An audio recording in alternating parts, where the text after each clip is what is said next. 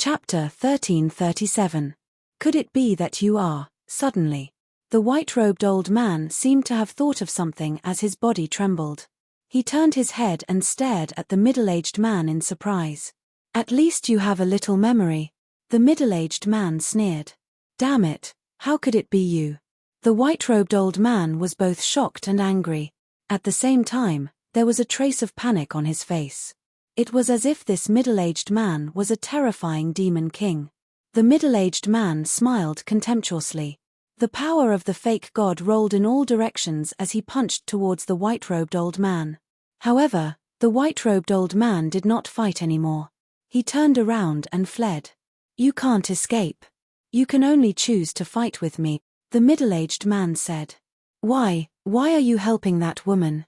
What benefits did she give you? The white-robed old man roared. The middle-aged man lowered his arm and seemed to be lost in his memories. After a long time, he said, because she is my benefactor. Boom. Suddenly, his speed soared and caught up with the white-robed old man in a few steps. He slapped the white-robed old man's back. Catcher. The bones on the white-robed old man's back instantly shattered. Don't go too far. Although you used to be a real war god, you are only a fake god now. If you really fight with your life on the line, it is hard to say who will win and who will lose. The white-robed old man spat out a mouthful of blood and roared. Then give it a try. The middle-aged man's eyes were filled with disdain. All right, you forced me to do this. The white-robed old man suddenly turned around and fought with the middle-aged man again. On the other side, the mysterious lady and the teacher of the Dragon Phoenix house looked at the place where Yiglao self-destructed with lingering fear and then looked up at the vice pavilion master and the others. The mysterious lady said in a deep voice, "Why are you here?" The vice pavilion master and the other two looked at each other. Killing intent surged in their eyes. Gongsun Bei, look after the Mu family's patriarch. The black-robed old man instructed and then, together with the vice pavilion master and another old man, charged towards the mysterious lady and the teacher of the Dragon Phoenix house. Without a word of nonsense, a bloody battle was about to begin. The mysterious lady and her teacher's faces were gloomy. Facing three fake gods, if they did not find a way to escape quickly, they would probably follow in Yiglao's footsteps. But this time, the three vice pavilion masters had also come prepared. How could they let them escape so easily? Furthermore, in order to end the battle as soon as possible, the three of them used their strongest moves the moment they attacked. Deity art, fighting soul, heaven destroying earth. The situation of the battle was extremely tragic. Without any suspense, the mysterious madam and her companion were always at a disadvantage. A short while later, their injuries had worsened by several times, and their situation was not optimistic at all. You'd better not force me to use the divine crystal, the mysterious lady shouted. It would have been better if the divine crystals were not mentioned. The moment the divine crystals were mentioned, the three vice pavilion masters became even crazier, as if they did not care about their lives anymore. Ah! A painful scream rang out. The left arm of the Dragon Phoenix Pavilion's Miss Teacher was directly torn to pieces by the black-clothed old man and the Vice Pavilion Master's divine art. This is the price for betraying our main tower. The black-clothed old man's eyes were filled with killing intent as he sent another palm strike towards the heart of the young miss of the Dragon Phoenix Pavilion.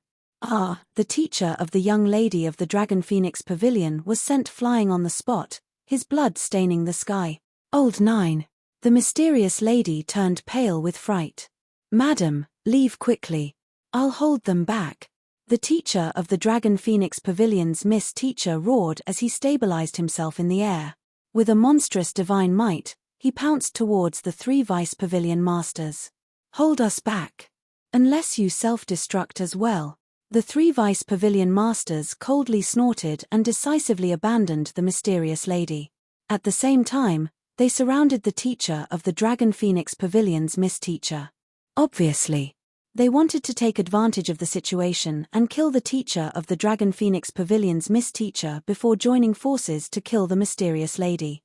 You're courting death. The mysterious lady was furious. Boom. A shocking godly aura burst out from his body. The 3 vice pavilion masters were shocked and hurriedly looked over. They saw a 5-colored crystal floating above the mysterious lady's head, blooming with a resplendent 5-colored divine light. That's right. It was the divine crystal that all the forces were envious of. Don't be afraid. The divine power required to revive the divine crystal is beyond imagination. I don't believe that she really dares to revive. The black-clothed old man shouted as he continued to attack the teacher of the Dragon Phoenix Pavilion's Miss Teacher. The vice pavilion master and the other old man looked at each other and ignored the mysterious lady. You're underestimating my courage. There's nothing in this world that I don't dare to do. The mysterious lady stared at the 3 of them coldly. The power of the false god rolled out and poured into the divine crystal. The divine crystal shone brightly and the divine might it emitted became more and more terrifying. Swish. But suddenly, a white-haired old man appeared out of thin air not far away. It was Mu Changfeng. You actually didn't lie to me. He thought that Qin Feiyang was lying to him, but he didn't expect that everyone was really here. Suddenly, he also felt the aura of the divine crystal and immediately turned his head. When he saw the divine crystal, his old eyes were filled with greed. Mu Changfeng. At the same time, the mysterious lady, the 3 vice pavilion masters, the middle-aged man, and the white-robed old man who were fighting also discovered Mu Changfeng. But the difference was that the white-robed old man was ecstatic. As for the mysterious lady and the vice pavilion masters, their expressions changed. You're actually not dead yet, the mysterious lady said. How did you find this place? The 3 vice pavilion masters spoke almost at the same time. They were very surprised. The white-robed old man roared, Big brother, quickly kill them and avenge old Yi. What? What happened to old Yi? Mu Changfeng asked. He has already self-destructed. The white-robed old man said in pain. Self-destructed, Mu Changfeng's body and mind trembled and his face turned pale. Suddenly, a monstrous murderous aura rushed out of his body. He turned his head and stared at the mysterious lady, the vice pavilion masters, and the others. None of you can escape today. All of you must die. Before he finished speaking, he was like a wild beast, madly pouncing towards the mysterious madam. The mysterious lady's expression changed. She looked at the 3 vice pavilion masters and said, He's too strong. We have to work together to kill him first. The 3 vice pavilion masters looked at each other and nodded at the same time. Okay. The black-robed old man looked at the mysterious lady and said, We can work together, but we can't revive the divine crystal. They were also worried that during the battle, the mysterious lady would revive the divine crystal and kill them together with Mu Changfeng. No problem. The mysterious lady nodded and decisively put away the divine crystal. The next moment, the mysterious lady and the vice pavilion masters worked together to kill Mu Changfeng. After the teacher of the Dragon Phoenix Pavilion's young lady took a regeneration pill and a healing pill, he followed behind the 4 and attacked Mu Changfeng crazily. The situation changed in an instant. Although Mu Changfeng was strong, the mysterious lady and the main tower had joined forces. There were a total of 5 false gods. And other than the vice pavilion masters, they were all veteran false gods. At the beginning, they were not at a disadvantage at all. However, the mysterious lady and the others had been seriously injured by Yiglau's self-destruction. And Mu Changfeng had always been in peak condition. The most important thing was that the cultivation of the mysterious lady and the others could not be compared to Mu Changfeng. Therefore, the battle began to tilt toward Mu Changfeng. At the same time as Mu Changfeng appeared on the battlefield, Qin Feiyang also arrived in the sky above the sea. Boom! The deafening sound of battle immediately entered his ears. Along with it came the terrifying fluctuations of the battle. So intense. He stood high in the sky, his clothes fluttering in the wind. He raised his head and looked in the direction of the battle fluctuations, the corners of his mouth pursing into a sneer. But when he looked down at the sea below, his expression changed drastically. Where's the island? It turned out that this was an island, and Yang Wei's clansmen lived on this island. But now, other than the surging waves, there was nothing. Could it be that they have been reduced to ashes in their battle? Qin Feiyang's eyelids twitched. He hurriedly took out an image crystal and sent a message to the Dragon Phoenix Pavilion's young lady. Buzz. The illusory image of the Dragon Phoenix Pavilion's young lady appeared. Where are Yang Wei's clansmen? Qin Feiyang said solemnly. The Dragon Phoenix Pavilion's young lady said, they are all with me. How is the situation on the Mu family's side now? Qin Feiyang heaved a sigh of relief and said, give me the coordinates. We'll talk about it when I get there. The Dragon Phoenix Pavilion's young lady nodded and gave Qin Feiyang the coordinates. Qin Feiyang immediately turned off the image crystal, opened the teleportation gate, and walked in. In the next moment, he appeared above an island. The island was about 10 miles in diameter. There were many people gathered on the island. They were really from the Heavenly Tiger tribe. It's Qin Feiyang. The people of the Heavenly Tiger tribe also noticed Qin Feiyang at the first moment. They all shouted from below, appearing to be extremely affectionate. Qin Feiyang smiled and raised his head to look at the surrounding void. He saw the Dragon Phoenix Pavilion's young lady standing in the sky not far away, looking at the sea ahead with worry in her eyes. Whoosh! At this moment, a few elders soared into the sky and landed in front of Qin Feiyang. They bowed and said, greetings, young Master Qin. They were all elders of the Heavenly Tiger tribe. Their cultivation was basically at the 9-star Battle Saint realm. No need to be so polite. Qin Feiyang retracted his gaze and looked at the few of them with a smile. One of the elders asked, young Master Qin, where's the patriarch? Did he come back with you? No. He has a mission and stayed in the Great Qin Empire. Qin Feiyang said. Is there any danger? The elders looked at Qin Feiyang worriedly. Qin Feiyang smiled and said, there is definitely danger, but with your patriarch's ability, he will definitely be able to avert the danger. The elders heaved a sigh of relief. Then why did you come back this time? How long are you going to stay? Can you stay a little longer? We want to repay you. Yes. If it weren't for your help back then, our Heavenly Tiger tribe would have been destroyed in the hands of the Mu family. The old men sighed as they looked at Qin Feiyang. Their eyes were filled with anticipation. Qin Feiyang glanced at the young lady of the Dragon Phoenix Pavilion and said, I'm here to pick you up. Pick us up. The few of them were surprised. Sure. Qin Feiyang gestured for them to keep quiet and then pointed at the young lady of the Dragon Phoenix Pavilion. The few of them looked at the young lady of the Dragon Phoenix Pavilion and understood. Young Master Qin, there are more than 1 million people in our tribe. How can you take all of us away? A white-robed elder secretly said. I have a way. You guys go and gather everyone first. Don't make too much noise. Qin Feiyang said. Okay. The few of them nodded and flew down with excitement. Although the mysterious lady didn't hurt them during their time in the Endless Ocean, they still couldn't feel at ease. Chapter 1338. Qin Feiyang retracted his gaze and flew to the side of the young lady of the Dragon Phoenix house. Needless to say, she was definitely worried about the mysterious madam. Qin Feiyang smiled faintly. Don't worry, your mother will be fine, and your teacher has been rescued. Teacher has been rescued? The young lady of the Dragon Phoenix house was stunned. She turned to look at Qin Feiyang and asked, really? Because of this, the main pagoda thought that this was a trap set up by me and you guys.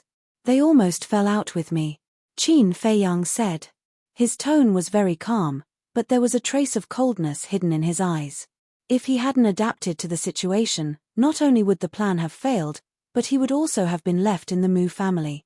Who? The young lady of the Dragon Phoenix house heaved a sigh of relief.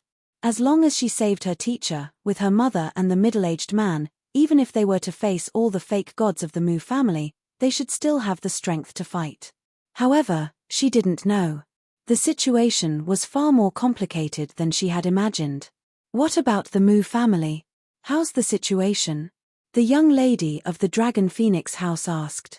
Qin Feiyang smiled faintly and said, 1-star to 9-star War Emperor have basically been killed by the people of the main pagoda. Killed. The young lady of the Dragon Phoenix house's gaze trembled. Qin Feiyang said, in short, the Mu family's vitality has been greatly damaged this time. Even if they have the potential pill formula, Without a few thousand years of cultivation, it will be difficult for them to recover. The young lady of the Dragon Phoenix house said, "Then now that our goal has been achieved, shouldn't we let Mother and the others retreat? I'm afraid that even if they retreat now, they won't be able to." Qin Feiyang said meaningfully. "What do you mean?" The young lady of the Dragon Phoenix house frowned. Qin Feiyang smiled faintly and did not answer. He lowered his head and looked at the people on the island below. Those old men were very capable. The people who were scattered in various places had already gathered together. Swish. Qin Feiyang took a step forward and landed in the air above the crowd. "I'll send you to a place where no one will disturb you again," Qin Feiyang said with a smile. Then, he waved his hand, and a majestic force emerged out of thin air. It surged in all directions in an overwhelming manner. In an instant, it covered everyone. Following closely.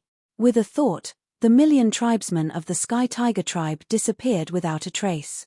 Not a single one was left. The young lady of Longfeng House was shocked. She quickly flew to Qin Feiyang's side and scanned the island. She asked, "Where did you send them?" Qin Feiyang still did not answer. He said indifferently, "Seeing that we are acquaintances, I advise you to find a place to hide first." "What do you mean?" The young lady of the Dragon Phoenix house said angrily. "You will understand soon enough." After saying that, Qin Feiyang directly entered the ancient castle and drove it towards the battlefield at lightning speed. "Qin Feiyang, quickly come out and explain things to me," the young lady of the Longfeng Pavilion shouted angrily. However, it was like a stone sinking into the sea. No one responded to her. Inside the ancient castle. "Little cousin, how could you bear to hurt such a beautiful woman? Aren't you too cold-blooded?" Lu Zheng looked at Qin Feiyang with disdain. "She's wearing a veil on her face. How do you know she's beautiful?" Qin Feiyang was speechless. "TSK, who am I? I don't even need to look at her appearance. Just by looking at her figure and skin, I can tell whether she's beautiful or ugly. Moreover, this woman's voice is so pleasant to the ears. How could she be ordinary?" Lu Zheng said proudly. Qin Feiyang rolled his eyes and no longer paid any attention to him. As they got closer to the battlefield, the battle fluctuations became more and more terrifying. However, with the ancient castle around, there was no need to worry about hurting them. About a few hundred breaths passed. The ancient castle finally entered the core area of the battlefield. Qin Feiyang could already see a few blurry figures in the screen. "Let me calculate. Chief Pagoda Master has 3 false gods. The Mu family has 3 false gods. There are also 3 false gods on the mysterious madam's side. There are a total of 9 false gods. 9 false gods fighting. This is the first time I've seen such a great battle." Lu Zheng was very excited, his eyes were full of anticipation. "Aren't you talking nonsense? In today's world, even a super powerhouse at the peak of the 9-star combat emperor realm is rare, let alone 9 false gods fighting in one place at the same time." Qin Feiyang rolled his eyes at him. In this sea area, the wind whistled and huge waves covered the sky. The destructive fluctuations of the battle filled every inch of the void and every corner. Even a powerhouse at the peak of the 9-star combat emperor realm would be torn to pieces in an instant. But this couldn't stop the ancient castle from moving forward at all. Since the ancient castle's first seal was unlocked, its power had increased several times. Soon, the figures in the screen became clear. Qin Feiyang and Lu Zheng could finally see the battlefield clearly. Damn! That middle-aged man is actually so strong. Looking at the middle-aged man fighting with the old man in a white robe, Lu Zheng's eyes almost popped out. He is strong to begin with. Qin Feiyang said. When they were fighting for the divine crystal, if it weren't for the middle-aged man's help, the mysterious madam wouldn't have been able to fight against the main pagoda and the Mu family. With a wave of his hand, the screen changed and landed on the other side of the battlefield. What? Immediately, their eyes widened in anger and disbelief. The mysterious madam's side and the main pagoda's side working together were all within their expectations. Because Mu Changfeng's strength was too strong, they were definitely not his match in a one-on-one fight, so they could only work together. But at this moment, the two sides working together were still no match for Mu Changfeng? This came as a surprise to them. How could a super overlord at the peak of the pseudo-god realm be so strong? If he was really so strong, then why didn't Mu Changfeng quickly take down the 3 deputy pavilion masters in the Mu family, hiding his strength? But that wasn't right, because at that time, the 3 deputy pavilion masters had killed everyone in the 10 stone towers. If it were anyone else who encountered such a situation, they would have used all of their strength to take down the invaders. So, the possibility that Mu Changfeng was hiding his strength was not valid at all. Then why was this? Just the 3 deputy pavilion masters were enough to compete with Mu Changfeng, but now the 5 of them working together were still suppressed. The mysterious madam's group of 5 were all missing arms and legs at this moment, looking extremely embarrassed.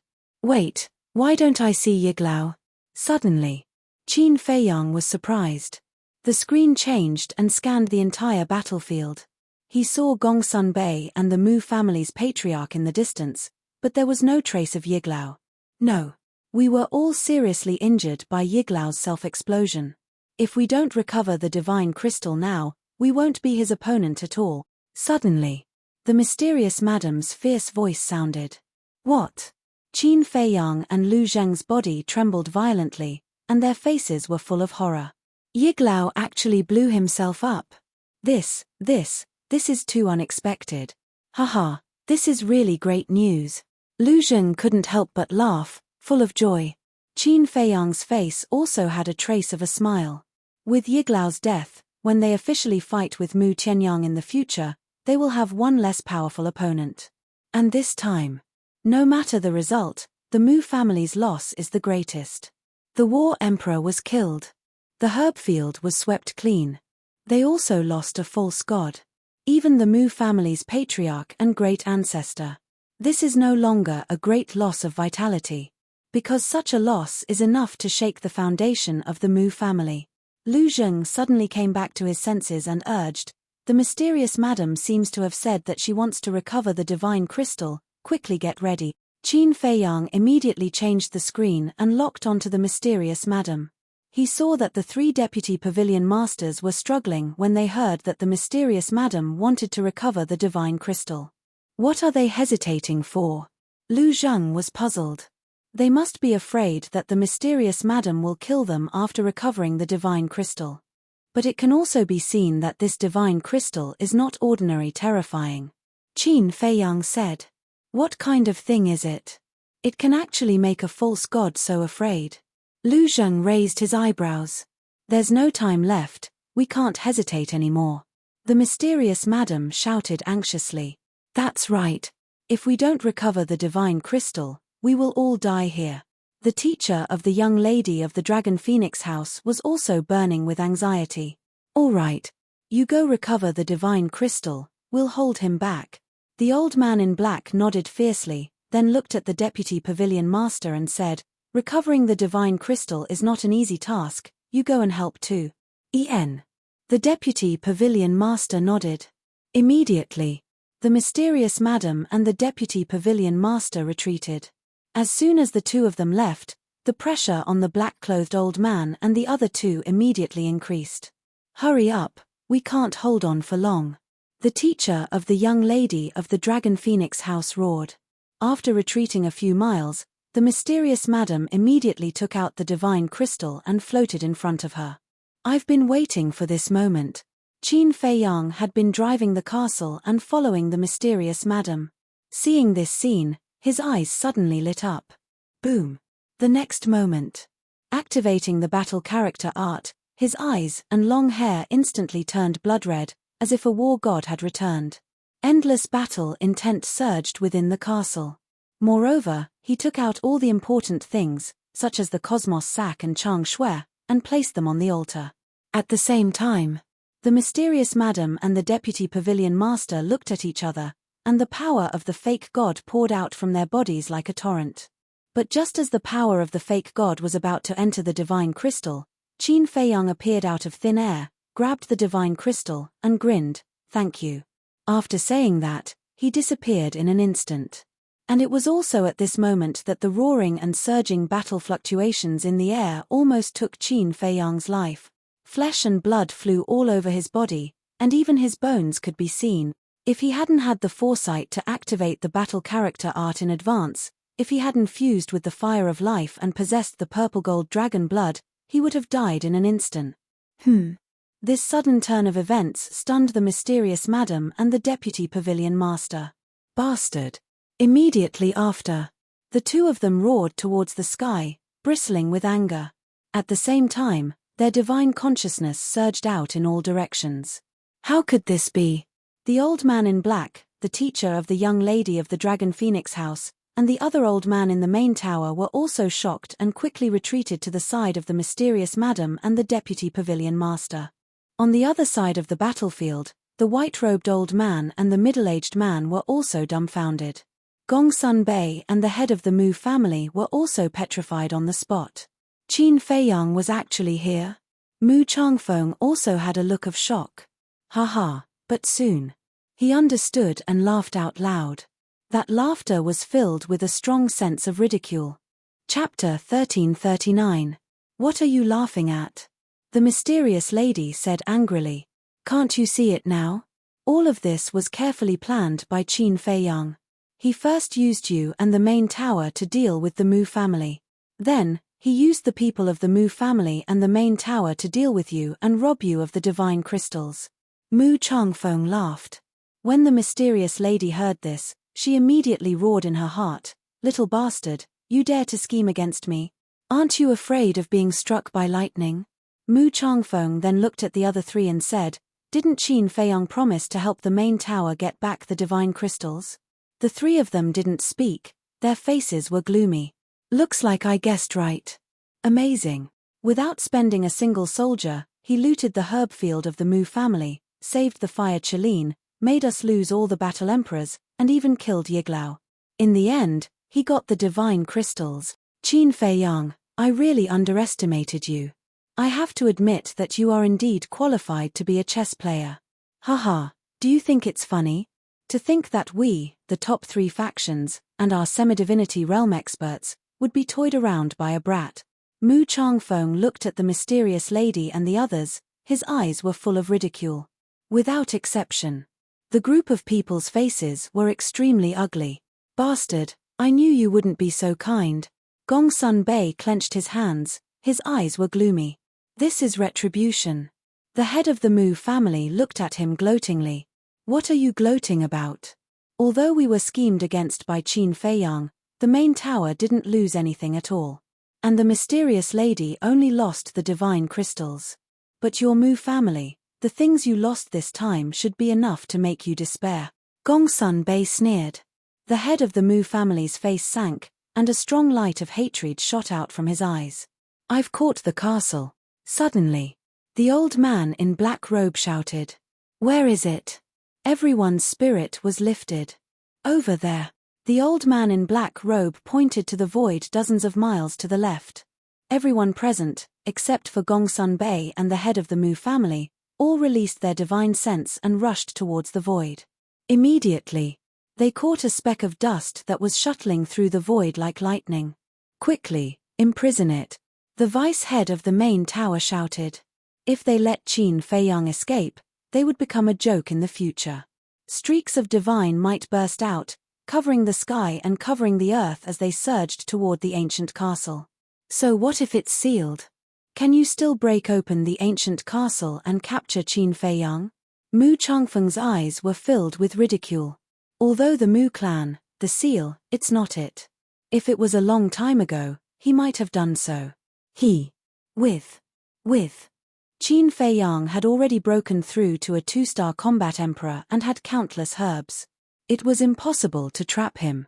Suddenly, he looked at the mysterious lady and the others. Killing intent surged in the depths of his eyes. Whoosh! In the next moment, he was like a ghost, instantly landing in front of the 5 people. He raised his old hand and slapped another old man in the main tower. Because this person was standing at the front. The 5 people's attention was on the castle. They didn't expect that Mu Changfeng would ignore Qin Feiyang and attack them, so they weren't prepared at all. Boom. Crack.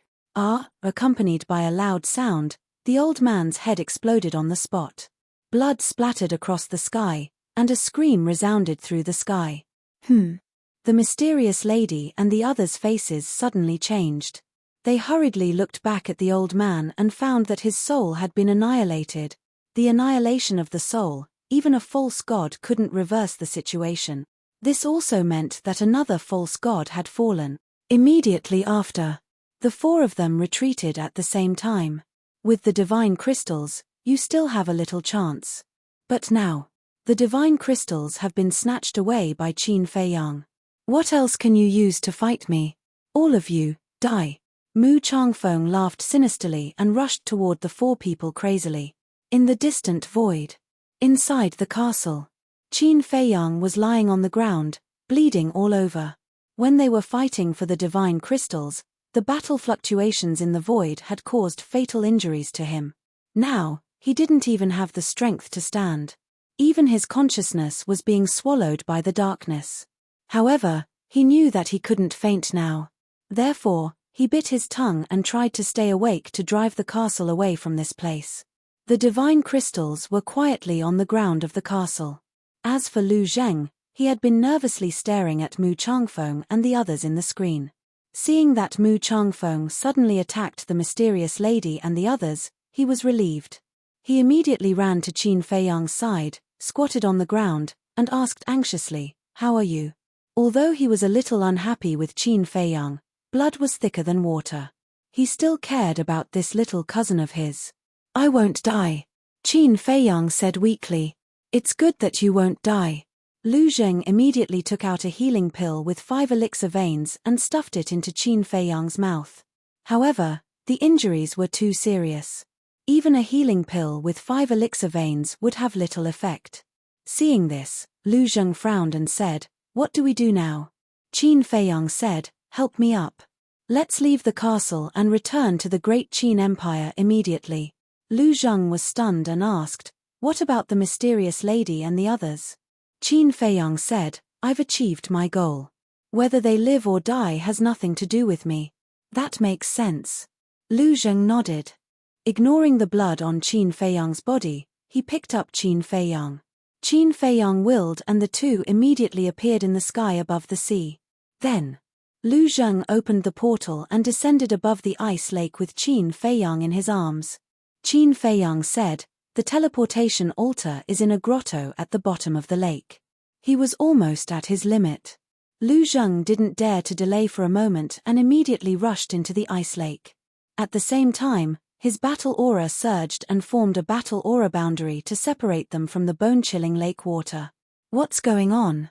Before reaching the bottom of the lake, the snow python greeted them. Looking at Qin Fei Yang's injuries, its eyes were full of shock and confusion. "There's a situation," Lu Zheng said respectfully, but there was a trace of suspicion in his eyes. When he first came here, he clearly sensed a wisp of dragon aura here. Why was it gone now? A situation? The snow python was stunned. It looked at Qin Fei Yang and sneered. "You're so badly injured. It seems that you've hit a wall this time." Qin Fei Yang smiled bitterly. Lu Zheng asked, "Senior, can we leave now?"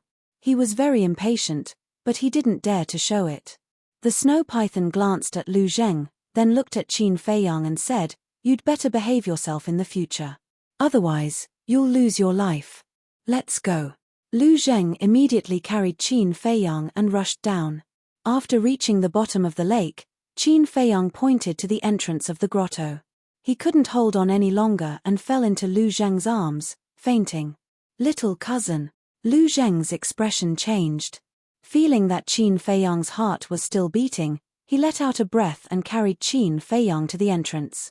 After entering the grotto, he didn't waste any time and immediately activated the altar. "Qin Fei Yang, why did you lie to me? Come out and explain it to me." But at this moment, Gongsun Bei's angry roar came from outside. He guessed that Qin Fei Yang would immediately leave the Forgotten Continent after stealing the divine crystal, so he rushed here. However, Lu Zheng didn't pay attention to him at all. He stepped onto the altar and his figure quickly faded. Outside the ice lake, Gongsun Bei held the Mu family's head and stood by the lake, his eyes full of anger. Dong. At this moment, the snow python broke out of the water and floated above the lake. Greetings, senior. Gongsun Bei's pupils shrank and he bowed. He's gone. You can leave too. Don't disturb my meditation.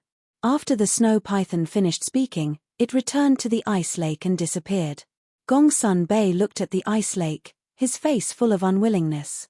After a long time, he turned and left with the Mu family's head. Butterfly Valley. Hundreds of flowers bloomed, and the fragrance of the flowers filled the air. Stalks of emerald green grass swayed in the wind, full of vitality. By the lake, Old Man Chin sat on a bluestone as usual, like an ordinary old man in the countryside. He didn't have the slightest aura, quietly fishing. Suddenly, he looked up at the sky, a cold light flashing in his eyes. Almost in the next moment, two figures appeared. It was Lu Zheng and Qin Feiyang. Seeing that it was Qin Feiyang, the cold light in Old Man Qin's eyes faded, but then he noticed Qin Feiyang's injury. Whoosh! He immediately put down the fishing rod, turned into a stream of light, and landed in front of Lu Zheng. Looking at the unconscious Qin Feiyang, he asked, "What happened?" "It's a long story. Let's find a place to put him first," Lu Zheng said. "Come with me." Old Man Qin glanced at Lu Zheng, then turned and flew down to the wooden building below. Lu Zheng followed closely behind him. Entering the wooden building, Old Man Qin took Lu Zheng into a bedroom. The bedroom was very simple. There was no decoration, only a clean wooden bed.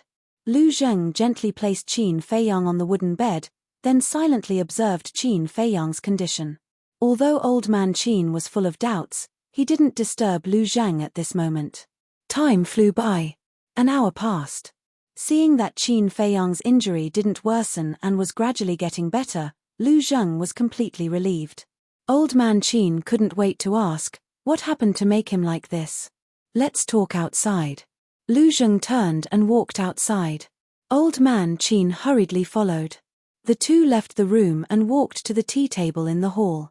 The tea table was carved from a very common tree root, looking simple and plain. "I didn't expect a fake god to live such a simple life." Lu Zheng glanced at the tea table, then glanced at the hall, and smiled. Old Man Qin rolled his eyes at him and said impatiently, "Don't talk nonsense. Tell me what you experienced on the Forgotten Continent. I've been on the run for so long, my mouth is dry. You should at least make me a pot of tea to moisten my mouth, right?" Lu Zheng sat by the tea table and chuckled. "You want me to make tea for you? Who do you think you are? Are you looking for a beating? Tell me." Old Man Qin's face darkened, and he said angrily. Lu Zheng smiled helplessly and slowly told him what happened these days. However, he didn't mention the divine crystal. Chapter 1340. After listening, Old Man Qin was dumbfounded. He did not expect that in just a few days, Qin Feiyang and Old Man Qin had experienced so many things. Lu Zheng picked up the teacup and moistened his throat. He smiled and said, "My little cousin's performance is not bad, right?" "Good." Old Man Qin nodded. His old face was full of praise. With the cultivation of a 2-star combat emperor, he dealt with the 3 superpowers of the Forgotten Continent. Among them, there were 9 fake gods. If it was anyone else, it would be impossible to succeed. However, not only did Qin Feiyang successfully deal with them, he even killed 2 fake divinities and took advantage of them. Who could compare with such a mind? Even he was left in the dust. And the most happy thing was that the Mu family. Time passed day by day. During these days, Lu Zheng temporarily stayed here. Other than taking care of Qin Feiyang, he fished, drank tea, and chatted with Old Man Qin every day. His days were very comfortable. On the 5th day, Qin Feiyang finally woke up from his coma. The injuries on his body had been completely healed with the help of the flame of life and the purple gold dragon blood. Now, his skin was as smooth and tender as a newborn baby's. Lu Zheng had also helped him clean the bloodstains on his body and changed him into a clean set of clothes. He opened his eyes and looked at the ceiling in confusion. Where was this? This room was very unfamiliar. After a while, Qin Feiyang slowly sat up and looked around the room. He then got off the bed and stretched his muscles and bones. Feeling that his injuries had been completely healed, he walked to the window and looked outside. Green mountains and clear waters, a sea of flowers and a lake scene came into view. The clear air assaulted his nose, making him feel refreshed. It turned out to be the Butterfly Valley. Qin Feiyang muttered and flew out of the window. He stood above the wooden building and scanned the Butterfly Valley. Soon, he saw Old Man Qin and Lu Zheng by the lake. The two of them sat by the lake, fishing with fishing rods in their hands. They were like a pair of grandfather and grandson, laughing and chatting leisurely. Whoosh! Qin Feiyang's figure moved. He streaked across the sky and landed beside the two of them. He said, "Why are you laughing so loudly? Even if there are fishes, they will be scared away by you. What do you know? What we're fishing for is not fish, but life. A cultivation maniac like you will never understand the joy in this." Lu Zheng said in disdain.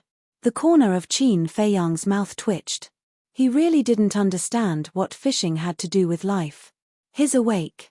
Old Man Qin lifted his head and looked at Qin Feiyang with a smile.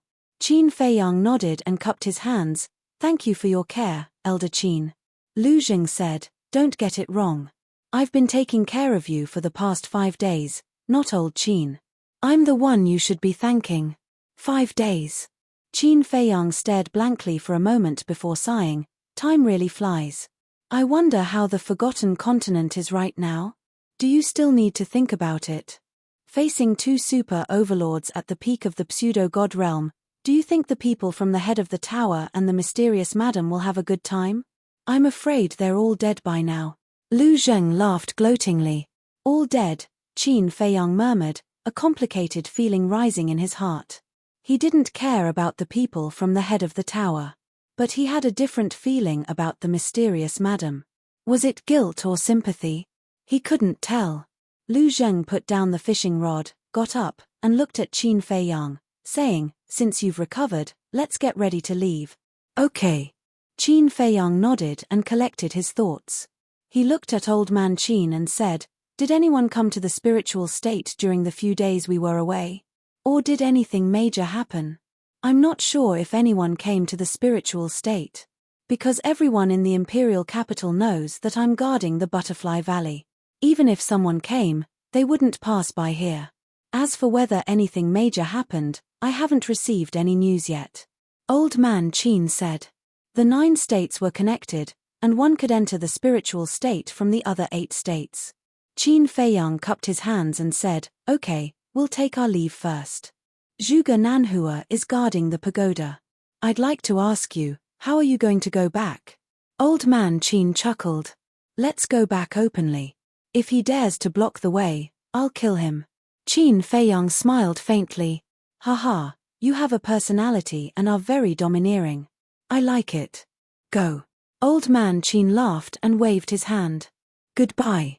Qin Feiyang and Old Man Qin bowed and turned to rush into the secret chamber. Lu Zheng smiled and said, "To be honest, our biggest gain is actually Old Man Qin." "What do you mean?" Qin Feiyang was stunned and asked suspiciously. "Now that Old Man Qin is on our side, with his strength and status in the Great Qin Empire, he will be of great help to us in the future." Lu Zheng said. "I won't object to this." Qin Feiyang smiled. After a while, the two of them entered the secret chamber, and Lu Zheng immediately revived the altar. But suddenly, Qin Feiyang reached out and stopped Lu Zheng. "What's wrong?" Lu Zheng looked at him in confusion. Qin Feiyang said, "I'll send a message to Fatso first to see if he's still in the spiritual state." Then, he took out the image crystal. However, after waiting for a long time, Fatso did not respond.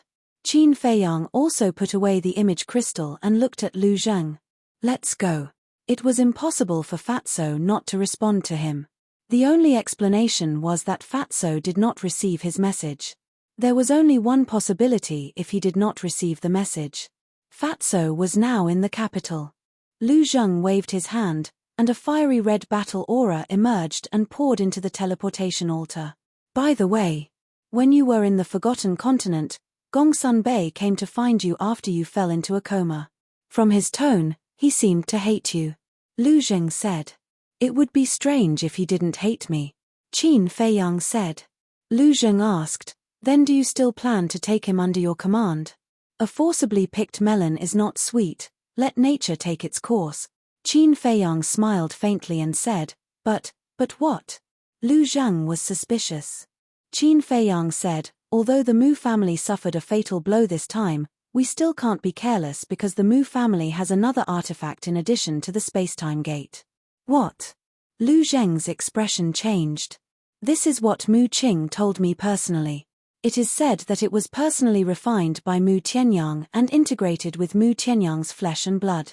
Back then, when Mu Tianyang was reborn, the Mu family was able to sense it immediately because of this artifact. But what I don't understand is, why didn't the Mu family take out this artifact when such a big thing happened this time? Qin Feiyang frowned. Why didn't you tell Gongsun Bei about such an important thing? Lu Zheng was surprised. If I tell them that the Mu family has another artifact, will they cooperate with us? Qin Feiyang said. You are a scammer. Fortunately, I am your cousin.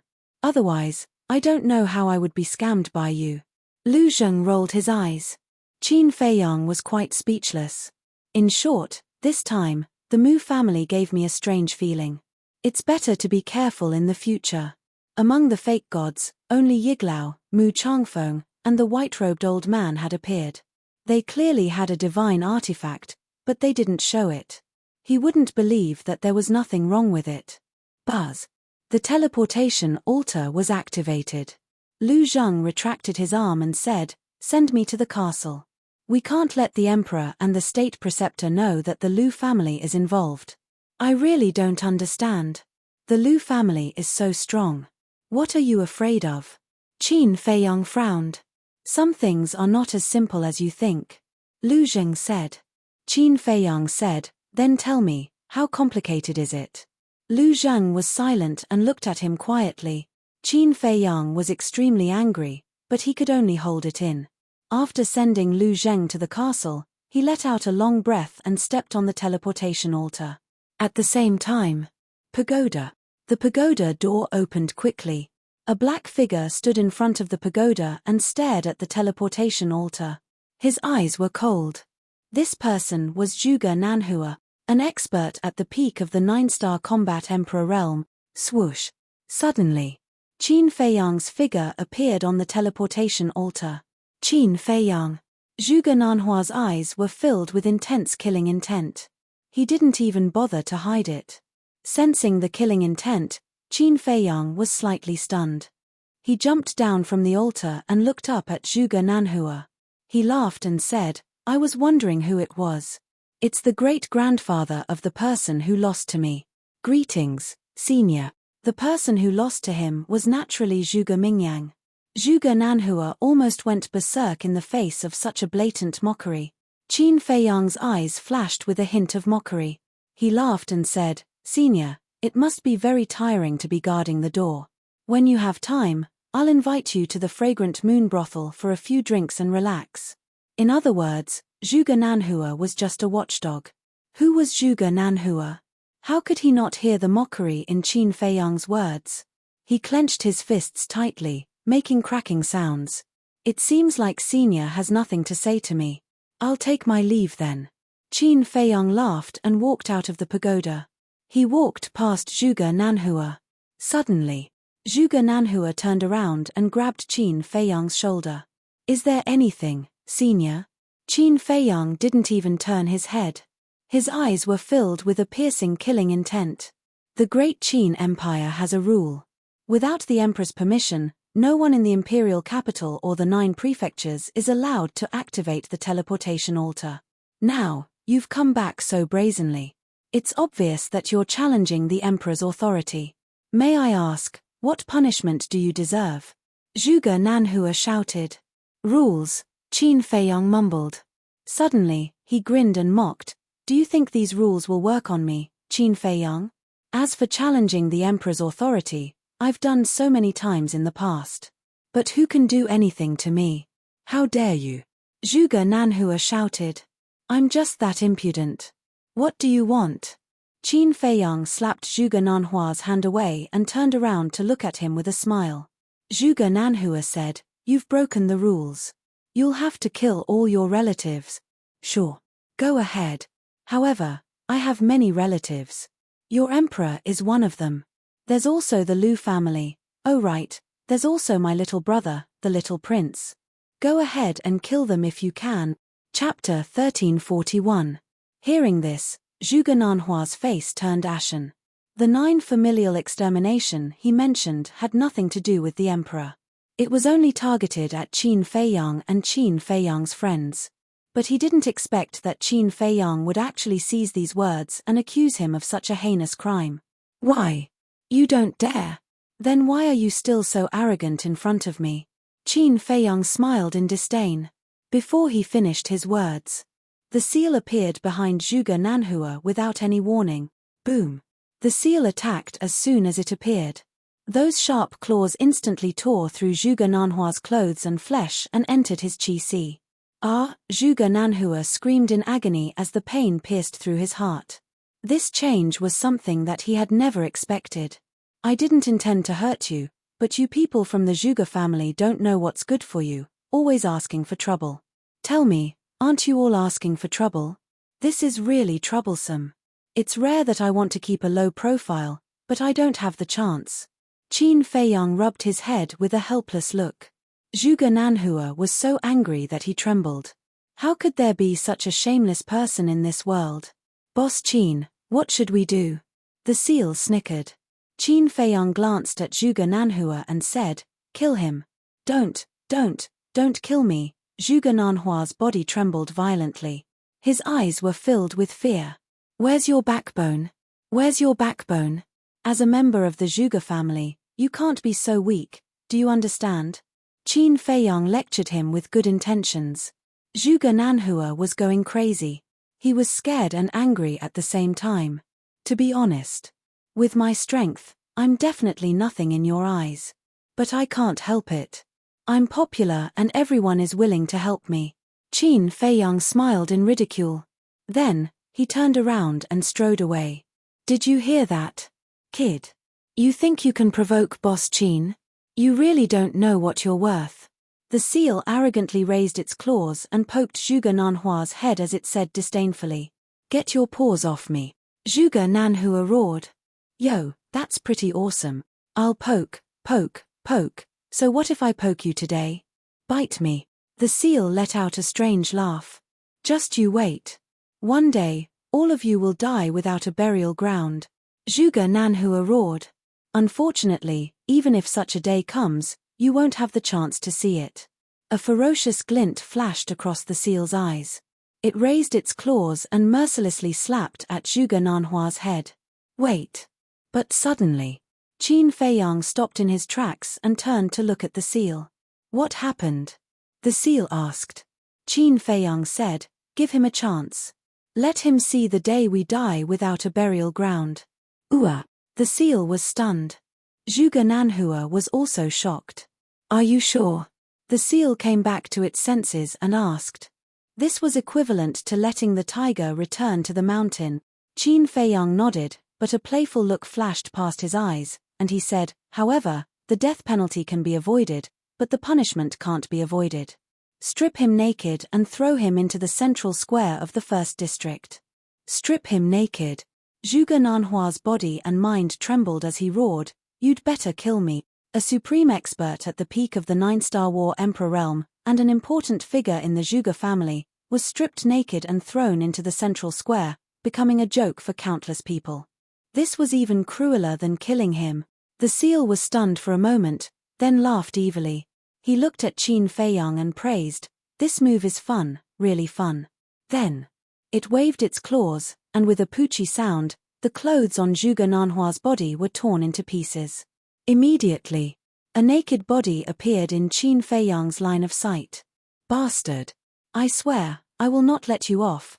Zhuge Nanhua covered his lower body with both hands and squatted on the ground.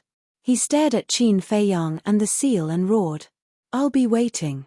Qin Feiyang opened a teleportation gate and said, "Bring him there, come find me at Hao Tian Palace later."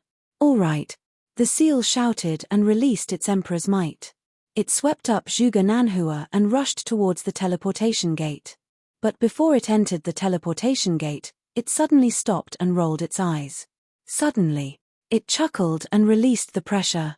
Zhuge Nanhua immediately fell to the ground like a dead dog. Crawl properly, don't move. The seal shouted coldly, and with a sinister laugh, it waved its claws again and again. What are you doing? Qin Feiyang walked forward suspiciously and couldn't help but laugh. On Zhuge Nanhua's back, there was a line of bloody words. I am an old hooligan, I am an old beast, I am an old undying bastard who grew up eating feces. It was just this sentence. How is it? The seal looked at Qin Feiyang with its thieving eyes. Not bad. Qin Feiyang held back his laughter and nodded. Hee hee. The seal grinned and swept up Zhuge Nanhua again, entering the teleportation gate without looking back. Ha ha, after the teleportation gate disappeared, Qin Feiyang couldn't hold it in anymore and laughed out loud. One could imagine how big of a commotion Zhuge Nanhua would cause when he appeared in the central square. Swoosh. At this moment, a white-haired old man flew through the air and landed on top of the pagoda. It's you. It was the Grand Tutor. When enemies met, their eyes were exceptionally red. Be it the Grand Tutor or Qin Feiyang, their eyes were filled with a strong cold light. Yes, it's me, Qin Feiyang said. Why are you here? The Grand Tutor said angrily. Just as he finished speaking, he noticed the bloodstains on the ground. His expression changed slightly, and he hurriedly rushed into the pagoda. Seeing that there was no one in the pagoda, he released his divine might and imprisoned Qin Feiyang. He shouted, Where is Zhuge Nanhua? What did you do to him? If you want to know, go to the central square of the first district yourself. Also, don't use your tortoise's might to imprison me. It will make me very angry. Once I get angry, I can't guarantee that I'll do something out of line. For example, Zhuge Mingyang. Qin Feiyang sneered. The Grand Tutor clenched his fists and stared at Qin Feiyang.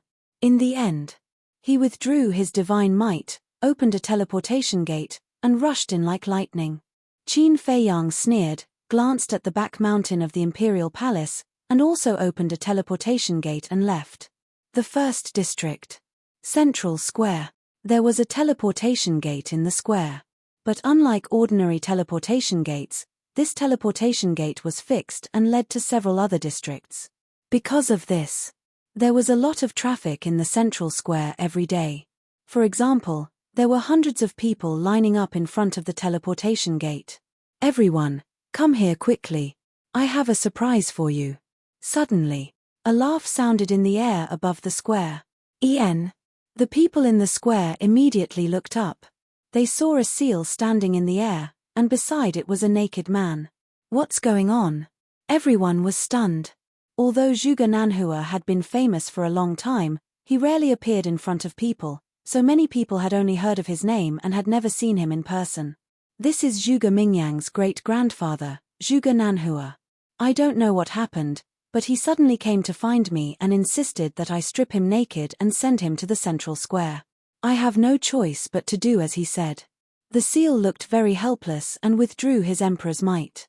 Zhuge Nanhua screamed and fell in the middle of the square with a bang. You guys take your time to appreciate it. The seal laughed and opened a teleportation gate to leave.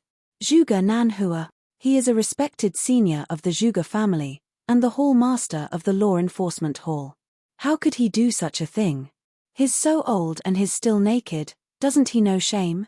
Everyone surrounded him, their eyes full of disdain. Under everyone's gaze, Zhuge Nanhua even had the heart to die.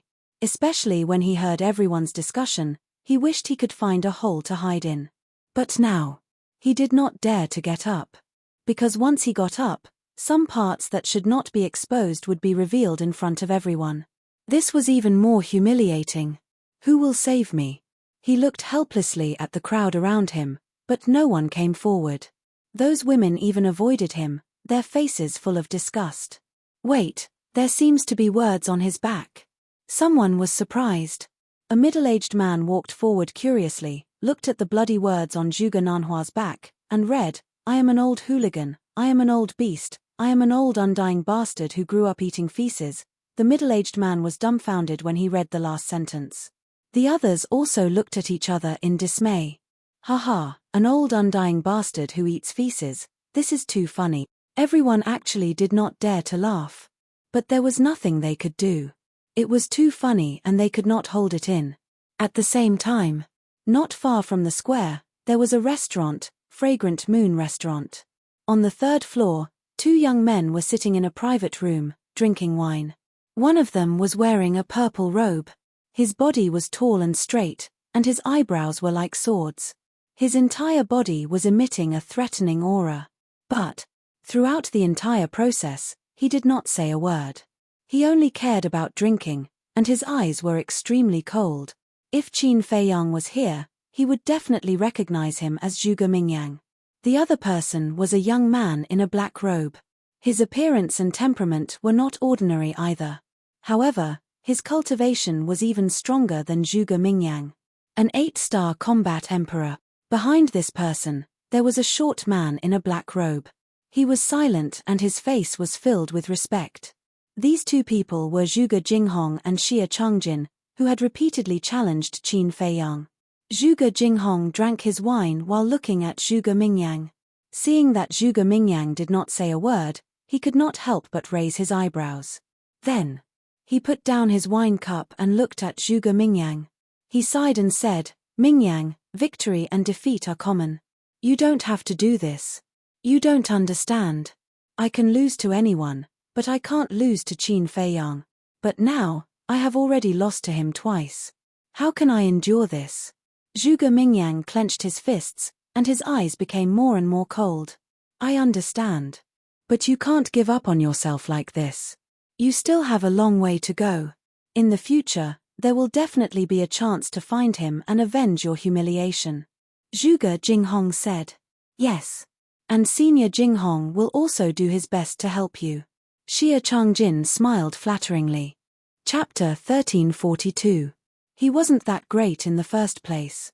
Otherwise, why didn't he dare to accept your challenge? From what I see, if he didn't have the castle, he's nothing. Xie Changjin snorted, his face full of disdain. But, hearing their words, Zhuge Mingyang didn't feel comforted at all. Instead, the anger in his heart became even stronger. Qin Feiyang wasn't that great.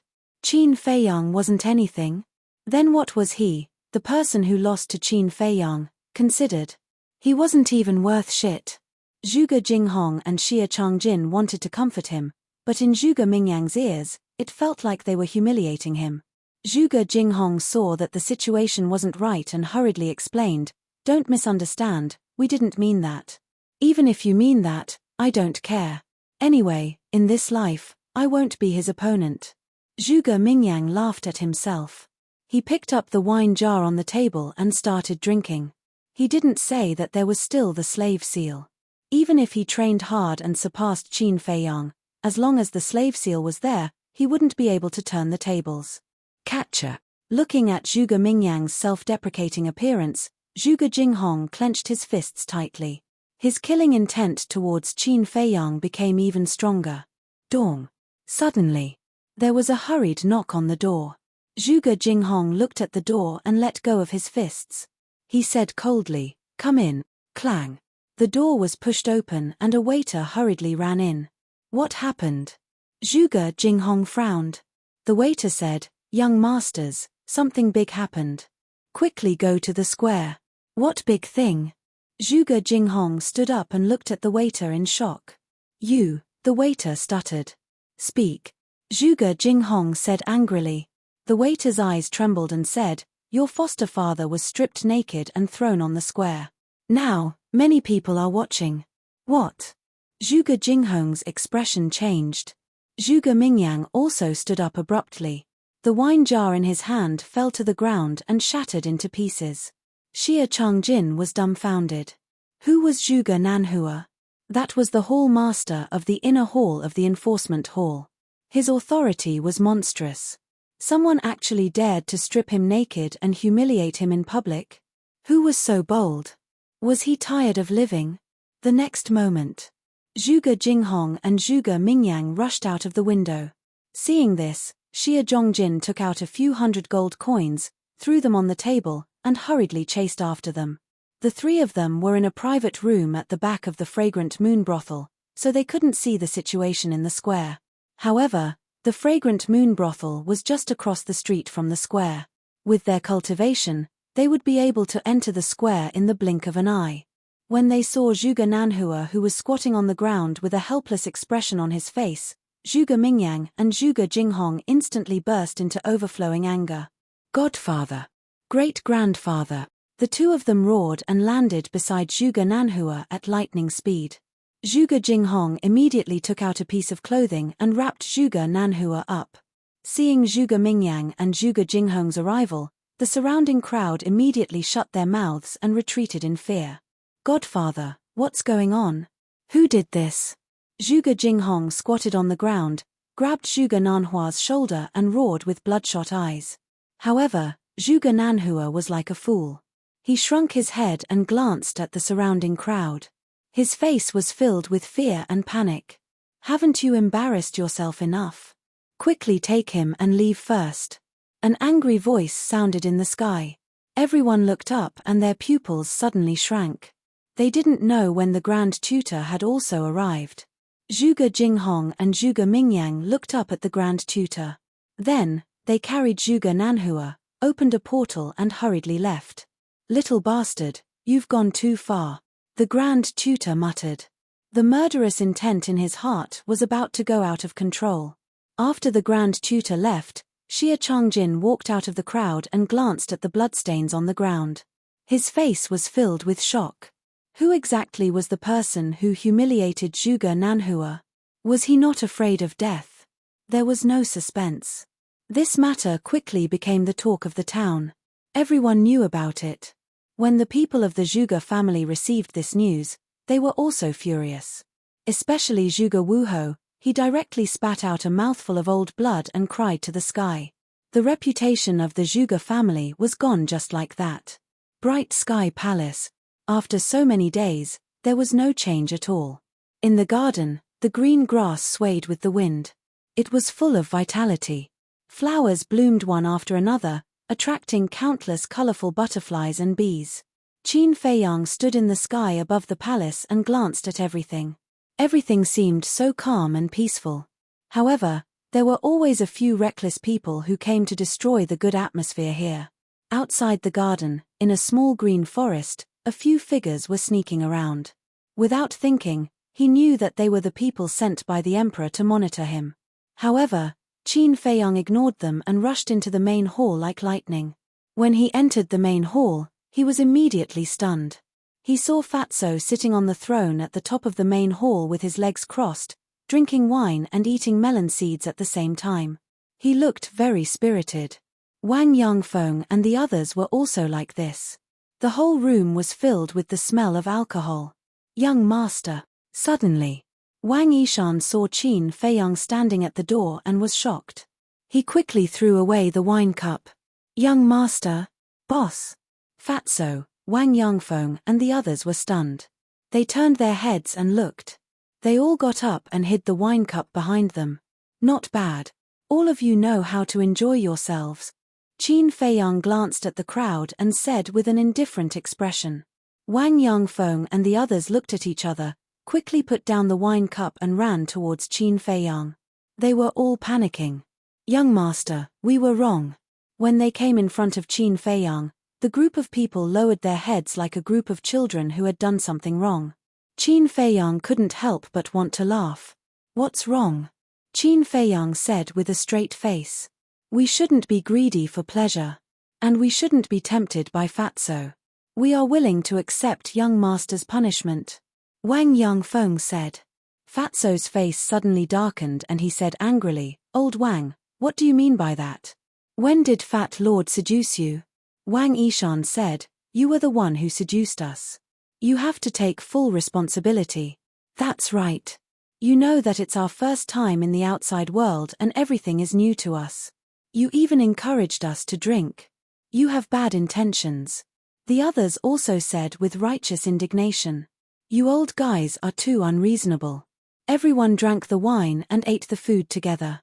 Why is it Fat Lord's responsibility alone? If you have the ability, spit it out. Fatso was instantly annoyed. But when Qin Feiyang glared at him, he immediately shut up. In fact, even without Wang Yangfeng and the others saying, he knew that it must be Fatso's doing. Because Wang Yangfeng and the others were very simple people. If no one instigated them, it was impossible for them to do such a thing. Qin Feiyang retracted his gaze and looked at Wang Yangfeng and the others, saying, in fact, I don't object to you drinking. After all, everyone drinks wine, including me. But I'm very angry that you drank at this time. Do you know why? Everyone shook their heads. Because you're in the palace. There are people everywhere who want to harm you. What if you drink too much and are plotted against? Qin Feiyang said angrily. So young master is concerned about us. Wang Yangfeng and the others looked at each other, feeling extremely touched but also ashamed. Qin Feiyang said, I hope this won't happen again. Yes. The group of people nodded respectfully. Qin Feiyang shook his head and smiled, asking, Did Fatso tell you about the opportunity to become a god? Yes. Everyone nodded. Then you guys go to the castle. Strive to raise your cultivation to the peak of 9-star War Emperor in the shortest time possible, and then comprehend the profound meaning of becoming a god. Qin Feiyang said. Okay. Everyone replied, looking rather excited. Because they already knew that the time rules in the castle were different from the outside world. Qin Feiyang waved his hand and sent everyone to the castle. Then, he looked at Fatso. Fatso smiled embarrassedly and said, Boss, I saw that they were bored, so I asked them to have a few drinks together. There's no other meaning. Do I look like an idiot to you? Qin Feiyang walked in front of Fatso and said. Fatso shook his head like he was pounding garlic. Qin Feiyang rolled his eyes at him. Fortunately, he came back in time. Otherwise, he didn't know what Fatso would do to Wang Yangfeng and the others. He sat on the chair and asked, Have you found any clues about the disappearance of Lin Yi and the mermaid princess? Yes. Fatso nodded. Tell me quickly. Qin Feiyang didn't have much hope at first, but he didn't expect that Fatso actually found it. Fatso didn't speak. Instead, he took out a letter from his cosmos pouch and handed it to Qin Feiyang. Qin Feiyang was taken aback. He took it in his hand suspiciously, opened the envelope, and took out the letter paper inside. There was a line of small words written on the letter paper. We are fine, don't worry. But there was nothing else except this line of small words. Fatso said, You and Lin Yi have been together for 5 years. You can be regarded as childhood sweethearts. You should be able to see that this is her handwriting. Qin Feiyang nodded. These words were indeed written by Lin Yi. Qin Feiyang looked up at Fatso and asked, Where did you find this? At your home in Inox Town. At that time, old Wang and I searched all over the 9 provinces, but we didn't find any clues. So, we went to Inox Town. Because I thought that if Lin Yi would leave a clue, she would definitely choose to stay in Inox Town. After all, that's where she grew up. But in the end, there was no harvest in Inox Town. Then, I took old Wang and the others to the courtyard by the lake. I was going to give up, but when I entered the hall, I immediately found this letter on the table. I also know Lin Yi. I recognized her handwriting, so I came back with this letter. Fatso said. In other words, after we left, she went to the lake to find us. Chapter 1343. Do you think so? Fatso frowned. Otherwise? Qin Feiyang asked rhetorically. If Lin Yi didn't go to him, why would the letter appear in that room? Fat Lord doesn't think so. Fatso shook his head. What do you think? Qin Feiyang asked. Fat Lord thinks that she is deliberately hiding from you. Fatso said. Hiding from me? Qin Feiyang frowned. Yes. She is not only hiding from you, but also from all of us, including Luo Chenxue and Yang Nanshan. The reason is simple. If she is not hiding from us, then she can go to Luo Chenxue and Yang Nanshan and talk to them face to face. Or, she can give the letter to Luo Chenxue and Yang Nanshan and ask them to pass it to you. But she didn't do that. It's obvious that she doesn't want to see us. Fatso said. Qin Feiyang frowned. After a while, He nodded and said, "It makes sense." Then he smiled and said, "Not bad. You actually see the problem so clearly." Fatso said. Fat Lord thought for a long time before he figured it out. Qin Feiyang said, "Then why doesn't she want to see us?" Fat Lord is also puzzled by this question. It's reasonable that Lin Yi doesn't want to see you. After all, your relationship with her is complicated. But the mermaid princess is deeply in love with you, and you have feelings for the mermaid princess. Normally, if she is going somewhere, she will definitely find a way to tell you so that you won't worry. But she actually left without saying a word like Lin Yi. What's the problem here? Fatso frowned. After pondering for a long time, Qin Feiyang let out a long sigh and said, "No matter where they are now, as long as they are safe." Fatso nodded. Qin Feiyang took a deep breath and calmed the restlessness in his heart. He asked, "Did Lu Xingchen look for me these past few days?" "Yes. It's not just Lu Xingchen. The state preceptor also sent Yang Wei to look for you every day, but Fat Lord replied to them according to your instructions." Fatso smiled. "What about Shen Mai?" Qin Feiyang said. "According to Lu Xingchen, the state preceptor has been personally watching over Shen Mai these past few days. Moreover, he hasn't left her side at all, so he hasn't been able to find an opportunity. And he looked for you because he wanted you to help him come up with ideas." Fatso said. "Watch over them personally?" Qin Feiyang was startled. He shook his head and said with a smile, "This old guy has learned to be smart this time, but it's useless. Yeah. Until now, he still doesn't know that Shen Mai can't threaten us at all. And he has always thought that the person who has been spying on him these past few days is you, but it's actually Lu Xingchen." Fatso sneered. "Lu Xingchen has been spying on him all this time?" Qin Feiyang was surprised. Fatso nodded.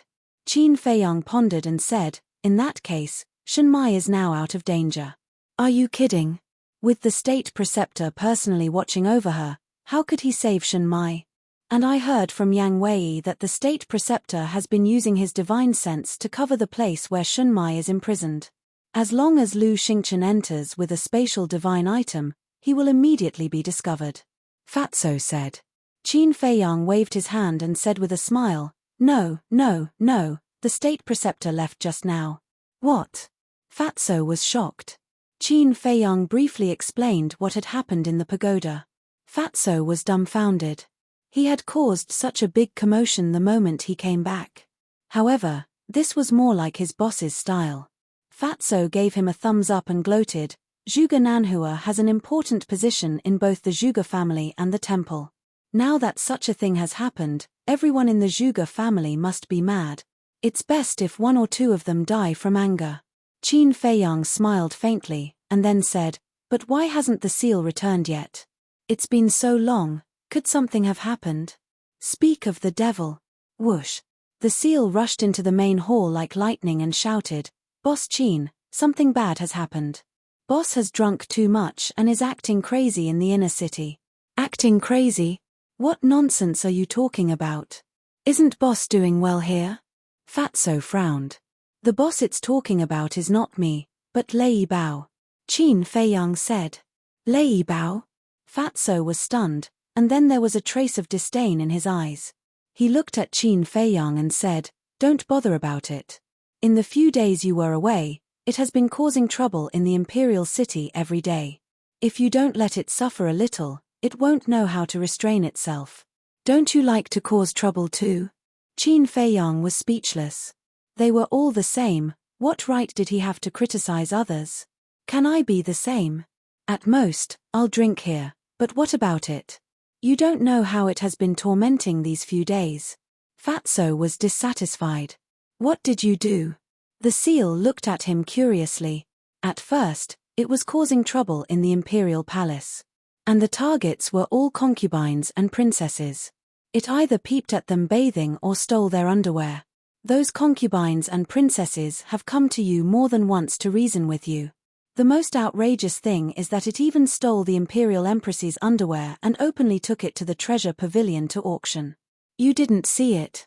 When the emperor heard about this, his nose was crooked from anger. Fatso said in disdain. The seal and Qin Feiyang looked at each other. Stealing the Imperial Empress's underwear to auction? This bastard is too immoral. Qin Feiyang asked, does the treasure pavilion dare to auction it? Of course not. That's the Imperial Empress's underwear. Who dares to play with it? But that guy relied on its strength and directly occupied the auction house, forcing everyone to bid. In the end, it was auctioned at a high price of 300 million. Fatso said helplessly. Qin Feiyang's face twitched. 300 million for a piece of underwear? That's crazy. After causing trouble in the Imperial Palace, it went to other major cities to cause trouble. In short, every place it went to would be chaotic because of it. Now, it's notorious. When everyone sees it, they can't wait to skin it. Fatso shook his head. Although he was a bastard in some matters, compared to Lei Bao, he was thousands of miles away. That's not right. It caused so much trouble. Didn't the emperor think of a way to deal with it? Qin Feiyang was doubtful. Who said that? The emperor sent the commander of the Kirin army to capture it, but in the end, he was beaten up by it. You also know that with its strength, no one can do anything to it except a pseudo-god. And the pseudo-gods in the Imperial Palace are all sealed. They can't undo the seal to deal with it. After all, every time they undo the seal, they will lose some of their lifespan. For pseudo-gods like them who are nearing the end of their lifespan, every minute and second is very precious. Of course. That guy knows his limits. Although it's mischievous, it has never harmed anyone's life. In the end, the emperor had no choice but to turn a blind eye and let it do as it pleases. Fatso said. What about the state preceptor? Hasn't he been looking for a bargaining chip to blackmail me? Qin Feiyang said. You have Yang Wei to thank for this. Yang Wei told me that the state preceptor actually had plans to deal with Lei Bao, but Yang Wei told him that Lei Bao had only been with you for a short time and might not be able to blackmail you. He also said that instead of spending time to capture Lei Bao, it's better to let it cause trouble. Because the more trouble Lei Bao causes, the deeper the grudge between you and the emperor. When the state preceptor heard this, he felt that it made sense, so he didn't make a move on Lei Bao. Fatso said. I see. He has to keep an eye on the state preceptor and clean up Lei Bao's mess at the same time. It's really hard on him. Qin Feiyang sighed. That's right. That's why you should let it suffer a little. Once it has suffered enough, it will naturally become obedient. Fatso snorted coldly. No, if Shen Mai has really been rescued by Lu Xingchen, the state preceptor will definitely look for the next target immediately. Qin Feiyang finished speaking and looked at the seal. Didn't I tell you to come back immediately after throwing Zhuge Nanhua at the plaza? Why did you go look for your boss? I didn't specifically look for him. I saw that there was nothing going on, so I wanted to take a look. In the end, I went to the inner city and saw my boss. The seal said. Qin Feiyang frowned. Then why didn't you bring him back directly? I wanted to too. But he's completely drunk now and won't listen to anyone. The seal said helplessly. Qin Feiyang said angrily, how troublesome, did he go to the Wu-Hu government to cause trouble? The seal said carefully, he's currently in a Wu-Hu government, I think it's Chen Wu-Hu. Chen Wu-Hu. Qin Feiyang was stunned. Previously, he killed Chen Wu-Hu's biological son, Feng Yun, in the Chen Wu-Hu government. Now, Lei Bao went to the Chen Wu-Hu government to cause trouble. Was this a coincidence? This is bad. A few days ago, I told him that you have a grudge with Chen Wu-Hu. It can't be that he's going to help you deal with Chen Wu-Hu, right? Fatso's face changed as he said in surprise. Why can't there be anyone who can stop me from worrying? Qin Feiyang was furious to the extreme, and said in a deep voice, quickly follow me to find him. If Lei Bao really helped him deal with Chen Wu-Hu, then he might take advantage of his drunkenness and start a massacre there. Although the various Wu-Hu government had basically declined, their status was still there. If Lei Bao really started a massacre there, then the fake god in the back mountain of the Emperor Palace would definitely not sit idly by. However, just as he opened the teleportation gate, a figure appeared out of thin air in the hall. Qin Feiyang raised his eyebrows. He turned his head and saw that the person was Lu Xingchen. Lu Xingchen sized up Qin Feiyang and said in surprise, how many days have you been in seclusion? You have already broken through to the 2-star War Emperor? Isn't your speed a little too fast? He still didn't know that Qin Feiyang's ancient castle had already undergone a change. Likewise. Qin Feiyang smiled faintly, with a thought. Wang Yangfeng and the others appeared, and said in a low voice, "You guys go with the seal, no matter what, you have to bring that guy back for me." "Yes." Wang Yangfeng and the others respectfully replied, then followed behind the seal and entered the teleportation gate. Lu Xingchen looked at the backs of Wang Yangfeng and the others, his eyes flashing slightly. He looked at Qin Feiyang and laughed. "There's a group of top-grade fierce beasts by your side, it must be a headache." His words carried a hint of schadenfreude. Obviously. He had already guessed what Wang Yangfeng and the others were going to do. "No, on the contrary, I like them a lot, because although they are bastards, they are loyal to me." Chapter 1344. Fatso stood behind Qin Feiyang.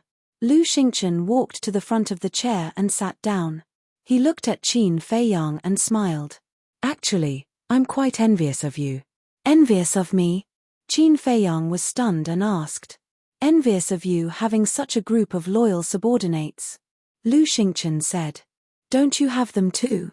What's there to be envious of?" Qin Feiyang smiled. "This is different. My subordinates are basically my descendants. It's natural for them to be loyal to me. But your subordinates are all strangers who you met by chance, but they are loyal to you. This is the fundamental difference." Lu Xingchen shook his head and sighed. "Then do you know where the source of this difference is? Although they are working for me, I treat them as friends and family. But you treat them as your real subordinates." Qin Feiyang said. "Friends, family," Lu Xingchen muttered to himself and then laughed. "You were born in the royal family. It's impossible that you don't know that for people like us, friends and family are too distant." "I agree with that." Qin Feiyang nodded and smiled. He looked at Lu Xingchen and said, "Look at your happy face. You must have encountered something good." "Haha," Lu Xingchen laughed and said, "I have to thank you. If you didn't lure the Grand Tutor away, I wouldn't have found the chance to save Shen Mai." "Ah." Qin Feiyang was stunned. Did Lu Xingchen think that by humiliating Zhuge Nanhua, he was helping him lure the Grand Tutor away? On one hand, you humiliated Zhuge Nanhua and humiliated the Zhuge family. On the other hand, you took the opportunity to save Shen Mai. This is killing two birds with one stone. Brother Qin, this is a brilliant move." Lu Xingchen gave a thumbs up and praised. Qin Feiyang and Fatso looked at each other. Lu Xingchen really thought so? Lu Xingchen added, "I owe you one this time. If you need anything in the future, just let me know." Qin Feiyang and Qin Haodong were stunned again. They were the ones who planned to kidnap Shen Mai. This time, the Mu family's vitality was greatly damaged, and it was also their plan. Now, Lu Xingchen actually wanted to thank them? Fatso chuckled and said, "Boss, isn't this the so-called repaying evil with good? You think too much. Now, Lu Xingchen is thanking us because he doesn't know that all of this is a trap set up by us. If they knew, they would probably want to kill us." Qin Feiyang snickered. However, he had to admit that looking at Lu Xingchen right now made him very happy. In the past, it was Lu Xingchen who schemed against him. This time, he had finally gotten back at Lu Xingchen, and he had even paid him back with interest. Qin Feiyang smiled and said, "We are partners. It's only right to help you. Why are you being so polite? You're treating me like an outsider, right?"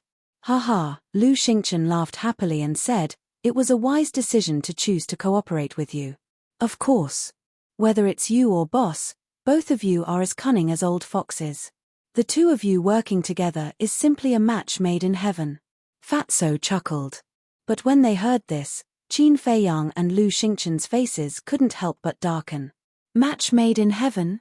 It seems a bit inappropriate to use this adjective to describe two grown men like them, right? Haha, it's not a good choice of words. It should be said that you're a jackal and a leopard, a perfect match. Fatso snickered. Their faces darkened and their veins bulged. This damn Fatso was getting more and more ridiculous. The Imperial Preceptor has arrived. But suddenly, a loud voice could be heard coming from the outside. "You're here so soon?"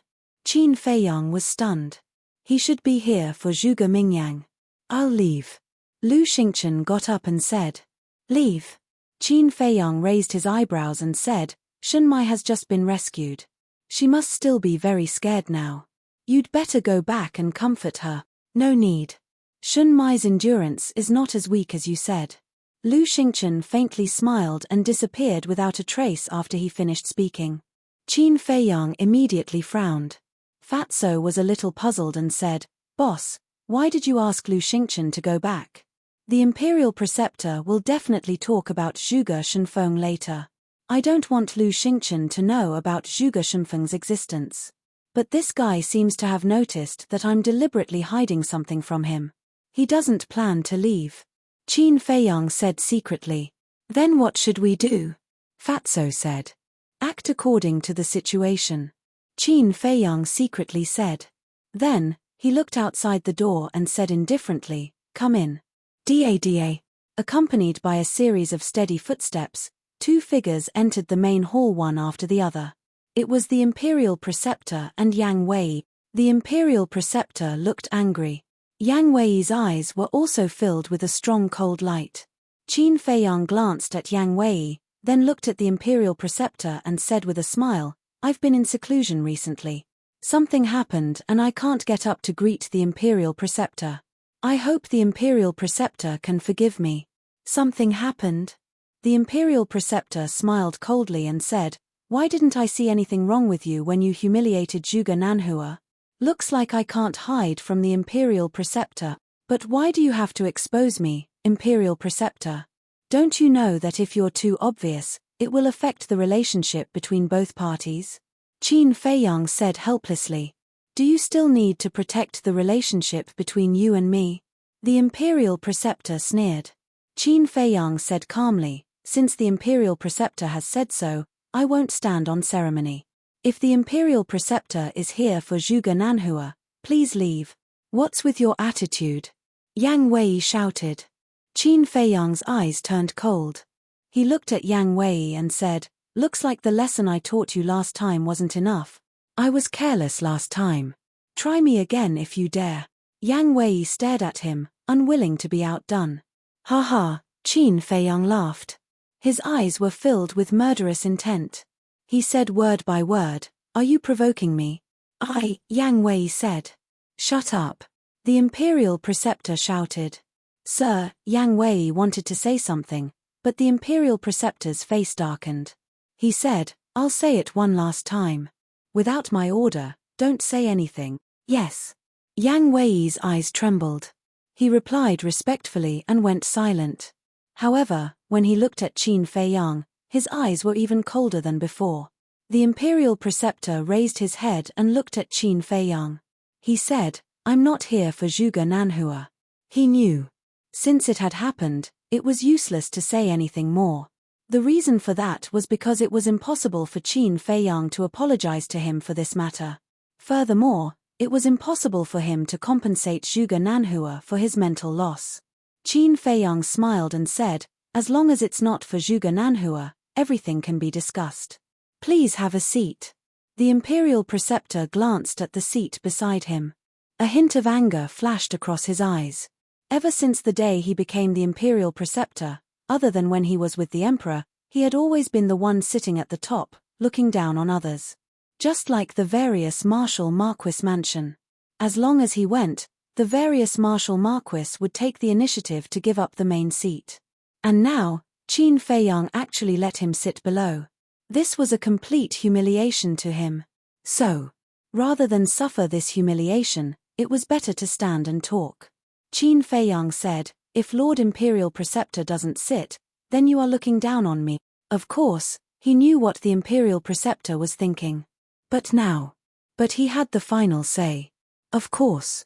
He did this to deliberately suppress the Imperial Preceptor's arrogance and anger this damned old man. How would this old man dare to look down on you, Qin Feiyang? The Imperial Preceptor chuckled and walked to the seat that Lu Xingchen had just sat on. He sat on it and asked with a smile, Are you satisfied now? Although he was beaming with joy, in fact, he was about to go crazy in his heart. How could he not know Qin Feiyang's purpose? But now, he could only endure. Look at what Lord Imperial Preceptor said, this junior is purely out of kindness. After all, Lord, you are already old. If you stand and talk, this junior can't bear it. Qin Feiyang laughed. The Imperial Preceptor clenched his hands tightly and said with a smile, then shouldn't this old man thank you? No need to thank me. This is what this junior should do. After all, this junior is also a person who respects the old and loves the young. And this junior has also been educating the people around me. When I meet a highly respected old man like Lord Imperial Preceptor, sorry, it slipped out of my mouth. Wait, it's not a slip of the tongue. You see, I'm so excited that I'm a little incoherent. Lord, please don't mind.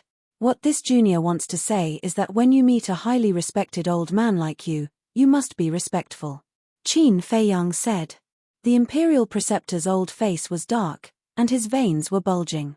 Especially when he heard the old man and Qin Feiyang's self-made excuse, he instantly felt uncomfortable. But there was no other way. He could only swallow his anger now. Whoosh. Taking a deep breath, the Imperial Preceptor loosened his fist and said, let's not talk nonsense. Let's get to the point. Okay. Please go ahead. Qin Feiyang nodded repeatedly. The Imperial Preceptor said in a deep voice, how can I remove Zhuge Mingyang's slave seal? And release Zhuge Shenfeng. Zhuge Shenfeng? Inside the spatial divine item. Lu Xingchen was slightly stunned when he heard the Imperial Preceptor's words. Qin Feiyang also raised his eyebrows. What he was worried about had happened. However, Lu Xingchen might not know who Zhuge Shenfeng was. After all, when the Tianyang Empire was destroyed and Mu Tianyang was suppressed, Zhuge Shenfeng and the Imperial Preceptor were still unknown. The Imperial Preceptor saw that Qin Feiyang was silent for a long time and said impatiently, tell me your conditions. Qin Feiyang glanced at him and transmitted his voice to Yang Wei. I asked you to investigate Immortal He. Have you investigated it? Yes, he is now hiding in the Law Enforcement Hall. Yang Wei secretly said. Qin Feiyang's eyes flashed coldly. He looked at the Imperial Preceptor and said, well, I won't dawdle. I have 2 conditions. First, hand over Immortal He. Second, I want Zhuge Mingyang's divine art and 3,000 incarnations. 3,000 incarnations. The Imperial Preceptor's eyes darkened and said angrily, young man, this old man advises you to quit while you are ahead. Don't ask for too much. Is this too much? I originally planned to exchange your life for it, Qin Feiyang said. The Imperial Preceptor's eyes were filled with murderous intent again. Lord Imperial Preceptor, as a fake god, you should know that no matter how strong the divine art is, it is just a worldly possession. Can it be compared to Zhuge Mingyang's life? Chapter 1345. The Imperial Tutor went silent, as if it was difficult to make a decision. Let's not talk about Zhuge Mingyang's talent, let's talk about his comprehension. Before stepping into the war god realm, he was able to comprehend the profound meaning of the divine art, and raised the first and second style of the Azure Dragon secret art to the level of a divine art. May I ask, are you willing to let such a genius die young? Qin Feiyang said again. The Imperial Tutor's gaze trembled, and he said in a deep voice, even if this old man agrees, the divine art cannot be passed on. How can I give you the 3,000 incarnations? Don't fool me. Although I don't know much, I still know this. The divine art cannot be passed on, because once it is passed on to others, you will lose it, so no one is willing to pass on the divine art to others. Qin Feiyang said. The divine art is not comparable to the battle art. The divine art, apart from the inheritance, is unique. It means that only one person can have it. Take the 3,000 incarnations for example. If today, Zhuge Mingyang gave him the 3,000 incarnations, then Zhuge Mingyang himself would lose the 3,000 incarnations. And it would be a complete loss, never to be found again. The same is true. After Qin Feiyang obtains the 3,000 incarnations, if he wants to pass it on to others, he will lose it forever. Therefore, to anyone, a deity art was irreplaceable. Qin Feiyang laughed. I am very sincere, so please, don't play these little tricks, it's useless. The Imperial Tutor's face sank. In the end, He gritted his teeth and nodded. Okay, this old man promises you, I will use the 3,000 incarnations and immortal Shen in exchange for Zhuge Mingyang and Zhuge Shenfeng. Qin Feiyang said, wait, don't get it wrong, I didn't say that I will also give you Zhuge Shenfeng. The imperial tutor was furious. Lord, don't be angry, we also have a bargaining chip. Yang Wei said in a low voice. Yeah. The imperial preceptor was stunned, and his anger immediately subsided. He looked at Qin Feiyang with a smile and said, boy, although the lives of Zhuge Mingyang and Zhuge Shenfeng are in your hands, I also have someone in my hands. Qin Feiyang smiled faintly and said, are you talking about Shen Mai? That's right. The state preceptor nodded. Ha ha, Qin Feiyang laughed loudly, his voice filled with mockery. What are you laughing at? The state preceptor raised his eyebrows. I'm laughing at your naivety. Yes, I admit that Shen Mai can indeed threaten me. But now, why don't you go back and see if Shen Mai is still here? Qin Feiyang said. The state preceptor raised his eyebrows. What was the meaning of this? Could it be? His body trembled as he hurriedly looked at Yang Wei and shouted, go back and take a look. Yes. Yang Wei nodded and immediately opened the portal and walked in. Qin Feiyang was not in a hurry. He took out a tea set, brewed a pot of tea, and leisurely tasted it. Throughout the whole process, the state preceptor was paying attention to Qin Feiyang's expression. The more he looked, the more surprised he became. The current Qin Feiyang was too calm, and there was no trace of panic at all. Buzz. Half a cup of tea's time passed. The state preceptor took out an image crystal, and Yang Wei's image appeared. Yang Wei said anxiously, Lord, something bad has happened. Shen Mai is missing. What? The state preceptor's expression changed and he asked, did you look for other places? Yang Wei nodded and said in a deep voice, this subordinate searched everywhere in the vicinity, but in the end, at this point, Yang Wei did not need to continue. The state preceptor already understood. He turned to look at Qin Feiyang and said, you can't be so fast. I only left for a while. Haven't you been obedient? Thousands of changes can happen in an instant. It means that many changes can happen in an instant. Qin Feiyang said indifferently. Impossible. Although I just left, I set up a divine power barrier around Shen Mai. With your ability, you can't break it. Even if you can break it, you can't do it silently. The state preceptor shook his head in disbelief. Divine power barrier. Qin Feiyang's gaze trembled as he looked at Fatso. Fatso's eyes were also filled with disbelief. Set up a divine power barrier? Everyone knew. Once a divine power barrier was set up, the owner of the barrier would immediately sense anyone who touched it. But why did the state preceptor not notice when Lu Xingchen saved Shen Mai? It seemed that he had to find time to ask Lu Xingchen. Qin Feiyang temporarily put aside the doubts in his heart and said indifferently, nothing is impossible for me, Qin Feiyang. Now let's talk again. Do you still have a bargaining chip? The state preceptor's heart sank. If you don't have any other bargaining chip, then there's no other way. You can only do as I say. Qin Feiyang laughed. Damn it. The state preceptor was so angry that he blew his beard and glared. He turned to look at Yang Wei and said, bring Master Shen and Zhuge Mingyang to me. Yes. Yang Wei respectfully responded, and the virtual image quickly dissipated. The state preceptor put away the image crystal, looked up at Qin Feiyang, and said, I have changed my mind now. I want to use 3,000 incarnations and Master Shen to exchange for Zhuge Shenfeng. Ha ha, Lord State Preceptor, are you kidding? You want to exchange Master Shen and Shenju for Zhuge Shenfeng? Qin Feiyang laughed. The State Preceptor's face was gloomy. He had already expected this result.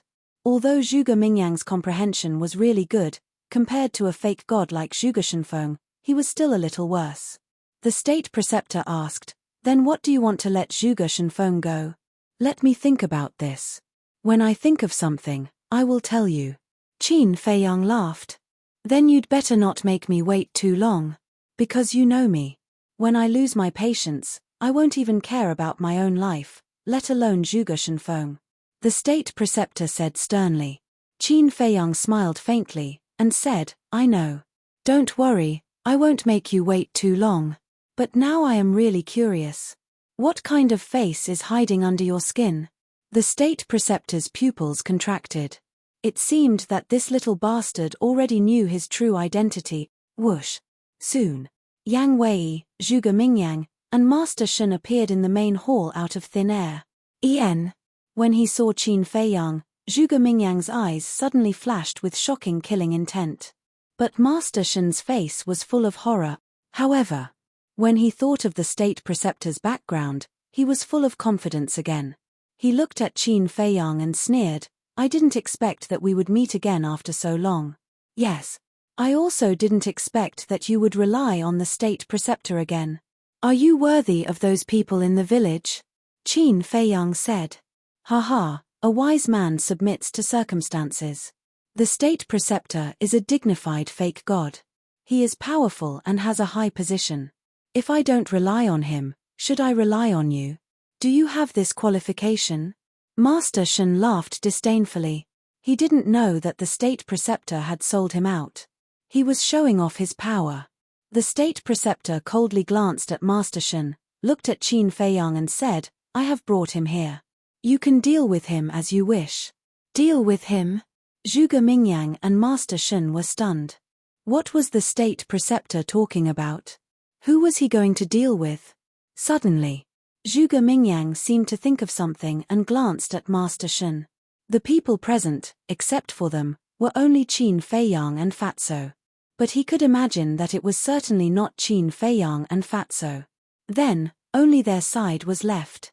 Yang Wei was certainly not, after all, it was Yang Wei who brought them here. The state preceptor was naturally even more impossible. So now, only he and Master Shen were left.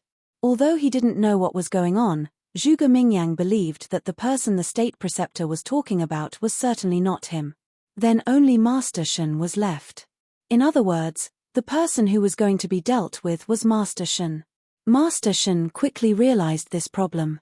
He looked at the state preceptor in panic and carefully asked, Your Excellency State Preceptor, who was the person you were going to deal with? You. The state preceptor didn't hide anything and directly said. What? Master Shen's face turned pale and said in surprise, Why? Did I do something wrong? The state preceptor was about to speak. Yang Wei disdainfully said, Your Excellency, he is just a dog. Why do you need to explain so much to him? You shut up. Master Shen suddenly became angry. He stared at Yang Wei and shouted, You are also a dog. What qualifications do you have to talk about me? I am different from you. I joined the state preceptor and didn't betray anyone. But you betrayed all your people. Yang Wei sarcastically smiled, looked at the state preceptor and said, Your Excellency, this person is a villain who only cares about profit. Now he can betray his people, he will certainly betray you in the future. So for this kind of person, don't have any sympathy. It makes sense. The state preceptor nodded and indifferently glanced at Master Shen. He looked at Qin Feiyang and said, Hurry up, don't waste everyone's time. Master Shen's eyes trembled. He quickly knelt at the feet of the state preceptor and begged, Your Excellency, I swear that I will always follow you in this life. If I betray you, may I be struck by lightning. Please don't give me to Qin Feiyang, okay? He knew. Once he fell into the hands of Qin Feiyang, there would be no way to survive. However, in the face of Master Shen's pleading, the state preceptor's face was indifferent. He didn't even look at him. Young Master Qin, Your Excellency Qin, I know I was wrong. Please spare my life. I will turn over a new leaf and make up for my previous mistakes. Seeing that the state preceptor was indifferent, Master Shen knew that there was no hope. He crawled in front of Qin Feiyang and knelt on the steps. Pitiful Qin Feiyang. Get lost. Qin Feiyang shouted and directly kicked Master Shen's chest. Bang bang bang. Master Shen immediately rolled down the steps like a rubber ball. His nose was bruised and his eyes were swollen. Qin Feiyang looked down at him contemptuously and said, Do you think I can't do anything to you if you follow the state preceptor? Ridiculous. No one in the world can protect the people that I, Qin Feiyang, want to kill. Yes, I was naive, I was confused, I thought I was smart. But now, I really know I was wrong. I beg you, Your Excellency, please spare my dog life. I swear, I will be by your side in the future, like an ox or a horse. His life was at stake. How could Master Shen care about the pain? He quickly got up again and crawled to Qin Feiyang's feet, begging with tears and snot. I feel disgusted looking at people like you. You still want to stay by my side? Are you dreaming? Go find your clansmen and repent properly. Who knows, you might even be able to leave a complete corpse. Chapter 1346. Looking at the disappearance of Master Shen, the state preceptor's eyes couldn't help but surge with a monstrous fury. Because he knew that Master Shen must have been sent to the ancient pagoda by Qin Feiyang. The ancient pagoda and everything in it originally belonged to him, but now it became Qin Feiyang's reliance to deal with him. How hateful. The state preceptor was so obvious that Qin Feiyang certainly knew what he was thinking at the moment. With a smile, he said, "Next, please hand over the 3,000 incarnations." What? Hand over the 3,000 incarnations? Zhuge Mingyang's expression changed. He turned to look at the state preceptor and said, "What's going on? Give him the 3,000 incarnations." The state preceptor said expressionlessly, trying to control the anger in his heart. Ancestor, Zhuge Mingyang was very anxious. The 3,000 incarnations were his strongest means, and the only chance to compete with Qin Feiyang. Now he was asked to give the 3,000 incarnations to Qin Feiyang? He couldn't accept it. Once he lost the 3,000 incarnations, he would have no confidence to fight with Qin Feiyang in the future. The state preceptor suddenly turned to stare at Zhuge Mingyang and roared in exasperation, "Do you think I want to give him the 3,000 incarnations? But this is the only condition for Qin Feiyang to lift the slave seal. If you don't want to lift the slave seal, you can refuse to hand over the 3,000 incarnations." Zhuge Mingyang's eyes trembled. It turned out that the 3,000 incarnations were used to exchange for lifting the slave seal. He closed his eyes in pain. He didn't expect that he, Zhuge Mingyang, would be reduced to such a situation. He was pressed to the ground without any resistance. The state preceptor sighed, "Child, I know you are unwilling, but you have to remember that where there is life, there is hope." "Where there is life, there is hope," Zhuge Mingyang murmured. "Yes. Only by staying alive would there be hope for revenge." He opened his eyes and looked at Imperial Advisor before he raised his head to look at Qin Feiyang. He laughed and said, "It's just a divine art, what's the harm in giving it to you?" Boom. His body shuddered as a golden seal flew out from the top of his head. It was emitting an obscure aura with an oppressive aura. The seal was rectangular in shape. It was about 2 fingers wide and 1 finger long. It was entirely pure gold and surrounded by divine light. There were 4 words attached to it, 3,000 clones. That was right. This was the divine talisman of the 3,000 incarnations. Qin Feiyang's eyes sparkled. Puff. As soon as the divine talisman appeared, Zhuge Mingyang spat out a mouthful of blood, his face pale. This meant that he had completely lost this divine art. Whoosh. Following closely, Zhuge Mingyang waved his hand, and the divine talisman turned into a waterfall and flew into Qin Feiyang's head.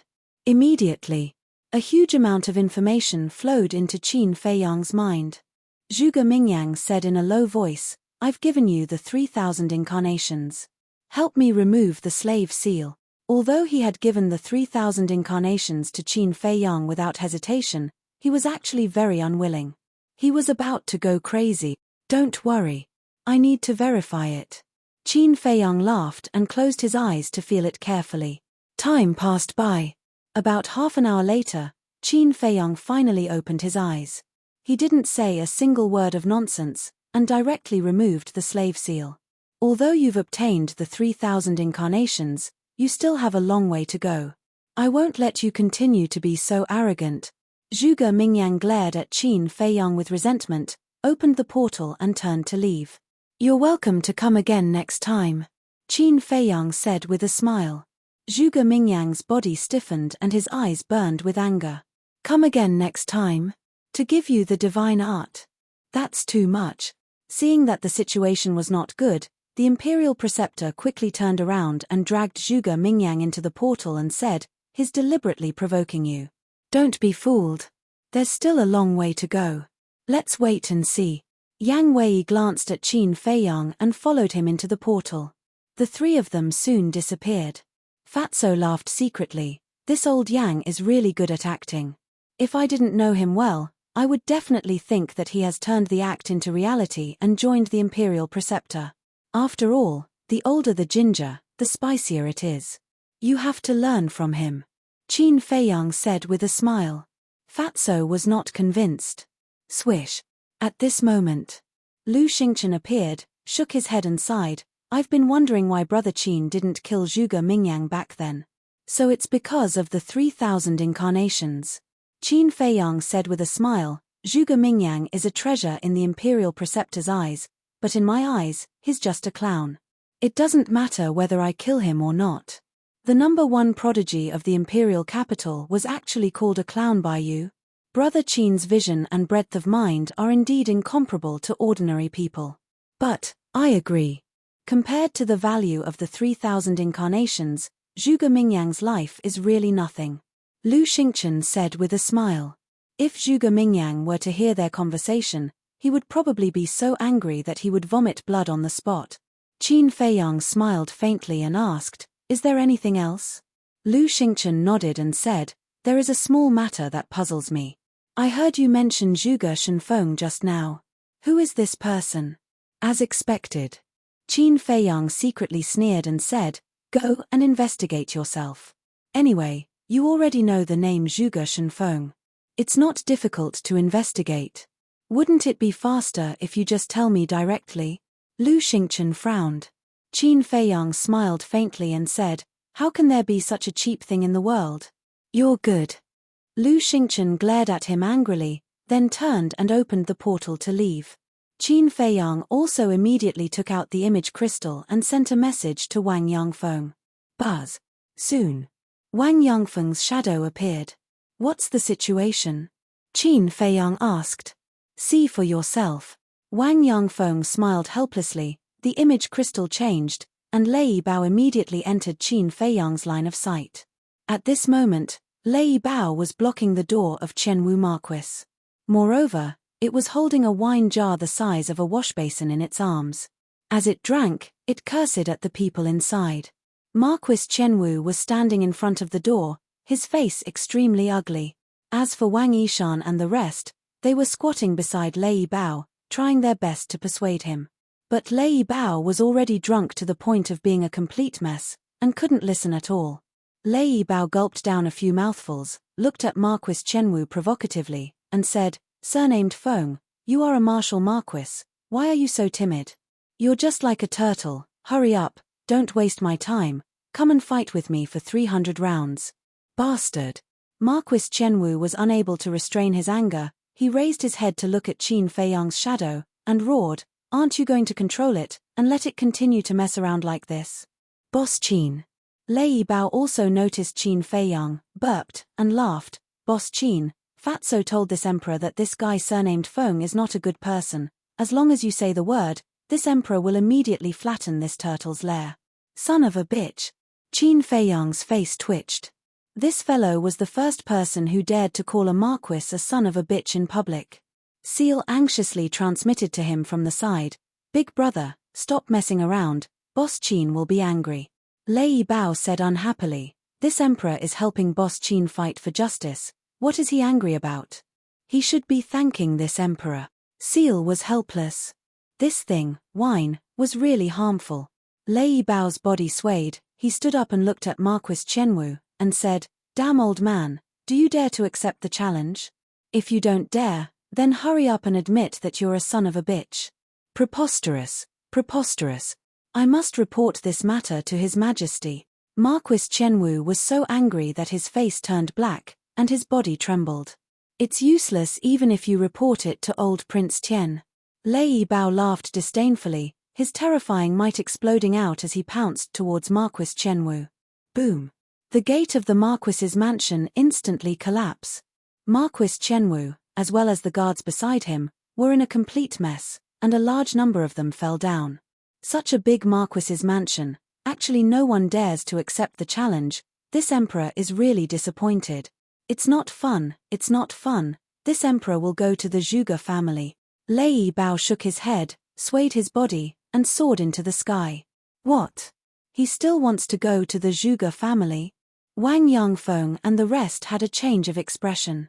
Marquis Qianwu was also tongue-tied. The 100 Marquis families that had been passed down had almost all declined, and were not as good as before, except for the Zhuge family. Although the Zhuge family, compared to its peak, had declined quite a bit, but currently, it was recognized as the strongest Marquis mansion. Among them, there were super experts like Zhuge Nanhua. Was this Lei Bao really not afraid of death? But thinking about it carefully, it even dared to cause trouble in the imperial palace, so it didn't seem to be a big deal to cause trouble in the Zhuge family. Wang Yangfeng looked at Lei Bao, who was staggering and on the verge of collapse, and frowned. Young master, what do we do now? Qin Feiyang's eyes flickered, and said, let it go. What? Wang Yangfeng was stunned. What did this mean? Previously, he had asked them to stop Lei Bao, but now he was supporting Lei Bao? I might reach the Zhuge family before you all, hurry back. After Qin Feiyang finished speaking, the faint image quickly disappeared. Wang Yangfeng kept the image crystal and looked at Wang Yishan and the rest helplessly, and could only follow behind Lei Bao and fly back to the Zhuge family. In the main hall, Fatso looked at Qin Feiyang in confusion and asked, Boss, what do you mean? Are you going to start a war? It's still too early to start a war. I just want to use Lei Bao to test the Zhuge family's strength. Qin Feiyang said. I see. Fatso was enlightened. Go to the ancient pagoda and continue to help Lu Hong build the herb field. Qin Feiyang said, and sent Fatso to the ancient pagoda. Then, he opened the portal and directly descended on the Zhuge family. Qin Feiyang. The guards of the Zhuge family immediately saw Qin Feiyang, and all soared into the sky. There were more than 100 of them. They surrounded Qin Feiyang in the center, fully focused and vigilant, as if they were facing a great enemy. At the same time, there were also people who immediately informed Zhuge Wuhou.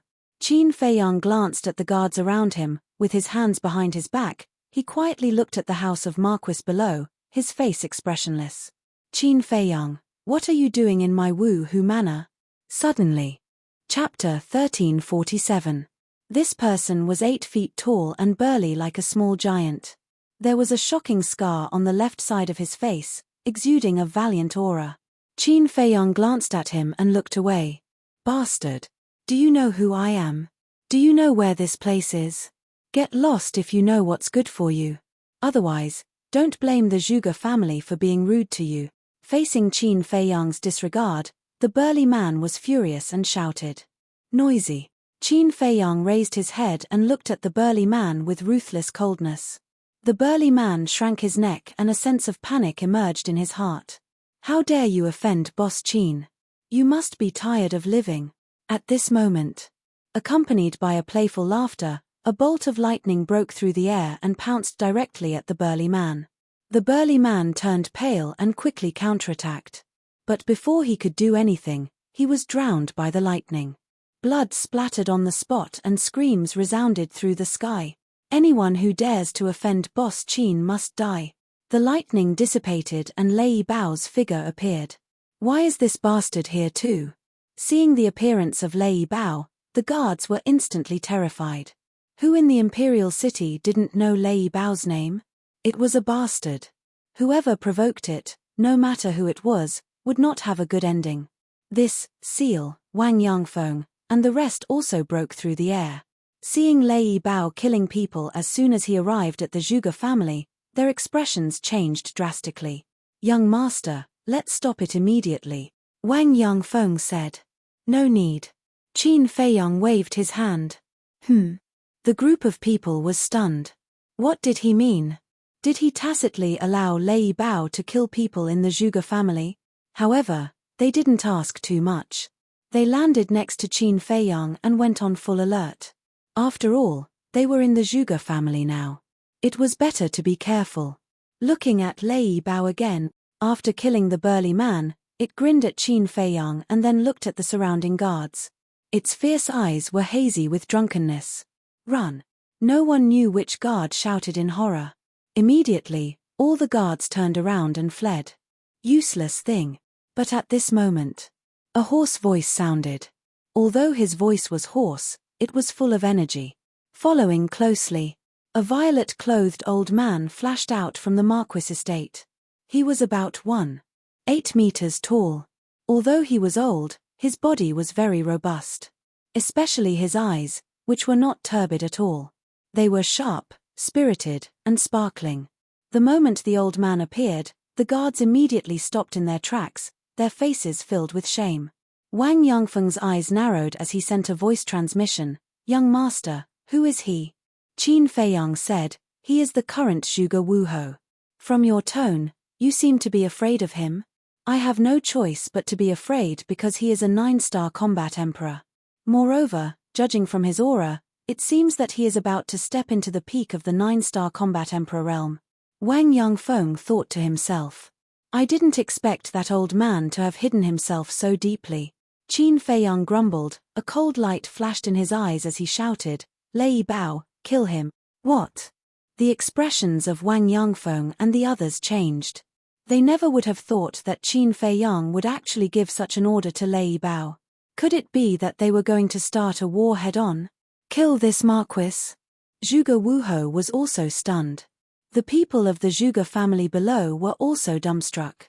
At the same time, there were also many people who came to watch the show. When they heard Qin Feiyang's words, they were petrified on the spot. Was this guy crazy? He actually dared to threaten to kill Zhuge Wuhou? Lei Bao was also astonished, seriously suspecting that there was something wrong with his ears. "Didn't you hear me? I told you to kill him," Qin Feiyang shouted. Lei Bao immediately quivered, and his drunken head instantly sobered up. It turned to look at Qin Feiyang and asked, "Are you sure?" Qin Feiyang nodded. "Haha, I can finally start a massacre. Old bastard, die." Lei Bao laughed wildly, bringing along a monstrous might. He pounced towards Zhuge Wuhou. "Qin Feiyang, don't go too far."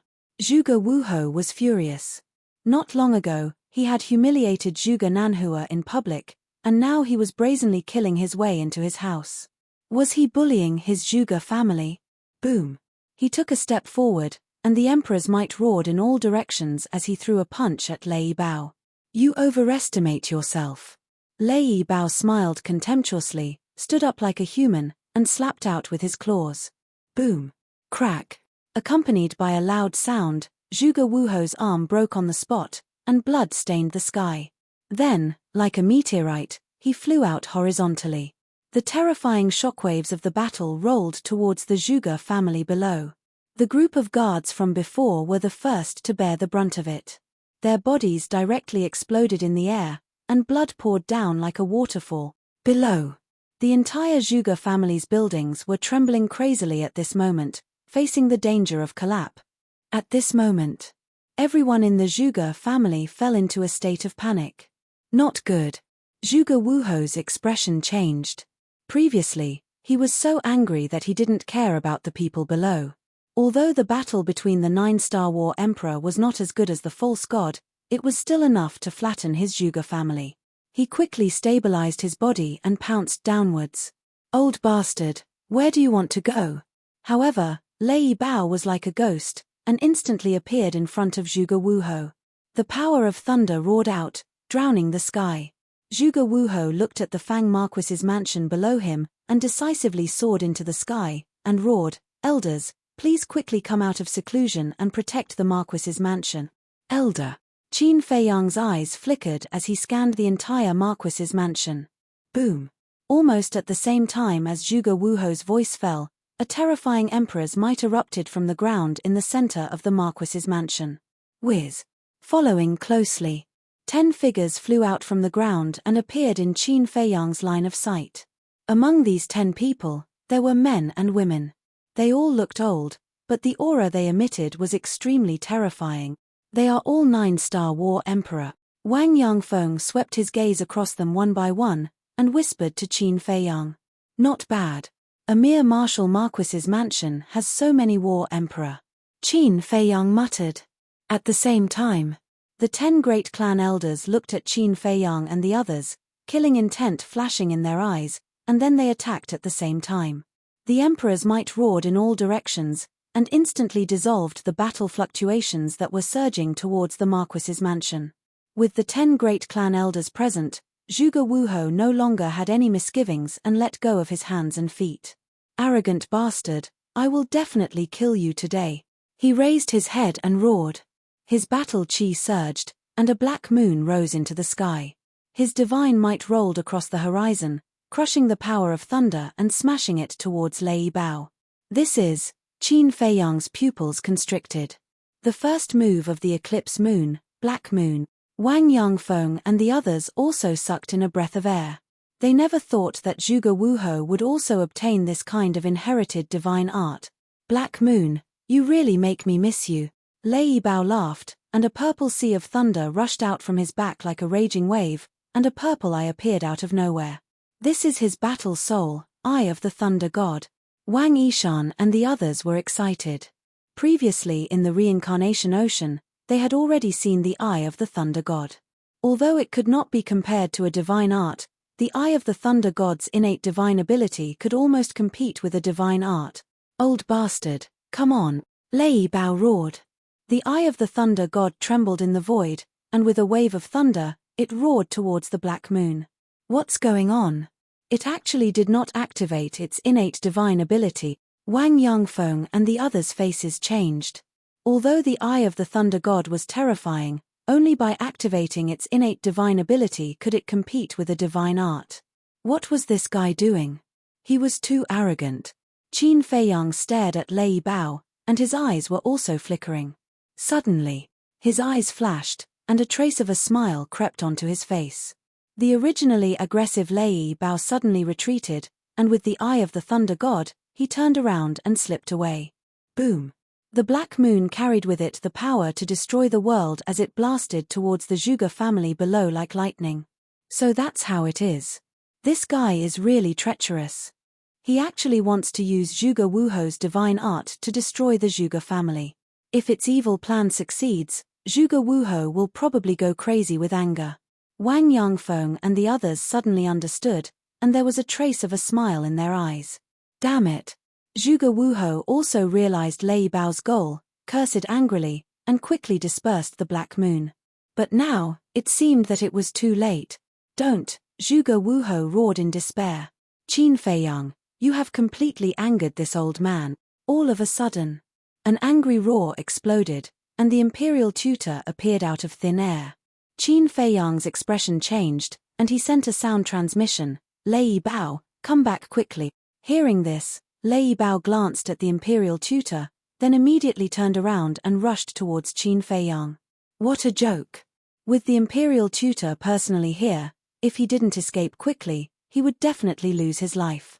Just as Lei Bao was escaping, the imperial tutor raised his old hand and waved it lightly. A wave of supreme power appeared and the black moon instantly disintegrated. Following that, he raised his head and looked at Qin Feiyang. Boom! A monstrous divine might appeared, like a huge wave. It covered the sky and covered the earth as it rushed towards Qin Feiyang and the others. Qin Feiyang did not panic at all, his hands were still behind his back, and he said indifferently, "Are you sure you want to make a move against me?" The threat was not concealed at all. The imperial tutor's body stiffened, and he instinctively retracted his divine might.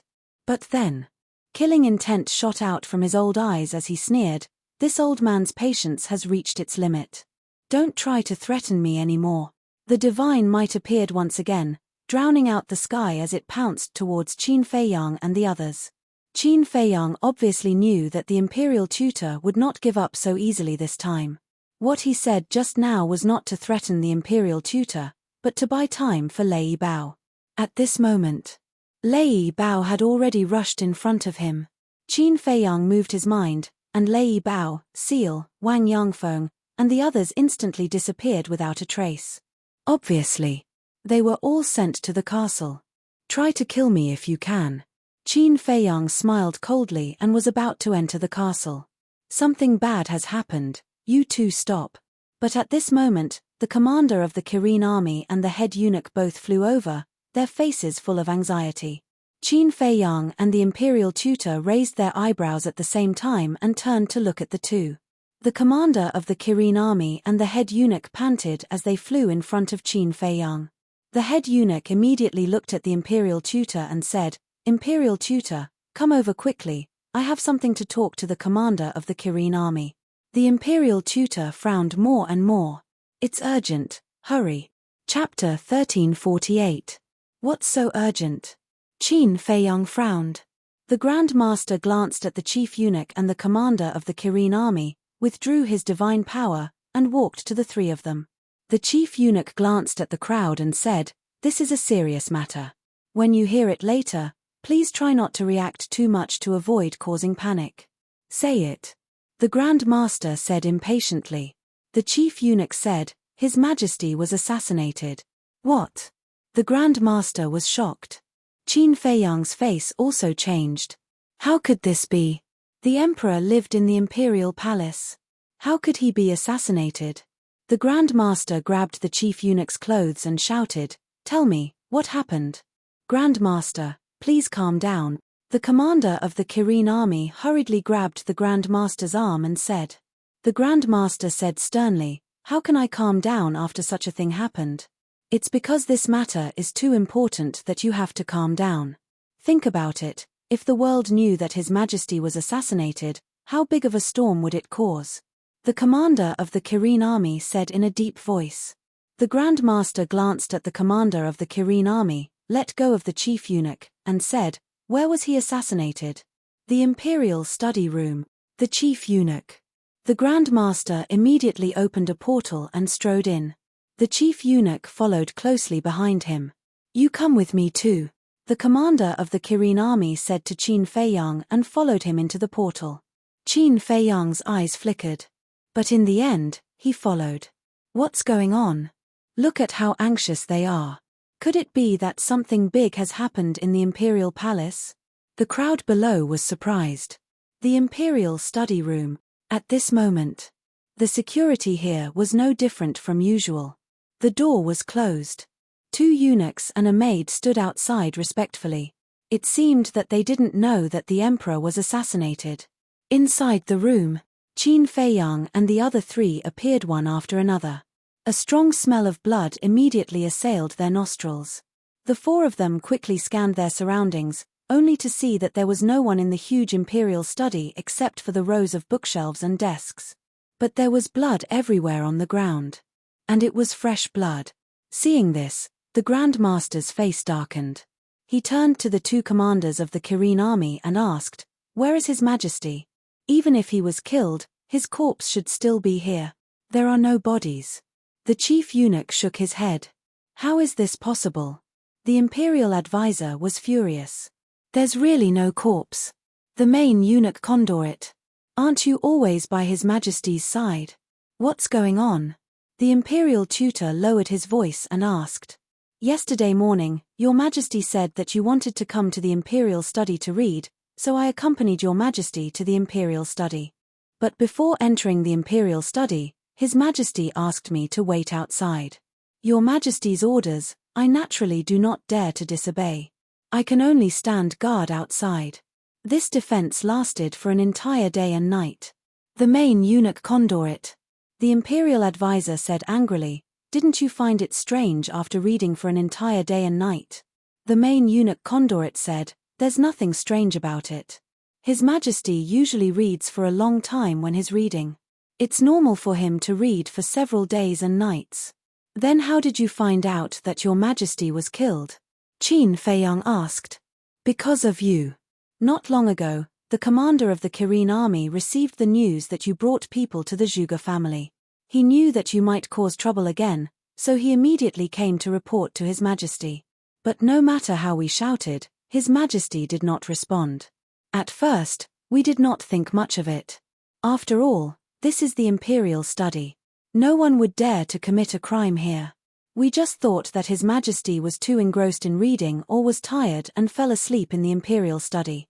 But when I pushed open the door and entered the imperial study, I was scared out of my wits when I saw the blood all over the floor. I immediately realized that something big might have happened. I quickly called the commander of the Kirin army in and closed the door. The main eunuch said. The commander of the Kirin army said, when I came in and saw this scene, I was also scared out of my wits. I quickly searched for him with the main eunuch. But in the end, there was not even a shadow of a ghost, let alone His Majesty. So we immediately went to find you. Impossible. His Majesty is a 9-star combat emperor. Even if someone committed a crime, it would be impossible to do it silently. The imperial advisor shook his head. His old face was full of disbelief. Qin Feiyang glanced at him. He squatted on the ground and reached out to touch a bit of blood. He looked at it carefully and put it to the tip of his nose to smell it. He frowned slightly. Did you find something? The commander of the Kirin army asked. Qin Feiyang said, from the analysis of this blood, the emperor was killed no more than 2 hours ago. The imperial advisor heard this and turned to the main eunuch. He said, you were outside at that time. Didn't you hear anything? No. The main eunuch shook his head. Ridiculous. With His Majesty's strength, no one except a false god like me could kill him without anyone noticing. Tell me honestly. Did you collude with others to assassinate His Majesty? The imperial advisor stared at the eunuch. His eyes were shining. I assassinated His Majesty? The main eunuch was stunned. He quickly knelt on the ground and said, Imperial advisor, this is a serious crime.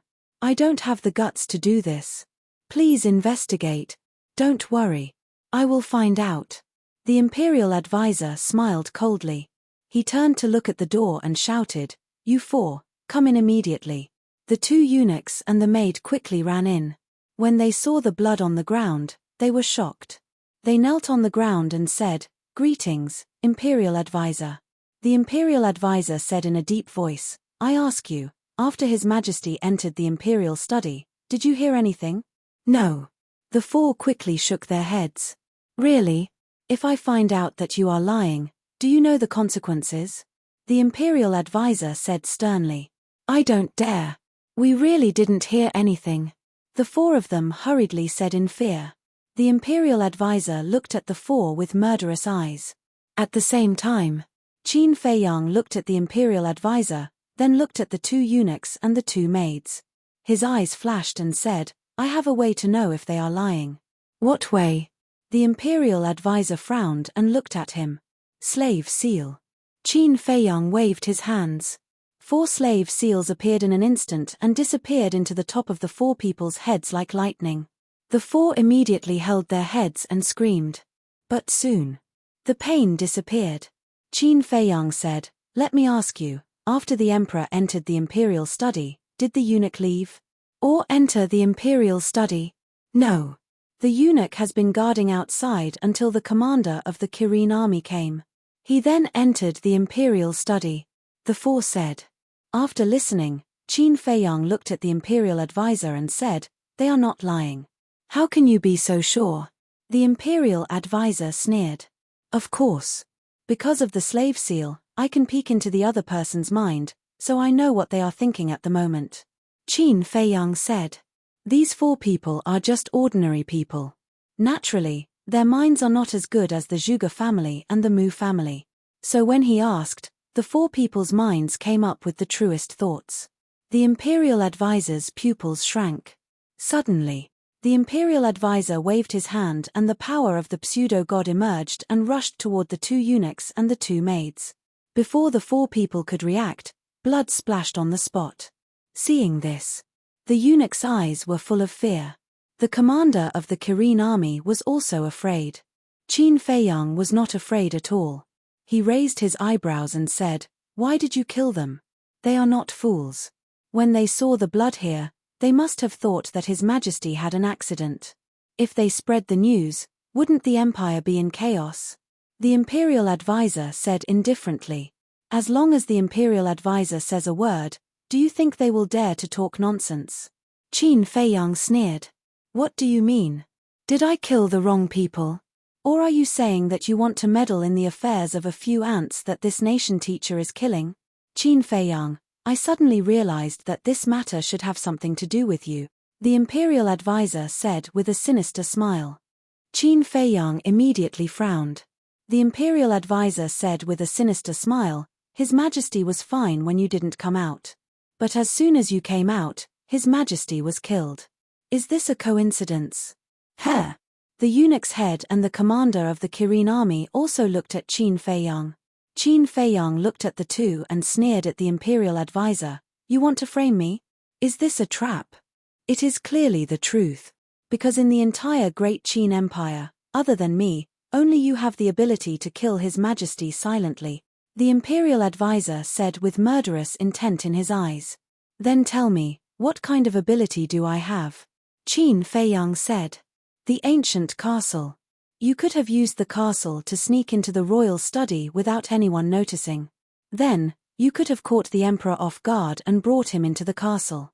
Then, you could have gotten your subordinates to kill him. The imperial advisor said.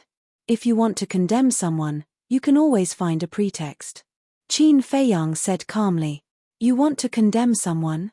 The imperial advisor sneered. Who in the empire doesn't know that you hate His Majesty to the core because of what happened back then? Qin Feiyang said, even if I have the motive, I don't have the time to do it. Because I went to look for Zhuge Nanhua as soon as I came out of seclusion. This is only your side of the story. Who knows if you went to look for His Majesty before you went to look for Zhuge Nanhua? Besides, even if you didn't go, aren't you an accomplice? The imperial advisor said. Which accomplice? Qin Feiyang said. That fake god who secretly attacked me in the first district. Don't tell me that you have already forgotten. The imperial advisor sneered. It seems like you are certain that I killed His Majesty. Qin Feiyang said. Who else could it be other than you? Stop quibbling. Tell me, where is His Majesty now? Is he dead or not? The imperial advisor shouted. The chief eunuch and the commander of the Kirin army also gradually moved closer to the imperial advisor. Obviously, they also suspected Qin Feiyang. Qin Feiyang looked at the two commanders of the Kirin army and said, Don't tell me you really believe it. What the imperial advisor said is not without reason.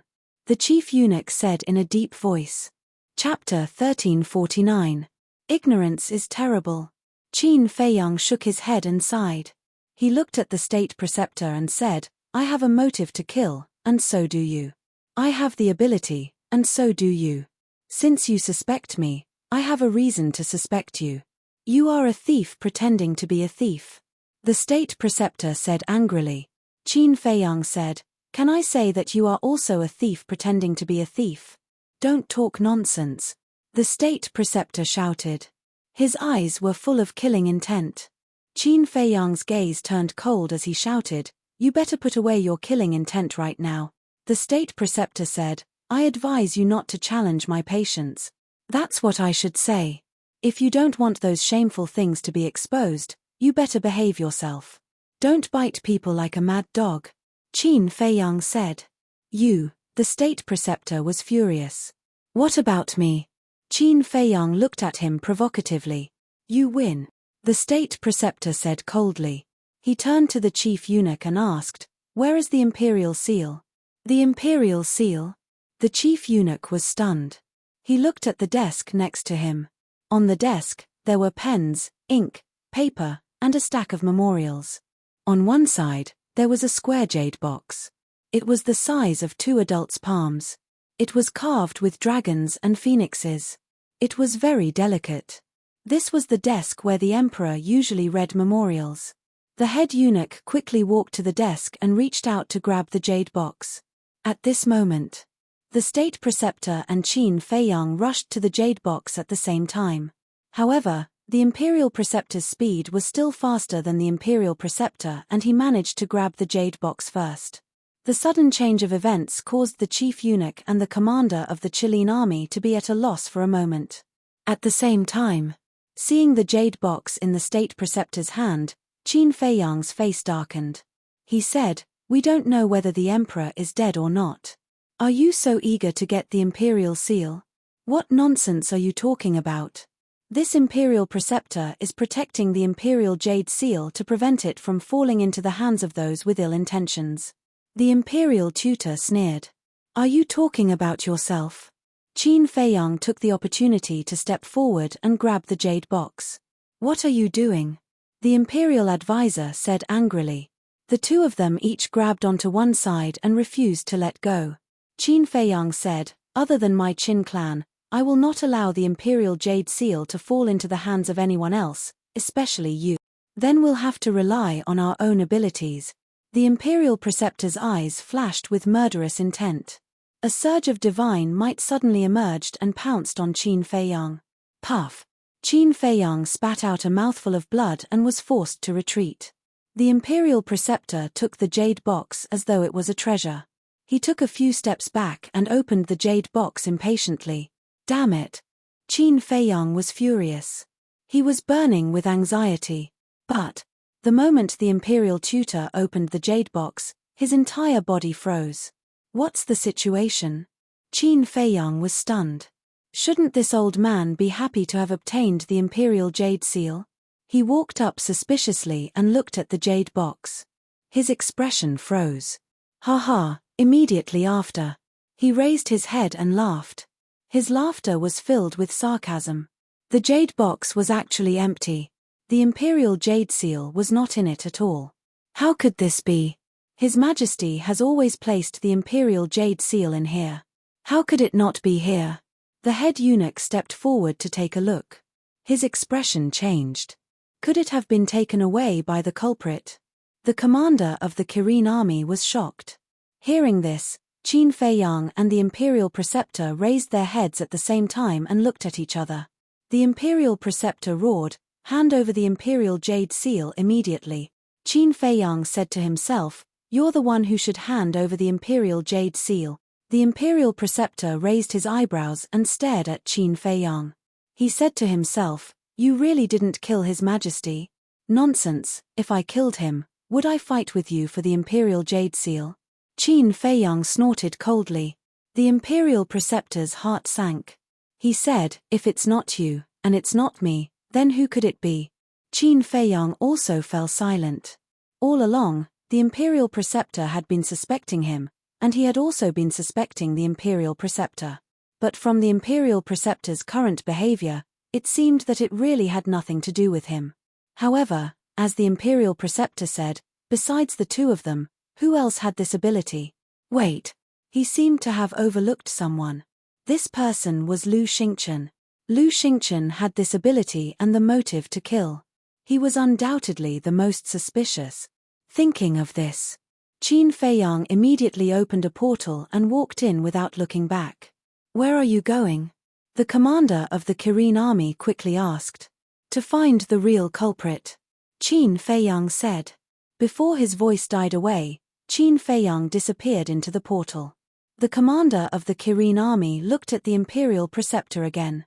He was at a loss and asked, "Imperial Preceptor, what should we do now?" "Don't panic. I'll return to the temple immediately and send people from the law enforcement hall to search. Even if His Majesty is really killed, we must find his body. And you two are in charge of this. Remember, don't leak any information," the Imperial Preceptor said. "But how long can we hide such a big thing?" the chief eunuch said anxiously. "Hide it as long as we can. If anyone comes to ask, just say that His Majesty is ill and will not see anyone for the time being." After the Imperial Preceptor finished speaking, he opened a portal and left. "How could this happen? Your Majesty, nothing must happen to you," the chief eunuch exclaimed. The commander of the Kirin army also looked worried. Bright Heaven Palace. Qin Feiyang sat on the throne above, holding an image crystal in his hand, his face gloomy. He never expected that such a thing would happen suddenly. Buzz. After a while, Lu Xingchen's shadow appeared. Qin Feiyang said, "Tell me, do you have anything to do with the Emperor's death?" "What? The Emperor was killed?" Lu Xingchen was stunned and said in surprise. "Yes." Qin Feiyang nodded. Lu Xingchen looked at Qin Feiyang and saw that Qin Feiyang's face was gloomy. He didn't seem to be joking. "Wait, I'll come to you." After saying that, he turned off the image crystal. In less than 3 breaths, Lu Xingchen appeared in the hall. He looked at Qin Feiyang and said in a deep voice, "When did this happen? Why didn't I receive any news?" "Not long ago." Qin Feiyang responded and said, "Do you really not know?" Or are you playing dumb? If I did it, do you think I would deny it? Lu Xingchen said. Qin Feiyang raised his eyebrows. It seemed to make sense. With Lu Xingchen's character, if he dared to do it, he would definitely dare to admit it. Could it be the state preceptor? Lu Xingchen asked. Judging from his previous performance, it shouldn't be him, but we can't rule out the possibility that he is acting. And the Imperial Jade Seal is also missing. Qin Feiyang said. Lu Xingchen said in astonishment, if it's not the state preceptor, it's not me, and it's not you, could it be a ghost? I'm not in the mood to joke now. Call Mu Qing out immediately and let him see with his all-seeing eyes. Qin Feiyang said. Lu Xingchen was puzzled and said, the Emperor's death should be a good thing for you. Why are you so anxious? I'm anxious about the Imperial Jade Seal. Now that the Emperor is dead, if the state preceptor gets the Imperial Jade Seal, then he can rightfully inherit the throne. Qin Feiyang said in a deep voice. The reason why the state preceptor didn't make a move was that the Emperor was still alive, and the Imperial Jade Seal. Because without the Imperial Jade Seal, he couldn't be recognized by the world. Of course. The recognition of the world wasn't that important. Because with the state preceptor's means, he had 10,000 ways to deceive the world. What really scared the state preceptor was actually the old monsters hidden in the mountain behind the imperial palace. Those old monsters, including the fake gods who sealed themselves, and Elder Qin, were the guardians of the great Qin Empire. And since ancient times, the succession of the throne was personally drawn up by the previous emperor, announced to the world, and then held a succession ceremony. At the ceremony, the Imperial Jade Seal was personally handed to the successor. But now, the emperor was dead, and no one could draw up this edict. In this way, the old monsters behind the imperial palace only recognized the Imperial Jade Seal. So, now it was urgent to find the Imperial Jade Seal. Lu Xingchen was silent for a while and asked, who knows about this matter at present? Qin Feiyang said, me, you, the state preceptor, the commander of the Kirin army, the head of the eunuchs. Actually, I think you're a little worried. The state preceptor doesn't have the blood of the Qin clan in his body. Even if he finds the Imperial Jade Seal, the monsters behind the imperial palace won't agree to let him inherit the throne. Lu Xingchen said with a faint smile. Who is the state preceptor? As long as he gets the Imperial Jade Seal, he has many ways to persuade those old monsters. Moreover, don't forget that there's a little prince now. The emperor only has one heir. If the state preceptor can't persuade those old monsters, then the little prince will definitely be promoted to the throne. At that time, the state preceptor and the current empress will join forces, and the empire of the great Qin will belong to the Zhuge family sooner or later. Qin Feiyang said. That makes sense. The little prince is young and ignorant now, and they can do whatever they want behind the scenes. But there's still you, isn't there? You, the descendant of the Qin emperor, have the best chance to inherit the throne, don't you think? Lu Xingchen said with a smile. When the emperor expelled me from the imperial palace, he announced it to the world. Do you think those old monsters will agree to let me inherit the throne? Moreover, the state preceptor will definitely make things difficult. Qin Feiyang said. That's true. However, the emperor was killed and the Imperial Jade Seal is missing. This is a great thing for me. Why should I help you? Lu Xingchen joked. I didn't ask you to help me. I just want Mu Qing to see if the emperor is still alive. Qin Feiyang said. Let me think about it. Lu Xingchen walked to a chair on the side, sat down, and lowered his head to think. After a while, he looked up at Qin Feiyang and said with a smile, if you just want to see if the emperor is still alive, I can help you. After that, Mu Qing appeared beside him out of thin air. Lu Xingchen said, use your heavenly eye to check the whereabouts of the emperor. Yes. Mu Qing responded respectfully, and then coldly glanced at Qin Feiyang, and opened his heavenly eye. His eyes were immediately suffused with wisps of obscure light. Gradually, within his pupils, a mountain range that stretched as far as the eye could see could be vaguely seen. Chapter 1350. A moment later, the light in Mu Qing's eyes dissipated, but there was a flash of light in the depths of her eyes. She leaned close to Lu Xingchen's ear and muttered a few words. What's going on? Lu Xingchen suddenly stood up, his face full of surprise. I don't know either. Mu Qing shook her head, also looking suspicious. Did you find something? Qin Feiyang looked at the two of them in surprise. Lu Xingchen turned to look at Qin Feiyang, but said nothing. He returned to his seat and lowered his head in silence, as if he was thinking about something. Say it. Qin Feiyang said angrily. Mu Qing sneered and said, You haven't changed at all. You ask for help with such an overbearing attitude. Are you qualified to speak here? Qin Feiyang glanced at Mu Qing coldly. Mu Qing couldn't help but shiver immediately, a trace of panic creeping into her eyes. At this time, Lu Xingchen looked up at Qin Feiyang and said with a smile, How about we make a deal? What kind of deal? Qin Feiyang frowned. Promise me one thing unconditionally, and I will tell you everything Mu Qing saw. You have to listen carefully. I said unconditionally, there is no room for negotiation. Of course. I definitely won't let you do something that defies the heavens and causes you to commit suicide. Lu Xingchen said with a smile. Qin Feiyang didn't say anything and looked at Lu Xingchen gloomily. You can refuse, but I can guarantee that you will definitely regret it. Lu Xingchen said with a confident smile. Okay, I promise. But if what you say is of no value to me, then don't blame me for being rude. Qin Feiyang said. Don't worry, you will be shocked. Lu Xingchen laughed and said, The emperor is not dead. What? Qin Feiyang suddenly stood up and asked, Where is he now? I don't know either. Just now, Mu Qing told me that the place where the emperor is now is filled with a mysterious power that prevents the all-seeing eye from prying. Lu Xingchen shook his head. He's not dead, Qin Feiyang murmured and returned to his throne. Since he wasn't dead, why didn't he come back? Could it be that he was imprisoned somewhere? However, who had this ability? One had to know. Only a semi-divinity realm cultivator would be able to stop the prying eyes of the omniscient eye. False gods, in the entire Great Qin Empire, other than the imperial advisor, Elder Qin, and a few old monsters in the imperial palace, there were no other false gods. Qin Feiyang looked at Lu Xingchen and asked, Approximate location? Lu Xingchen glanced at Mu Qing and said, Tell him.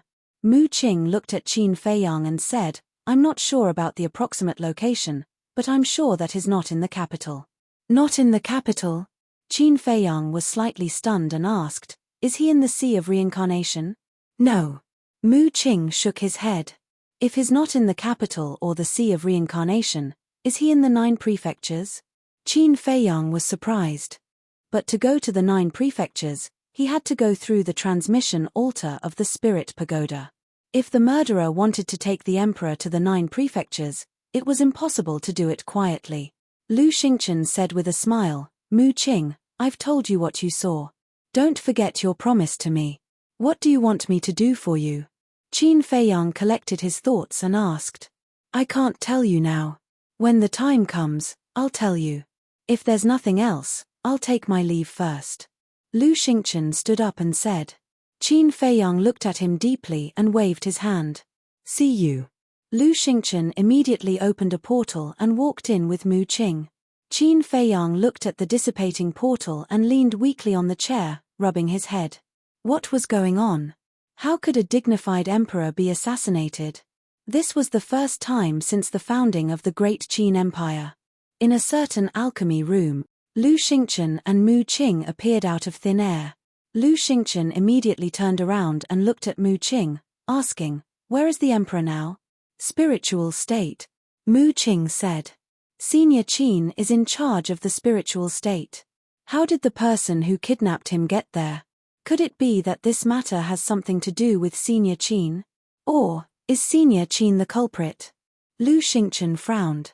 I'm also puzzled. In short, I feel that the assassination of the emperor is somewhat confusing. Mu Qing said. Let's not worry about that for now. The emperor has been kidnapped. For us, this is a once-in-a-lifetime opportunity. Lu Xingchen's eyes sparkled. Master, what do you mean? Mu Qing was suspicious. Save the emperor before Qin Feiyang and the state preceptor and then control the emperor. In this way, the emperor will be our puppet, which will be of great help to our future plans. Lu Xingchen said. Master, although this idea is good, there are two problems now. Mu Qing frowned. What problem? Lu Xingchen was suspicious. First, although I saw the emperor in the spiritual state, I can't spy on his exact location. It's not easy to find him. Second, the person who kidnapped the emperor must have reached the level of a fake god or even stronger. If this is the case, then it will be difficult for us to snatch the emperor from him. Mu Qing said worriedly. It doesn't matter if we can't snatch him. The enemy of my enemy is my friend.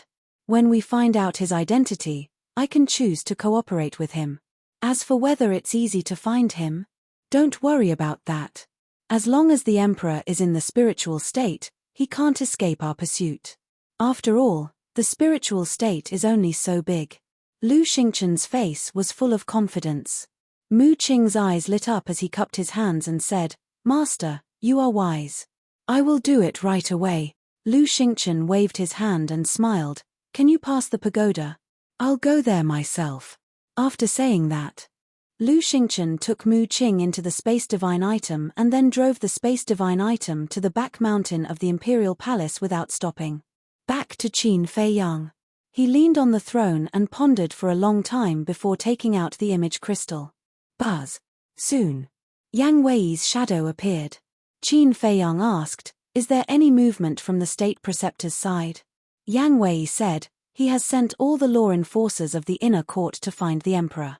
Now, he is discussing countermeasures with the empress and Zhuge Wuhou. What countermeasures? Qin Fei Yang was suspicious. If the emperor is really killed, before it is decided who will inherit the emperor's prestige, someone must stand up and take charge of the situation. So the three of them are discussing how to persuade the old monsters in the back mountain of the Imperial Palace. Because the state preceptor wants to take charge of the state affairs. Yang Wei said in a deep voice. Take charge of the state affairs. Qin Fei Yang smiled coldly. This old thing was really good at scheming. Although it was only taking charge of the state affairs, if the state preceptor really persuaded the old monsters in the back mountain of the Imperial Palace, then during the period of taking charge of the state affairs, he could use the power in his hands to make a big fuss. Qin Fei Yang said, Pay attention carefully. If there is any news, inform me immediately. Okay. Yang Wei nodded. Qin Fei Yang asked, By the way, how is the little prince now? He doesn't know anything at the moment. Yang Wei said. He is still young. It's good that he doesn't know. Qin Fei Yang shook his head and sighed. Although he hated the emperor, the little prince liked the emperor very much. If he knew that the emperor was killed, he would definitely be very sad. Okay, be careful. Staying with the state preceptor is not a child's play. If you are not careful, you will lose your life.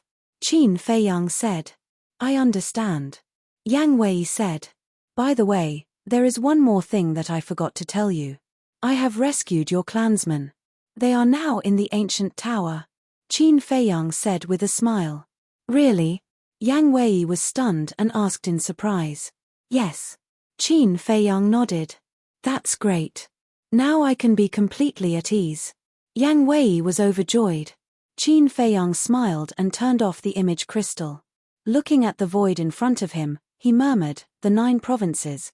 Just as he got up, the image crystal in his hand moved. Qin Fei Yang frowned. The image crystal was activated. The shadow of the commander of the Kirin army appeared. What? Qin Fei Yang looked at him expressionlessly. The commander of the Kirin army asked, You really didn't assassinate His Majesty? You have disappointed me. We have known each other for so long. Don't you know me? Even if I wanted to kill the emperor, I would challenge him openly. Why would I use such petty means? Qin Fei Yang snorted. All right, I have wronged you. The commander of the Kirin army said apologetically. Is there anything else? Qin Fei Yang asked. He was too lazy to talk nonsense with this person. Plop. The commander of the Kirin army suddenly knelt on the ground. What are you doing? Qin Fei Yang raised his eyebrows. Now that we don't know whether the emperor is dead or alive, I am worried that some people may take advantage of the situation to create chaos. So I hope that you can stand out and stop them at the critical moment. The commander of the Kirin army said. I know that even if you don't say it. After saying that, Qin Feiyang turned off the image crystal, opened the portal and arrived in front of the pagoda. Zhuge Nanhua was humiliated in public and had a mental breakdown. His emotions were very unstable now, so he was recovering in the Zhuge family. And now, a middle-aged man replaced Zhuge Nanhua to guard the pagoda. He was also a member of the inner hall of the Law Enforcement Hall. His name was Zhuge Nangong. He was Zhuge Nanhua's younger brother. Although his cultivation wasn't as good as Zhuge Nanhua, he was still a top-notch expert among the 9-star combat emperors. He was infinitely close to the peak of the 9-star combat emperors. Qin Feiyang had seen him when he was young, but he didn't have a deep impression of him. When he sensed Qin Feiyang's aura, Zhuge Nangong suddenly opened his eyes. 2 rays of cold light shot out from his eyes. "Get out of the way." Qin Feiyang looked at him coldly and said, "To enter the pagoda, you need the emperor's permission. Now that the emperor has been killed, the state preceptor is in charge. If you want to enter the pagoda, you have to find the state preceptor and get his handwritten order," Zhuge Nangong said. Qin Feiyang was stunned and said jokingly, "How come I don't know that the state preceptor is in charge now?" Zhuge Nangong said, "The state preceptor is second only to one person and above tens of thousands. Now that the emperor has been killed, of course the state preceptor is in charge of the situation." "You really can't wait." Qin Feiyang laughed mockingly, and said, "What if I say that I have to go in today?" Zhuge Nangong's face darkened. It seems that Zhuge Nanhua's fate isn't miserable enough. Since that's the case, then I'll let you be even more miserable than Zhuge Nanhua. Qin Feiyang's eyes surged with a cold light. Seeing this, Zhuge Nangong immediately stood up and flew into the air. The arrogant aura from before had disappeared and his face was filled with fear. "Trash." Qin Feiyang laughed disdainfully and walked to the front of the pagoda. He took out the Chang Shui and raised his blade. Flames flew everywhere and the pagoda door collapsed. Next, he put away the Chang Shui and entered the pagoda openly. However, Qin Feiyang and Zhuge Nanhua did not know that in the air, a speck of dust had also quietly swept into the pagoda. Chapter 1351. When Qin Feiyang entered the pagoda, Zhuge Nangong immediately sent a message to the state preceptor. When he learned that Qin Feiyang was going to the 9 prefectures, his expression changed. He immediately opened the portal and descended above the pagoda. Looking at the tower door that was destroyed by Qin Feiyang, the anger in his heart immediately flared up. At this moment, Qin Feiyang had already opened the teleportation altar and left. What is he going to do in the 9 prefectures? The state preceptor looked at Zhuge Nangong and asked, "Do you think he will tell me?" Zhuge Nangong smiled bitterly. If he hadn't run away, he would have been stripped naked and thrown into the central square like Zhuge Nanhua. What tricks is this little bastard playing? The state preceptor was confused. "No, I have to go and take a look." With that, he also turned into a stream of light and rushed into the pagoda. Butterfly Valley. As usual, Old Man Qin sat leisurely by the lake, drinking tea and fishing. It seemed that he really enjoyed this carefree life. Swish. Suddenly, a figure swooped down like lightning and landed beside Old Man Qin. It was Qin Feiyang. Old Man Qin looked at Qin Feiyang and was slightly stunned. He smiled and said, "Where are you going this time?" Qin Feiyang looked at the lake and sighed, "I'm afraid only you have the mood to fish here." "What do you mean?" Old Man Qin frowned. Qin Feiyang said, "The emperor has been killed and his life is unknown. The imperial jade seal has also disappeared with him. It won't be long before the great Qin Empire falls into chaos." "What?" Old Man Qin's eyes trembled. He quickly got up and looked at Qin Feiyang. "What did you say?" "The emperor has been killed." Qin Feiyang nodded.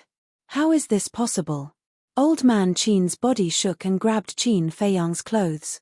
He shouted, "When did this happen?" "Not long ago," Qin Feiyang said. Qin Feiyang's face instantly turned pale. He asked, "Did you find out who did it?" "State preceptor? He doesn't look like an imperial advisor. It's not Lu Xingchen either. I can't figure it out either. Who's behind all this?" However, according to my investigation, the Emperor isn't in the imperial capital right now, nor is he in the Sea of Reincarnation. Then, he must be in the 9 prefectures. That's why I'm here to ask, have you seen him before? But now, it seems that you haven't seen it before. Qin Feiyang rubbed his temples and said, "How could this happen?" Old man Qin was stunned. Suddenly, with a shudder, he looked at Qin Feiyang and said, "There are people guarding the teleportation altars in all the continents. I'll go ask them right away." After saying that, he immediately activated the teleportation gate. "Wait." Qin Feiyang grabbed him, glanced at the void, and transmitted his voice, "Use your divine sense to scan the Butterfly Valley." "Why?" Old Qin looked at him suspiciously. "We don't know whether the Emperor is dead or alive. If I were Lu Xingchen, I would definitely seize this opportunity to do something. I want to see if he followed me to the spiritual state." Qin Feiyang thought to himself. Old man Qin immediately released his divine sense and instantly enveloped the entire Butterfly Valley. "There's a space divine item above." Immediately, old man Qin looked up at the sky, a cold light surging in his old eyes.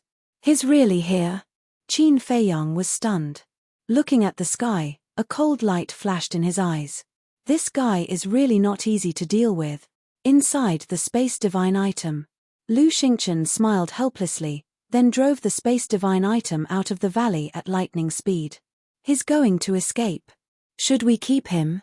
Old man Qin looked at Qin Feiyang and asked. "Let him be." Qin Feiyang waved his hand. Lu Xingchen was no longer an ordinary person. With old man Qin's strength, he might not be able to keep him. So, instead of wasting time, it was better to go their own way. Hearsay. Old man Qin retracted his divine sense and said, "I'll go to the major states to ask, wait for me here." Qin Feiyang nodded. Old man Qin did not delay any longer and turned to enter the portal. Looking at old man Qin's back, Qin Feiyang let out a long sigh. He sat by the lake, grabbed the fishing rod, and quietly fished. "You came to the spiritual state to fish?" Suddenly, the state preceptor's voice sounded behind Qin Feiyang. "Can't I?" Qin Feiyang did not turn around. "Is it that simple?" The state preceptor sneered, glanced at the Butterfly Valley, and asked, "Where's old man Qin? He seems to have something to do," and went out. Qin Feiyang said, still not turning around. Seeing this, the state preceptor was angry in his heart and snorted coldly, "It seems that your relationship with old man Qin is not ordinary. Is there?" Qin Feiyang asked back. "Nonsense, if your relationship is not good, then why didn't he capture you? You have to know that he was sent to guard the Butterfly Valley to deal with you." The state preceptor said coldly. "That was before. Now, the Emperor has withdrawn the arrest warrant. Why would he still target me? Besides, even you can't deal with me, let alone him alone." Qin Feiyang said lightly. "Arrogant little bastard." The state preceptor cursed in his heart and then didn't speak again. He didn't leave and stood silently by the side. Soon, old man Qin returned and saw that the state preceptor was also here. His face was filled with anger as he said, "How did you take care of His Majesty? How could you let him be assassinated in the imperial palace?" The state preceptor's face turned extremely ugly. "How is it?" Qin Feiyang asked secretly. "I've asked. The teleportation altars of the major states have not been activated in the past 2 or 3 days. Old man Qin said secretly. "Not activated?" Qin Feiyang raised his eyebrows subtly. Didn't this mean that the person who kidnapped the Emperor had never been to the 9 states? But why did Mu Qing say that the Emperor was not in the capital? Was Mu Qing lying? But if Mu Qing was really lying, then why did Lu Xingchen follow him to the spiritual state? What was going on? Qin Feiyang's mind was completely confused. "Little cousin, return to the capital immediately. Maybe I have a way to find the whereabouts of the Emperor." Suddenly, Lu Zheng's voice sounded in Qin Feiyang's mind.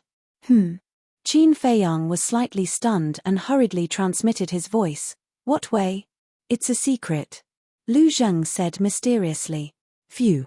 Qin Feiyang secretly exhaled, glanced at old man Qin and the state preceptor, then turned and flew towards the secret chamber. The state preceptor followed closely behind. It seems that my good days are over. Old Man Qin glanced at the Butterfly Valley and also turned to chase after Qin Feiyang and the state preceptor. After entering the secret chamber, Qin Feiyang activated the teleportation altar and jumped up. The state preceptor and Old Man Qin also jumped up the altar. The state preceptor raised his eyebrows and said, "Aren't you going to guard here?" Old Man Qin snorted, "Do you think I'm still in the mood to guard here? I shouldn't have listened to you and guarded the Butterfly Valley." The state preceptor fell silent.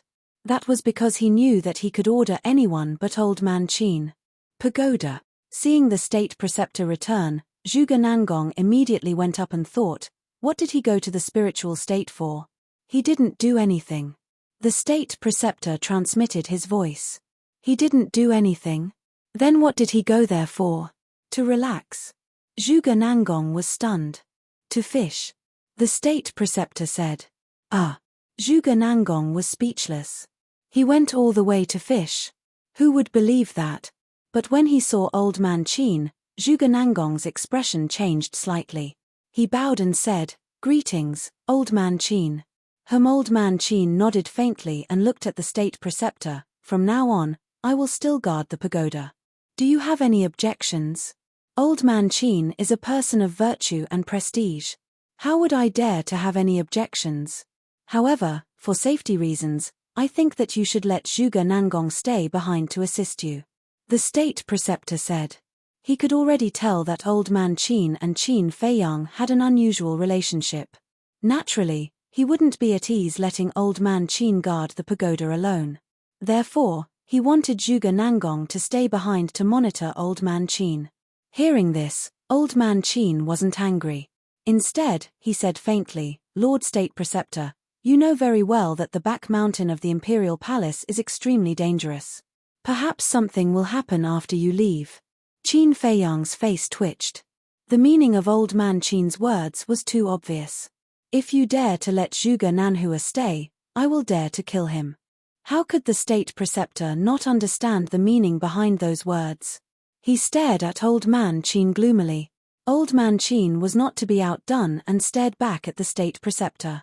Qin Feiyang could even feel invisible sparks from the collision of their gazes in the void. Zhuge Nangong's face couldn't help but turn pale. Old Man Qin had already spoken. How could he still dare to stay here? However, he was afraid of angering the state preceptor, so he didn't dare to say it out loud and could only feel anxious. "All right, as you wish, I will let you guard the pagoda alone. Let's go." The state preceptor finally compromised. He turned around and strode outside. Zhuge Nangong heaved a sigh of relief and quickly followed. After the two of them left, Old Man Qin snorted from his nose and said, "This old man is getting more and more presumptuous. If I don't suppress his arrogance, he will think that he is the owner of this imperial palace." Qin Feiyang sneered and said, "Right now, he already thinks of himself as the owner of this imperial palace. That's because I wasn't around. Now that I'm back, he can't be so arrogant anymore." Old Man Qin snorted. "That's right. With an old man like you holding down the fort, I feel much more confident." Qin Feiyang smiled and said. Old Man Qin raised his eyebrows and said angrily, "Your biological father was plotted against and you can still smile. Do you still have a conscience?" Qin Feiyang's face immediately turned cold and he said, "Let's not talk about this. We are still partners." All right. It's my fault. I shouldn't have mentioned this." Old Man Qin quickly waved his hand and apologized. Qin Feiyang's expression softened a lot. Old Man Qin sighed and asked, "Have you thought of the next step of the plan?" "No." Qin Feiyang answered straightforwardly. Then, he opened the teleportation door and walked in without saying a word. "Sigh. You turn hostile at the mention of His Majesty. Do you really hate His Majesty that much? No matter what, you are still father and son. Moreover, His Majesty was killed this time and his life is unknown. He has received the appropriate punishment. Can't you let go of the hatred in your heart? Even if it's just a little bit." Yiglao looked at Qin Feiyang's back. He seemed to be mumbling to himself, but also seemed to be talking to Qin Feiyang. His old face was full of disappointment. After Qin Feiyang disappeared, Old Man Qin retracted his gaze and looked at the broken tower door. He shook his head and smiled bitterly. Without a doubt. Chapter 1352. Bright Sky Palace. Qin Feiyang waved his hand and the door closed with a bang. Then, Lu Zhang appeared out of thin air. Qin Feiyang asked, "What exactly do you have in mind?" "I already said it's a secret. Why are you still asking?" Lu Zhang rolled his eyes at Qin Feiyang and said, "In short, you can stay here at ease and wait for my good news." After saying that, Lu Zhang opened the portal and disappeared without a trace. Qin Feiyang frowned. His figure flashed and also disappeared. Ancient pagoda, above the village. Qin Feiyang stood in the void, looking down at the village. Soon, he found Master Shen. At this moment, Master Shen was kneeling in the square in the center of the village. His clothes were ragged and his body was badly mutilated. He looked like a beggar, battered and exhausted. The villagers who passed by the square couldn't help but come forward and spit on him. Their eyes were full of disgust. There were even some children who peed on him. Swish. Qin Feiyang stepped out and landed on the square. "Greetings, young master." There were two burly men who were specially guarding Master Shen. When they saw Qin Feiyang appear, they immediately bowed and saluted. They were both 8-star combat emperors. Qin Feiyang nodded and smiled. He looked down at Master Shen and said lightly, "How does it feel to be condemned by thousands and spurned by thousands?" Master Shen immediately looked up at Qin Feiyang, his eyes full of resentment. "It seems that you haven't repented, but I don't expect you to. You can continue to kneel here and be tortured slowly. Don't blame anyone, because this is what you deserve."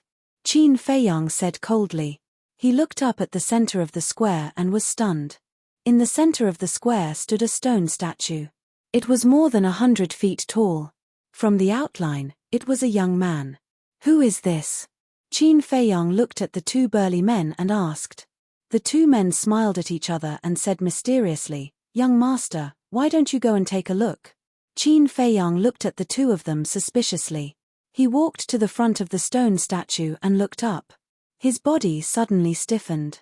This stone statue was actually him. "A few days ago, Miss Lu Hong told us that this place was originally reserved for you to plant the Tree of Creation, but you changed your mind and planted the Tree of Creation in the herb field. We thought that we couldn't just leave it empty, right? Thus, after some discussion, we decided to create your statue here. Firstly, it's our respect for you. Secondly, let the juniors of the village remember that it was you who saved the village. They must remember this kindness forever." The two burly men came over and explained with a smile. "Idol, how am I qualified?" Qin Feiyang shook his head and smiled bitterly. "No. If it wasn't for the young lord's help, we would never have been able to escape from the state preceptor's evil clutches. Therefore, you deserve it," the two men said solemnly. Qin Feiyang looked at the sincere faces of the two men and said with a smile, "I've troubled you. What's the trouble? It's just a little effort. It's nothing." The two men rubbed their heads and giggled charmingly naively. Qin Feiyang shook his head and laughed. Suddenly, he seemed to have thought of something. He looked at the two men and asked, "By the way, how are the people of the Sky Tiger tribe settling down now?" "It's being built in an orderly manner. The people of our village often go over to help." The two burly men laughed. "That's good." Qin Feiyang nodded and said, "Look after Master Shen carefully. Don't let him hurt the children in the village." "We will." The two men nodded. Qin Feiyang looked at the idol, then turned around and stepped into the air, descending over the herb field. The construction of the herb field was more than half completed. The entire herb field covered an area of 500 or 600 miles. The medicinal herbs swayed in the wind, flashing with multicolored light, exuding a majestic vitality. The most eye-catching one was undoubtedly the Tree of Fortune that was looted from the Mu family's herb field. The trunk was as thick as a dragon. 30 fruits of fortune were emitting a hazy luster. Lu Hong planted the Tree of Fortune in the center of the herb field. The magical power that it emitted almost covered the entire ancient tower. Lu Hong also planted the small Tree of Fortune next to it. But compared to the former, it was completely dwarfed and not worth mentioning. And under Lu Hong's lead, everyone busied themselves fervently. Old Master, Luo Qianxue, Yang Nanshan, Liu Ji, and Ren Wushuang were also helping. Fei Yang. Young Master. Boss Qin. Seeing Qin Fei Yang's arrival, everyone raised their heads and greeted Qin Fei Yang. Thank you for your hard work. Qin Fei Yang smiled. Building the herb field is for the benefit of all the people here, including us ferocious beasts. No matter how hard it is, it's worth it. Seahorse roared. It hasn't been long. Why did your mouth suddenly become so sweet? Qin Fei Yang looked at it in surprise. It hopes that you can help it open the door of potential. Otherwise, why would it come here to help? Dan Wangcai said in disdain. Seahorse immediately glared at Dan Wangcai. Am I wrong? You're a typical person who doesn't wake up early without benefits. Dan Wangcai said in disdain. Then you shouldn't say it in public. How can I face others in the future if you do that? Besides, you can ask all the people and ferocious beasts here. Who doesn't want to open the door of potential? Seahorse said in dissatisfaction. All right. I won't mistreat anyone. However, everyone knows that the medicinal herbs for opening the door of potential are too precious. I can't take care of everyone. Qin Fei Yang smiled. Understood. It's up to you. Seahorse chuckled. It was full of confidence in itself. And the capital of its confidence was undoubtedly its cultivation. As a 9-star emperor beast, it could really help Qin Fei Yang at the moment. Therefore, Qin Fei Yang would definitely prioritize it. In fact, Qin Fei Yang had long thought about helping Wang Yangfeng and Lei Bao, these 9-star emperor beasts, to open the door of potential. However, there was a big problem in helping them open the door of potential. Because their cultivation was too high, they needed the help of the pseudo-god's pressure. However, in the Forgotten Continent and the Great Qin Empire, there were no pseudo-gods worthy of his trust. He didn't even completely trust Elder Qin. Therefore, this matter couldn't be rushed. Buzz. Suddenly, the image crystal rang. Qin Fei Yang hurriedly took it out and poured his battle qi into it. The next moment, Lu Zheng's virtual image appeared. Have you found it? Qin Fei Yang asked. Lu Zheng didn't answer but asked instead, Are you in the ancient pagoda? Yes. Qin Fei Yang nodded. Then come out quickly. After Lu Zheng finished speaking, the virtual image dissipated. What are you looking for? Did something happen again? Lu Hong soared into the sky and asked with concern. The old man and the others also looked at him suspiciously. Because inside the ancient pagoda, they couldn't hear the sounds outside, so no one knew that the emperor had been killed. Don't worry, it's nothing serious. I'll take care of it as soon as possible. Qin Fei Yang comforted Lu Hong and nodded to the old man and the others below. Then, he left the ancient pagoda and appeared in the main hall. Lu Zheng was in the main hall at this moment. Seeing Qin Fei Yang appear, Lu Zheng immediately frowned and said, It's very strange. What's strange? Qin Fei Yang was stunned and looked at him in confusion. Lu Zheng said, I've found the whereabouts of the emperor. Do you know where he is? Qin Fei Yang was instantly annoyed and roared, Aren't you talking nonsense? If I knew, would I still be here looking at you?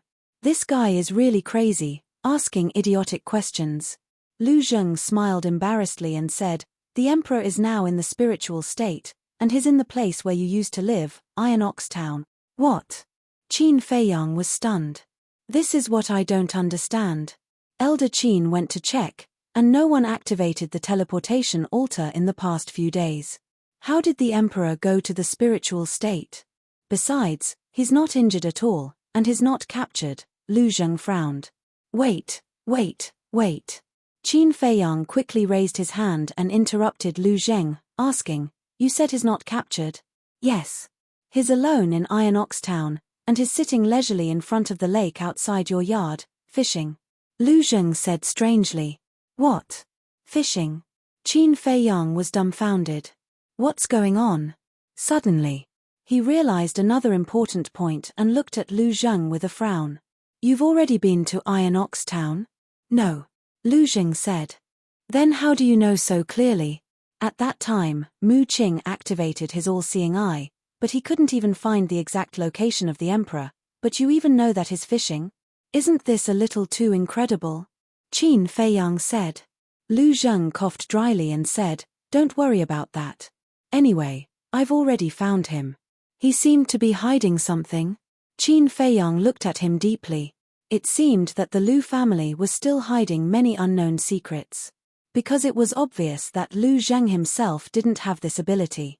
Therefore, it could only be the Lu family who helped him behind the scenes. Iron Ox Town. Qin Feiyang pondered for a moment, opened the portal, and appeared in the pagoda again with Lu Zheng. Elder Qin was repairing the pagoda door. Sensing the aura of the two, he frowned and said, why are you here again? We've found the emperor, come with us.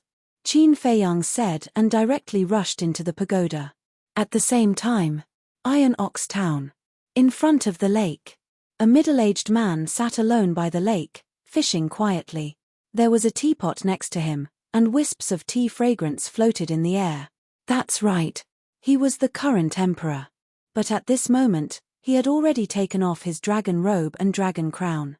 He was only wearing an old white robe, and there was no trace of the emperor's aura around him.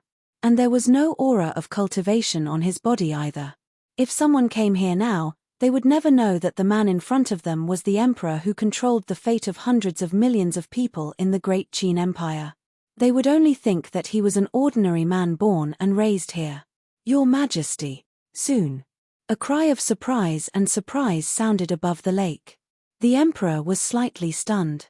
He looked up and saw two shadows descending from the void above. It was Qin Feiyang and Elder Qin. As for Lu Zheng, after entering the spiritual state, he took the initiative to ask Qin Feiyang to send him to the ancient castle. Obviously. At the moment, Lu Zheng didn't want to see the emperor. Chapter 1353. Qin Feiyang glanced at the emperor and then looked at the courtyard not far away. The gate of the courtyard was open and the emperor had obviously entered. What are you doing here? Get out of here at once. This is my last piece of pure land. I don't want anyone to touch it, especially people like you. Qin Feiyang shouted. The emperor looked up at Qin Feiyang and said, the whole world belongs to me. What qualifications do you have to ask me to get out? Ha ha, Qin Feiyang laughed and shook his head, it seems that you already feel guilty. What do you mean? The emperor raised his eyebrows. Qin Feiyang sneered, then tell me, the world is so big, why did you come here instead of going to other places? Are you here to repent? Or to atone for your sins? Don't be too self-righteous. I'm not here to repent or atone for my sins, because the decisions I have made in my life are right and I have never regretted it. The emperor said lightly. Then what are you doing here? Qin Feiyang shouted. The emperor said, I'm here to see how down and out you used to be, bastard. Before the emperor could say anything, Qin Feiyang was already furious. Qin Feiyang, calm down. Old Qin saw that the situation was not good and comforted him. However, Qin Feiyang turned a deaf ear and stared at the emperor, saying, you're right, you're the emperor. The whole world belongs to you. But listen to me carefully. In this world, not every place is ruled by you. I'll say it one last time, get out of here, otherwise, don't blame me for being ruthless. Boom. After saying that, a monstrous killing intent rushed out from between Qin Feiyang's eyebrows. The kill character was manifested. The bloody kill character made him look like a god of death. Old Qin's heart trembled. It seemed that this place was really a piece of pure land in Qin Feiyang's heart. And the emperor had touched his reverse scale. If this continued, the father and son pair might really come to blows. Scram! Qin Feiyang roared, his voice like a great bell, shaking the sky. Bang! But at this moment, Old Man Qin, who was at the side, suddenly raised his arm and slapped the back of Qin Feiyang's head. Qin Feiyang abruptly turned his head and looked at Old Man Qin as he slowly fell to the ground. At the last moment before he lost consciousness, Qin Feiyang's entire body disappeared with a thought. What happened outside? Inside the castle. Lu Zheng was bewildered. Since Qin Feiyang wasn't in the castle, he couldn't see what was going on outside. He could only hear the sounds. Bang! Suddenly, a voice sounded behind him. Lu Zheng hurriedly turned his head and saw Qin Feiyang appear out of thin air and fall heavily to the ground. He had already fainted. Little cousin. He hurriedly ran up and reached out to feel Qin Feiyang's pulse. When he found that Qin Feiyang was still alive, he was relieved. Who did it? Could it be old man Qin? Lu Zheng raised his eyebrows and listened carefully to the movements outside.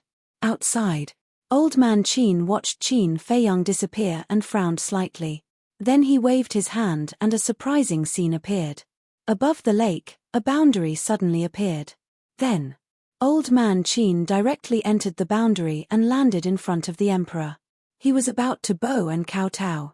The emperor hurriedly reached out to stop him and said secretly, "Although Qin Feiyang is unconscious, there must be other people in the castle. If you have something to say, just send a message secretly.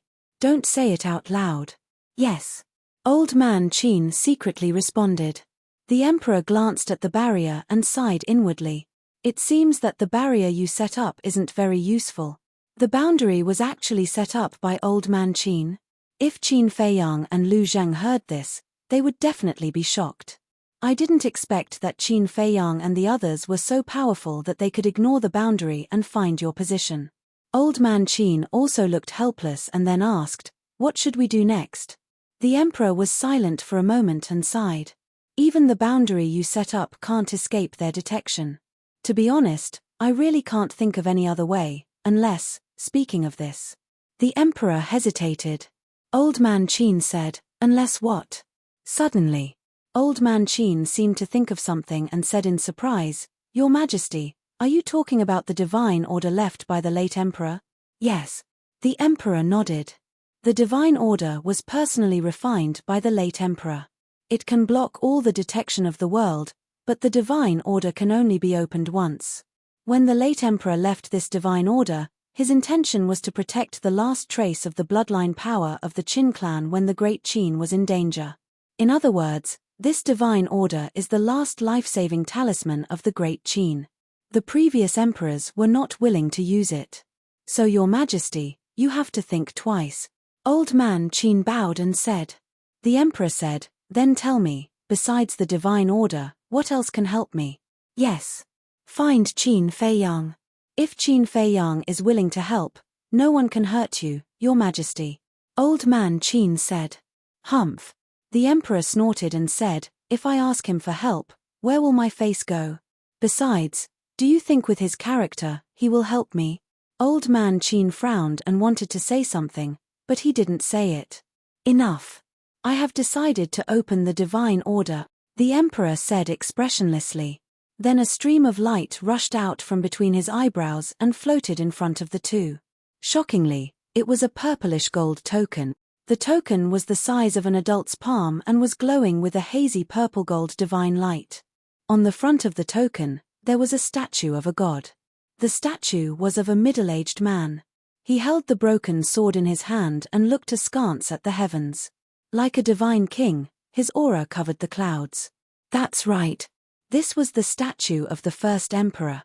On the other side, there was a purple-gold divine dragon. It was lifelike, and one could even feel a strong sense of oppression. "Your Majesty, do you really want to do this?" Old man Qin frowned. "I have no choice." The emperor murmured and the golden dragon battle chi poured into the divine order.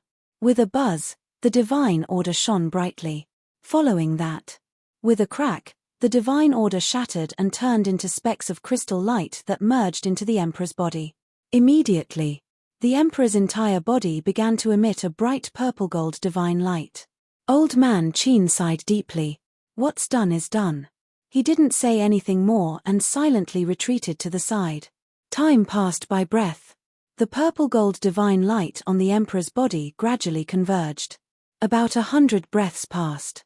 When the last wisp of purple-gold divine light faded, the emperor returned to his previous appearance and didn't seem to have changed at all. But Mu Qing, who was in the distant state capital, suddenly changed his expression. "What's wrong?" In the space divine object. Noticing the change in Mu Qing, Lu Xingchen asked in surprise. Mu Qing said in surprise, "I've been looking for the emperor with my heavenly eye. Although I can't find his exact location, I can still spy on him. But just now, I suddenly couldn't see anything. What? Lu Xingchen's expression changed and he frowned. How could this be? I don't know. Mu Qing shook his head and said, but there's only one possibility for this to happen. What possibility? Lu Xingchen asked. His dead. Only when he's dead will my heavenly eye fail. Mu Qing said. Dead? Lu Xingchen's body stiffened and asked, is it possible that you've been opening your heavenly eye for a long time, causing it to fail? No. Mu Qing shook his head. How could he be dead? Lu Xingchen's face was full of disbelief. Suddenly, he shuddered and said, Qin Feiyang is also in the spiritual state. Let's see where he and Elder Qin are. Yes. Mu Qing nodded. By the lake. Elder Qin asked, Your Majesty, where do you plan to go now? Now that I have the divine edict, it doesn't matter where I go.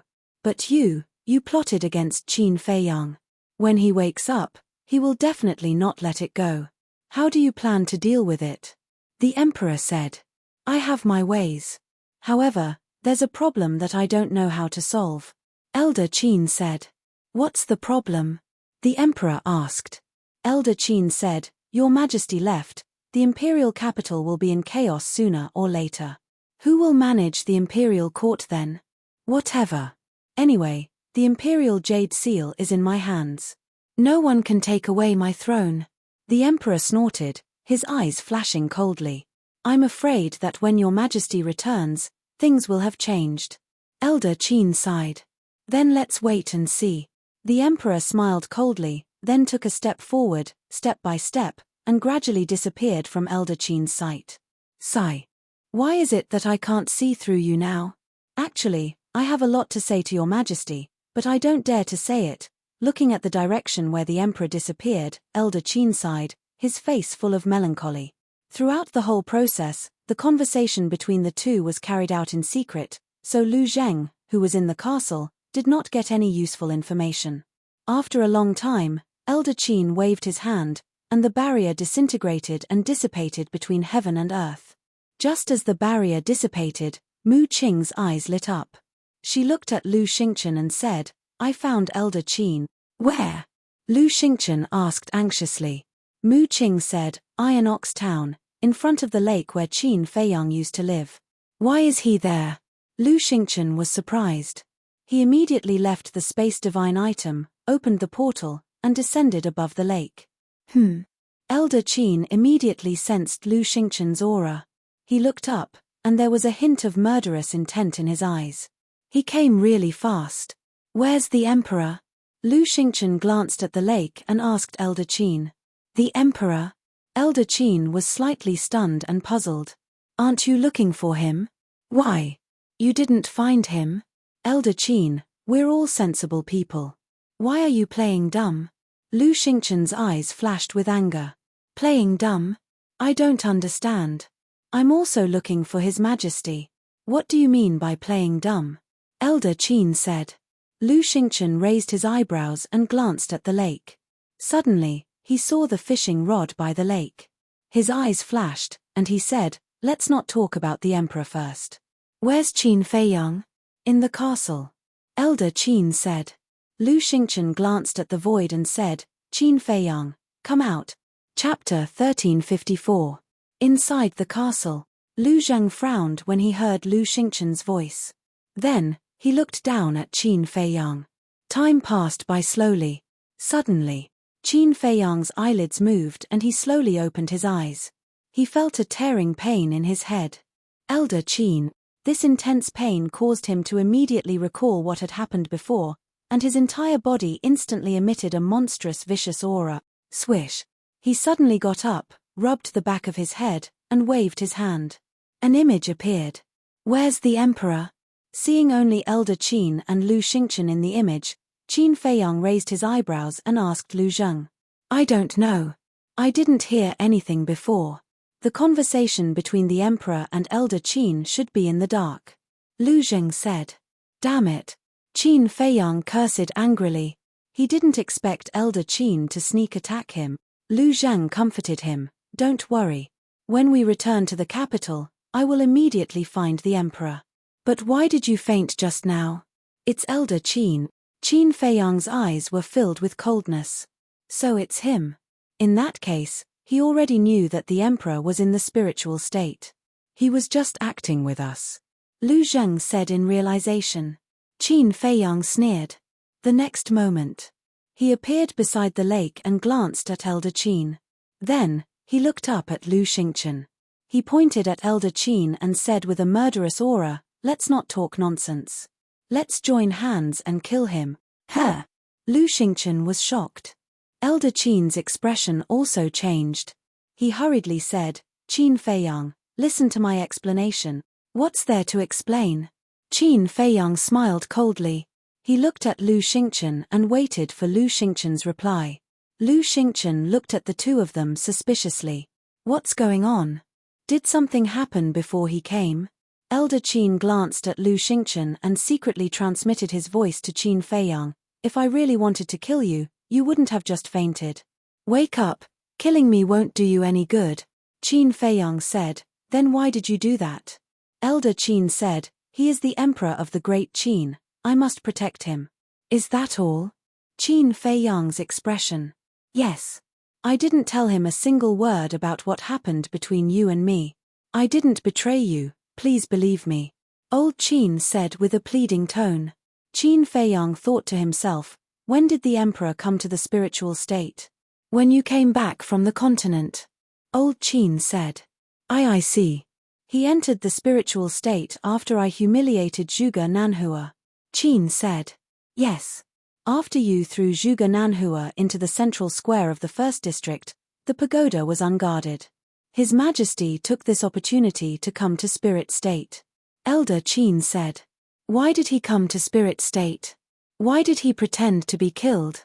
Don't tell me you don't know. Qin Feiyang secretly said. This, Elder Qin hesitated and transmitted his voice. I can't tell you for now, but please believe me. I really don't want to harm you. Qin Feiyang's eyes flashed coldly. He must be hiding something from me. Seeing Qin Feiyang and Elder Qin looking at each other in silence, Lu Xingchen knew that the two must be secretly transmitting their voices. Suddenly, his eyes flashed and he smiled. Brother Qin, it's not easy to kill him, but as long as you're willing to lend me Chang Shui, I have full confidence. Clang. Chang Shui immediately appeared in Qin Feiyang's hands. Good, good, good. Lu Xingchen was secretly delighted. Getting rid of Elder Qin was equivalent to getting rid of one of the pillars of the Great Qin Empire. It would undoubtedly be easier to destroy the Great Qin Empire in the future. At the same time, Elder Qin's body tightened and he said angrily in his heart, Qin Feiyang, don't mess around, okay? You'll only hurt your loved ones and delight your enemies by doing this. Do I have any relatives in the Great Qin Empire? Qin Feiyang looked at him coldly. Elder Qin was stunned. That's right. Did Qin Feiyang have any relatives? In the past, he did, and that was Qin Feiyang's mother. But now, Qin Feiyang's mother had disappeared without a trace. As for the others, they were basically the people Qin Feiyang hated the most. It could be said that there was no one in the Great Qin Empire that Qin Feiyang cared about. Sigh. Old Qin sighed deeply and said, if killing me can calm the rage in your heart, then do it. But don't forget the promise you made to me in the past to protect the Grand Qin Empire and its citizens. With that, he closed his eyes and had no intention of resisting. Swoosh. Lu Xingchen's eyes flashed as he took a step forward and landed in front of Qin Feiyang, reaching out to grab Chang Shui. But suddenly, Qin Feiyang's mind moved, and Chang Shui turned into a stream of light and disappeared into his energy reserve. Lu Xingchen grabbed nothing and frowned. What do you mean? Can't I change my mind? Qin Feiyang looked at him indifferently. Lu Xingchen went berserk and said angrily, are you messing with me? Aren't you messing with me too? You knew that the emperor was in the spiritual state, but you didn't tell me. Tell me, what are your intentions? Qin Feiyang sneered. Lu Xingchen was furious. Since you're going against me, don't blame me for being ruthless. The conditions I promised you in the Bright Sky Palace are nullified, Qin Feiyang said. Nullified. Hearing this, Lu Xingchen was about to go crazy. Qin Feiyang didn't pay any more attention to him. He looked at old man Qin and said, "And you, don't talk to me about promises.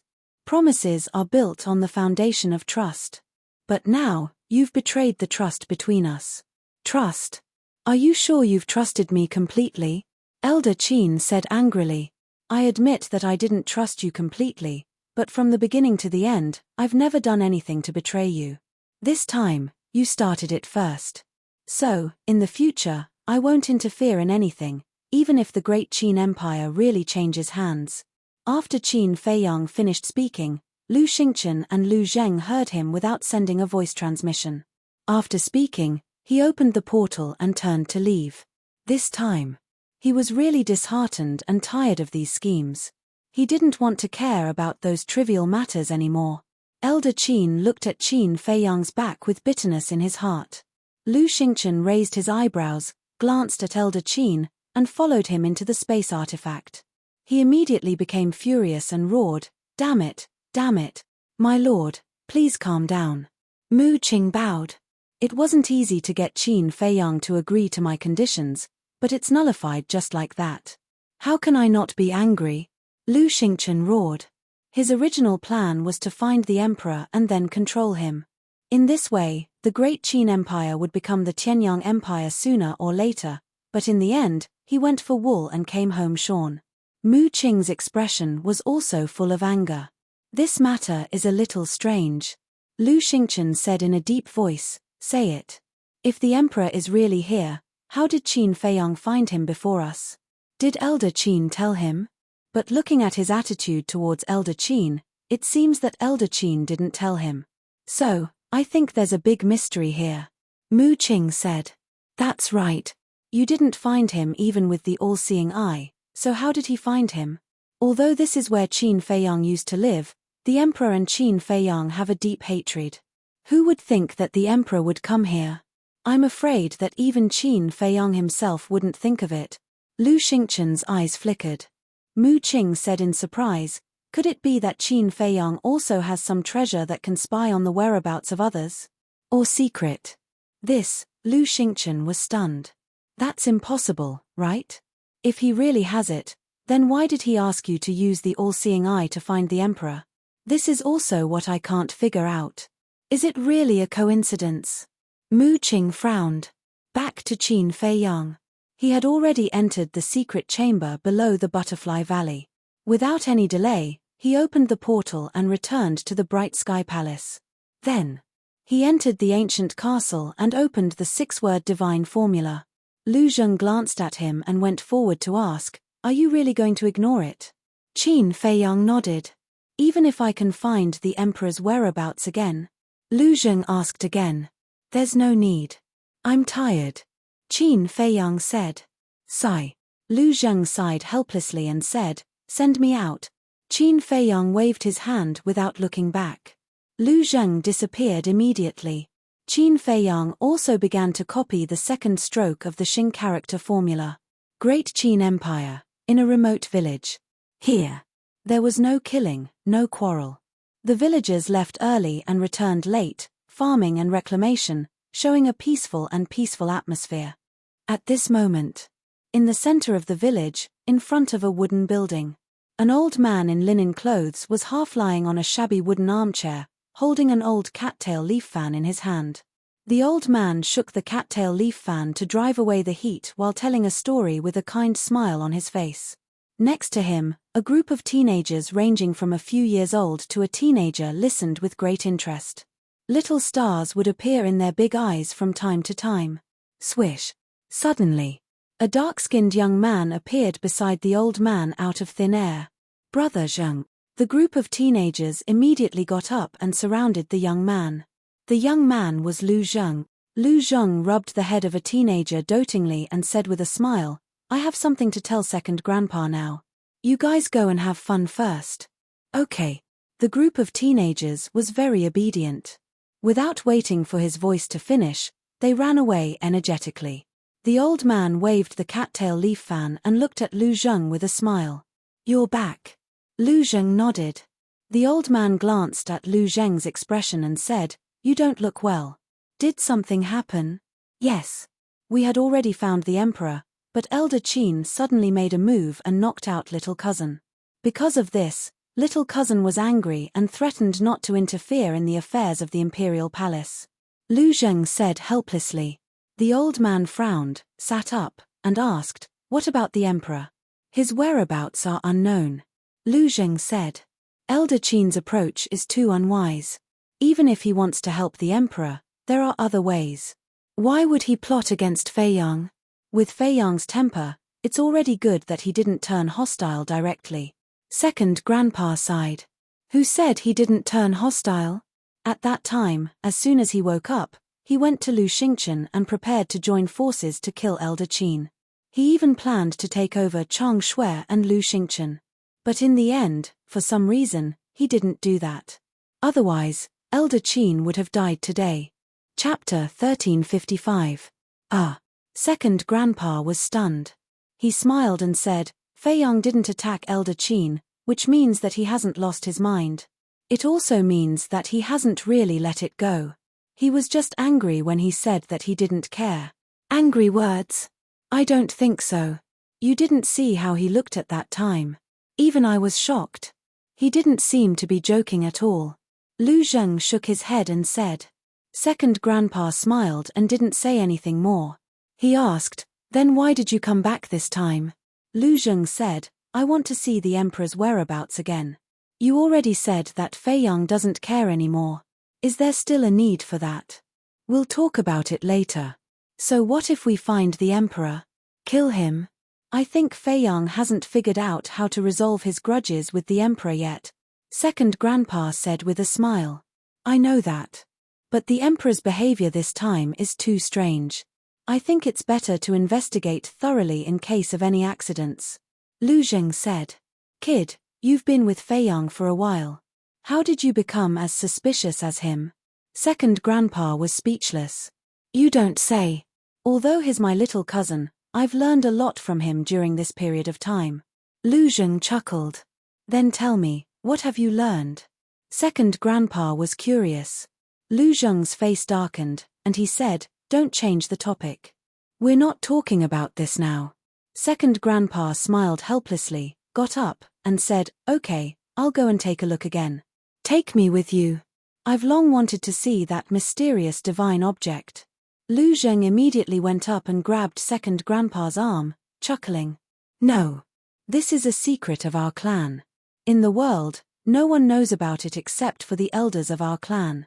Second grandpa shook his head. Lu Zheng asked, "Then, do Uncle Black and my brother know about it?" "Of course they know. After all, they are the pillars of our clan." Second grandpa said.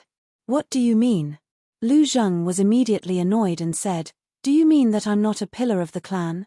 Second grandpa said, "I don't know about the future, but at least not now. I'm heartbroken." Lu Zheng snorted.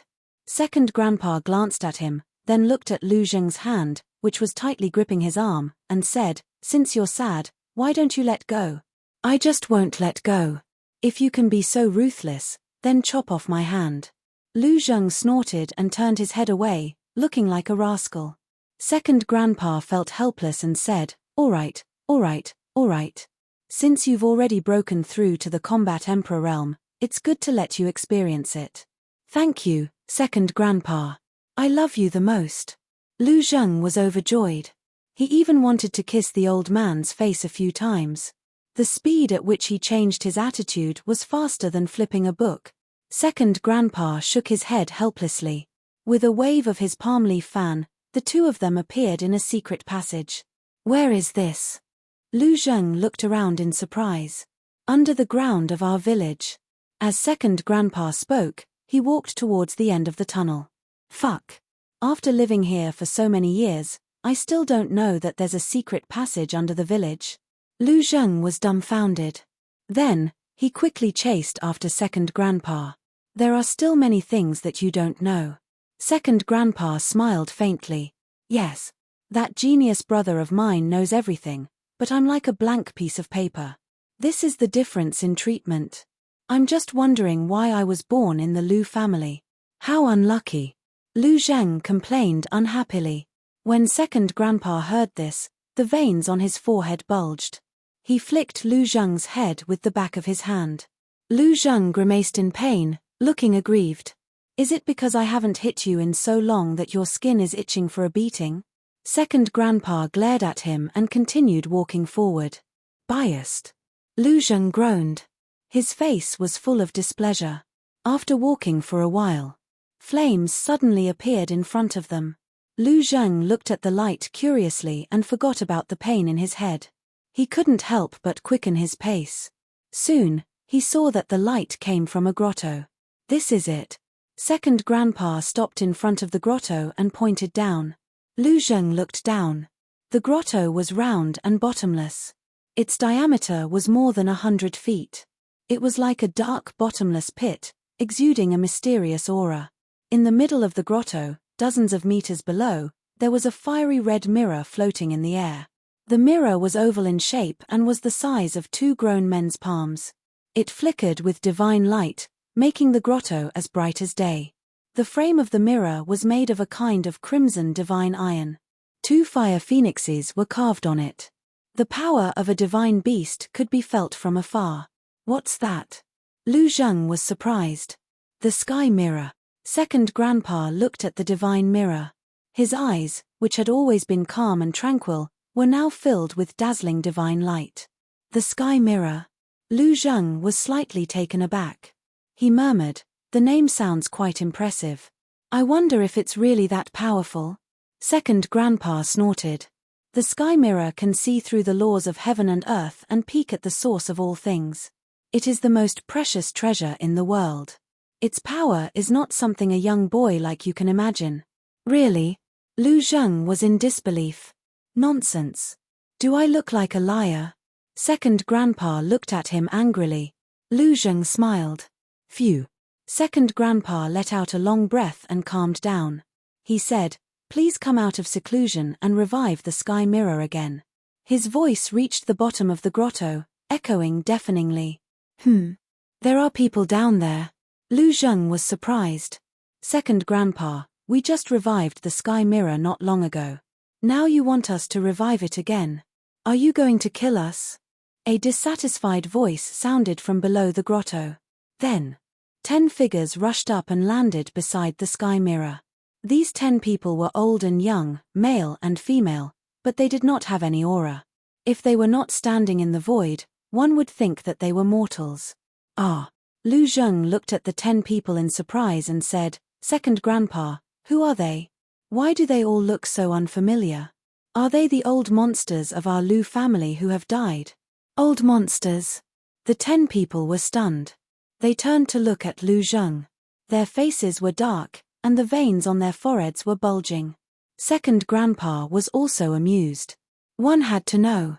Even he did not dare to be too presumptuous with these 10 people in front of him. But this little bastard actually called them old monsters in front of these people. Newborn calves are really not afraid of tigers. Bang! There was no suspense. Lu Zheng was hit again and cried out in pain. Second Grandpa said with a dark face, "What old monsters? Don't you have any manners? Call him ancestor. They are indeed those old monsters. I thought they were all dead. It turns out that they are all alive and well." Lu Zheng pursed his lips, looked at the 10 people, and bowed. "Greetings, ancestor." Only then did the 10 people's expressions ease up. But suddenly, Lu Zheng rushed in front of them, licked his face, and said with a smile, "Ancestor, this is the first time we meet. Do you have any greeting gifts? I am not greedy. 7 or 8 divine artifacts will be enough." The 10 people's faces also darkened. How could the Lu family have such a descendant? 7 or 8 divine artifacts? How dare he say that? A white-haired old man, the corner of his mouth twitched violently, looked up at Second Grandpa, and said, "Second Grandpa, is he the little guy called Lu Zheng that you often talk about?" "That's him." Second Grandpa coughed and nodded. "That's not right. Didn't you say that this kid is very sensible? Why does it look like that now?" The old man in white frowned. "This, maybe he was too excited to see you and couldn't control himself," Second Grandpa said, looking very unnatural. "Is that so?" The old man in white looked at him playfully. This, second grandpa felt more and more guilty. He hurriedly changed the topic and said, "Let's hurry up and activate the Daoist mirror to find the whereabouts of the emperor." The old man in white looked at second grandpa meaningfully, waved his old hand gently, and Lu Zheng immediately flew toward second grandpa uncontrollably. "Let's begin." The old man in white looked at the other 9 people. Everyone nodded and immediately spread out, forming a circle around the Daoist mirror. Then, the 10 people looked at each other and nodded at the same time. Boom! 10 terrifying divine auras immediately rushed out of the 10 people's bodies. Then, the 10 people raised their arms and pointed their index fingers at the Daoist mirror. The power of the fake gods suddenly emerged from their fingertips and rushed toward the Daoist mirror like a tide. Damn, there are 10 fake gods. I always thought that the Lu family only has a few fake gods on the surface. Sensing the amazing divine aura, Lu Zheng was stunned. Second grandpa said in a low voice, "I just said that there are a lot of things about the Lu family that you don't know." Lu Zheng glanced at second grandpa and suddenly smiled mischievously. "Second grandpa, is what the old man said true?" Second grandpa was a little annoyed and said expressionlessly, "What do you mean true? I don't understand." "Stop pretending. That old man clearly said that you said that I was very sensible in front of them. Second grandpa, in fact, you still feel sorry for me in your heart, right?" Lu Zheng laughed. "Yes. I do feel sorry for you, but who told you to be so disappointing? Do you know why I said that to them?" Second grandpa said angrily. "Why?" Lu Zheng was curious. "Because they have the divine arts in their hands. This old man is saying this to leave a good impression on you in their hearts. But you revealed your true nature as soon as you saw them and even called them old monsters. You're really bold. Now, I'm afraid that they are very disappointed in you." Second grandpa looked at him as if he had expected better from him. "Oh, why didn't you say such a good thing earlier?" When Lu Zheng heard this, it was too late for regrets. Second grandpa rolled his eyes and said, "Your eldest brother is not like you. When he first came to meet them, he was very mature and steady. At that time, they gave him a divine art. Obviously." Second grandpa was deliberately provoking him. "Oh my God! My divine art." When Lu Zheng heard that, his intestines turned green with regret and he cried out in sorrow. Second grandpa gloated and said to himself, "But don't be sad. They are not unreasonable people. As long as you perform well in the future, you will have a chance." "Really?" Lu Zheng was surprised and doubtful. "Yes." Second grandpa nodded. "Okay. I will perform well and strive to get the divine art." Lu Zheng clenched his hands and nodded heavily. What a joke. Who didn't want a divine art? For the divine art, not to mention performing well, even if he had to carry the shoes of those 10 old monsters, it didn't matter. Chapter 1356. Buzz. The Daoist mirror kept buzzing, and the divine light became more and more dazzling. The 2 fire phoenixes on the mirror frame also seemed to come alive. They circled around the Daoist mirror, flying and emitting divine power. "Amazing." Lu Zheng muttered. He looked at the 10 people again, and a touch of surprise appeared in his eyes. He discovered that there were bean-sized beads of sweat on the 10 people's foreheads. Even his face was faintly pale. What's going on? Lu Zheng looked at the 10 people in confusion. One had to know that these were 10 false gods. 10 false gods working together were still so difficult.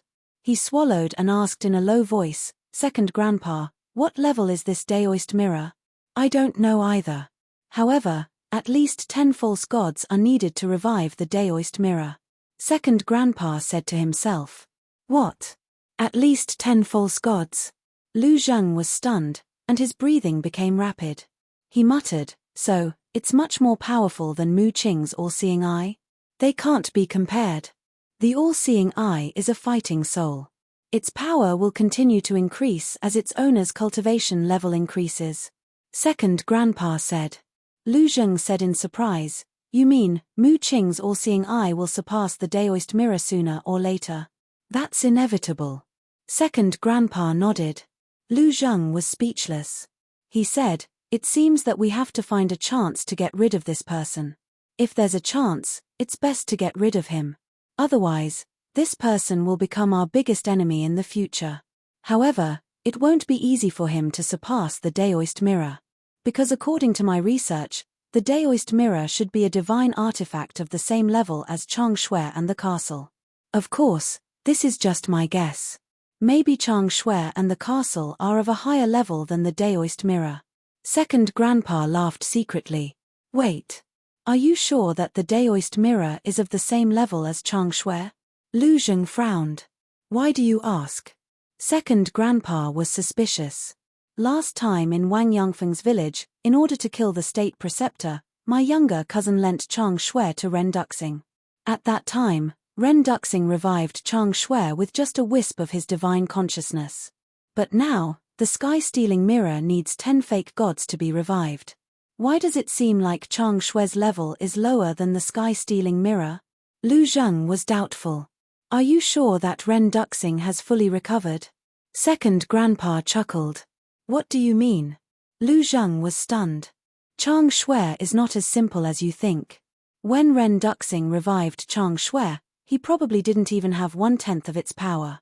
Although this old man doesn't know exactly how strong Chang Shui is, this old man can determine that if he fully recovers, he should be able to destroy half of the Great Qin Empire, or perhaps even stronger.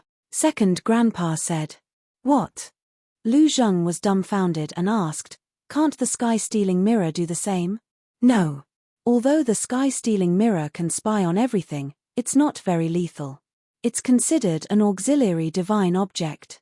Of course, it's not without any lethality. Second grandpa said. I see. Lu Zheng looked at the sky-stealing mirror. Although it was only an auxiliary divine object, it was an invincible existence in today's world. If he could get it, thinking of this, he couldn't help but feel excited. Don't blame this old man for not telling you in advance. The sky-stealing mirror is the most precious treasure of the Lu family.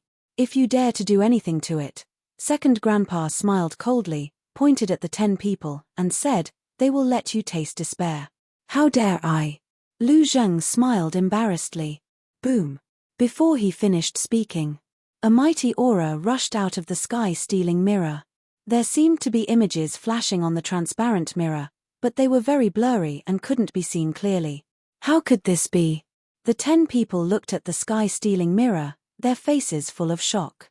Second grandpa also took a step forward and landed beside the old man in white. He said in a deep voice, the sky-stealing mirror has never had such a situation before. Could it be? That's right. The emperor must have used the divine order left by the previous emperor.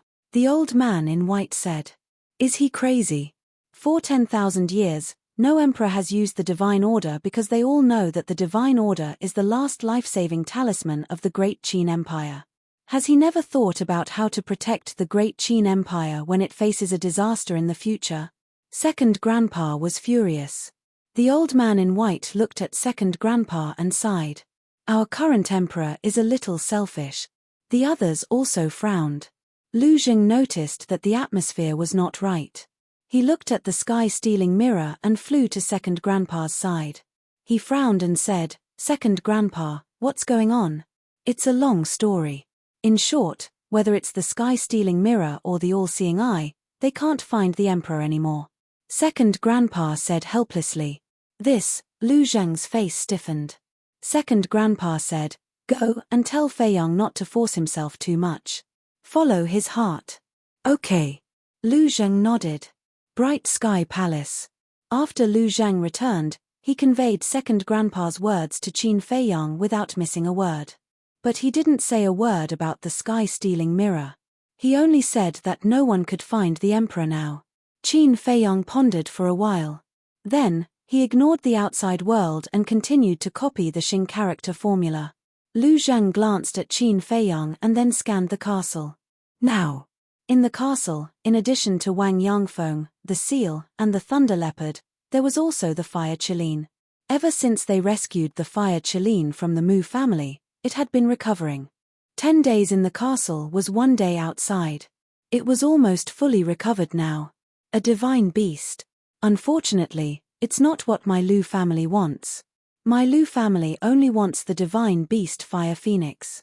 Lu Zheng looked at the fire Qilin and muttered to himself. He also sat cross-legged on the ground and closed his eyes to meditate. In the ancient tower, the construction of the herb field was finally completed. Lu Hong, Dan Wangtsai, Viper, Ren Wushuang, Seahorse, and the others all came to the castle and continued to cultivate. As for the follow-up management of the herb field, Qin Feiyang handed it over to Old Master, Luo Chenxue, Yang Nanshan, and Liu Ji. Of course, this was proposed by the four of them, because they wanted to share some of the burden with Qin Feiyang. The construction of the Sky Tiger tribe was also nearing completion. It was worth mentioning that Wang Xiajie and Mu Chen also fought with the beasts in the ancient tower all day long. Whether it was their temperament or courage, they were slowly changing. Especially Wang Xiajie. In order to enter the castle to cultivate as soon as possible, he was putting his life on the line. Time passed day by day just like that. Outside, 15 days had passed. Inside the ancient castle, a total of 150 days had passed. It was equivalent to 5 months. Boom. Early in the morning, Qin Feiyang finally completed the second stroke of the movement character formula. His cultivation soared to a 3-star combat emperor. According to the time in the outside world, the second stroke took 5 days more than the first stroke. It seems that the later strokes, the longer the time needed. Fortunately, the rules of time in the castle have changed. Otherwise, I don't know how long it would take for me to complete all the strokes of the movement character formula. Qin Feiyang muttered. He calmed his heart, restrained his aura, and continued to copy the third stroke. Lu Zhang was awakened by Qin Feiyang's aura. Seeing that Qin Feiyang had no intention of asking about the situation outside, he couldn't help but sigh in his heart and continued to cultivate. And these days passed. Not only Qin Feiyang, everyone's cultivation had improved. Especially White-Eyed Wolf. Other than building the herb field, he had always been in seclusion cultivation. In addition, his talent was better than everyone else's. His current cultivation had already reached the level of a 2-star combat emperor. Anyway, its plan was to catch up to Qin Feiyang no matter what. Although he didn't have the purple gold dragon blood and his speed wasn't as fast as Qin Feiyang's, he had more time than Qin Feiyang. Because he didn't need to care about the outside world. He only needed to cultivate. In the blink of an eye. Outside, another 10 days had passed. In addition to the previous 15 days, a total of 25 days had passed since the emperor went missing. Although 25 days had passed, everything in the imperial palace was normal. There were no disturbances in the imperial capital. Because, whether it was the imperial tutor or old man Qin, they were both deliberately blocking the news of the emperor's disappearance. As for Lu Xingchen, he unexpectedly remained silent. However, although the imperial capital looked calm on the surface, the competition between old man Qin and the imperial tutor had never stopped. The imperial tutor tried his best to monopolize the power. Old man Qin tried his best to stop him. But in comparison, old man Qin wasn't as good as the imperial tutor.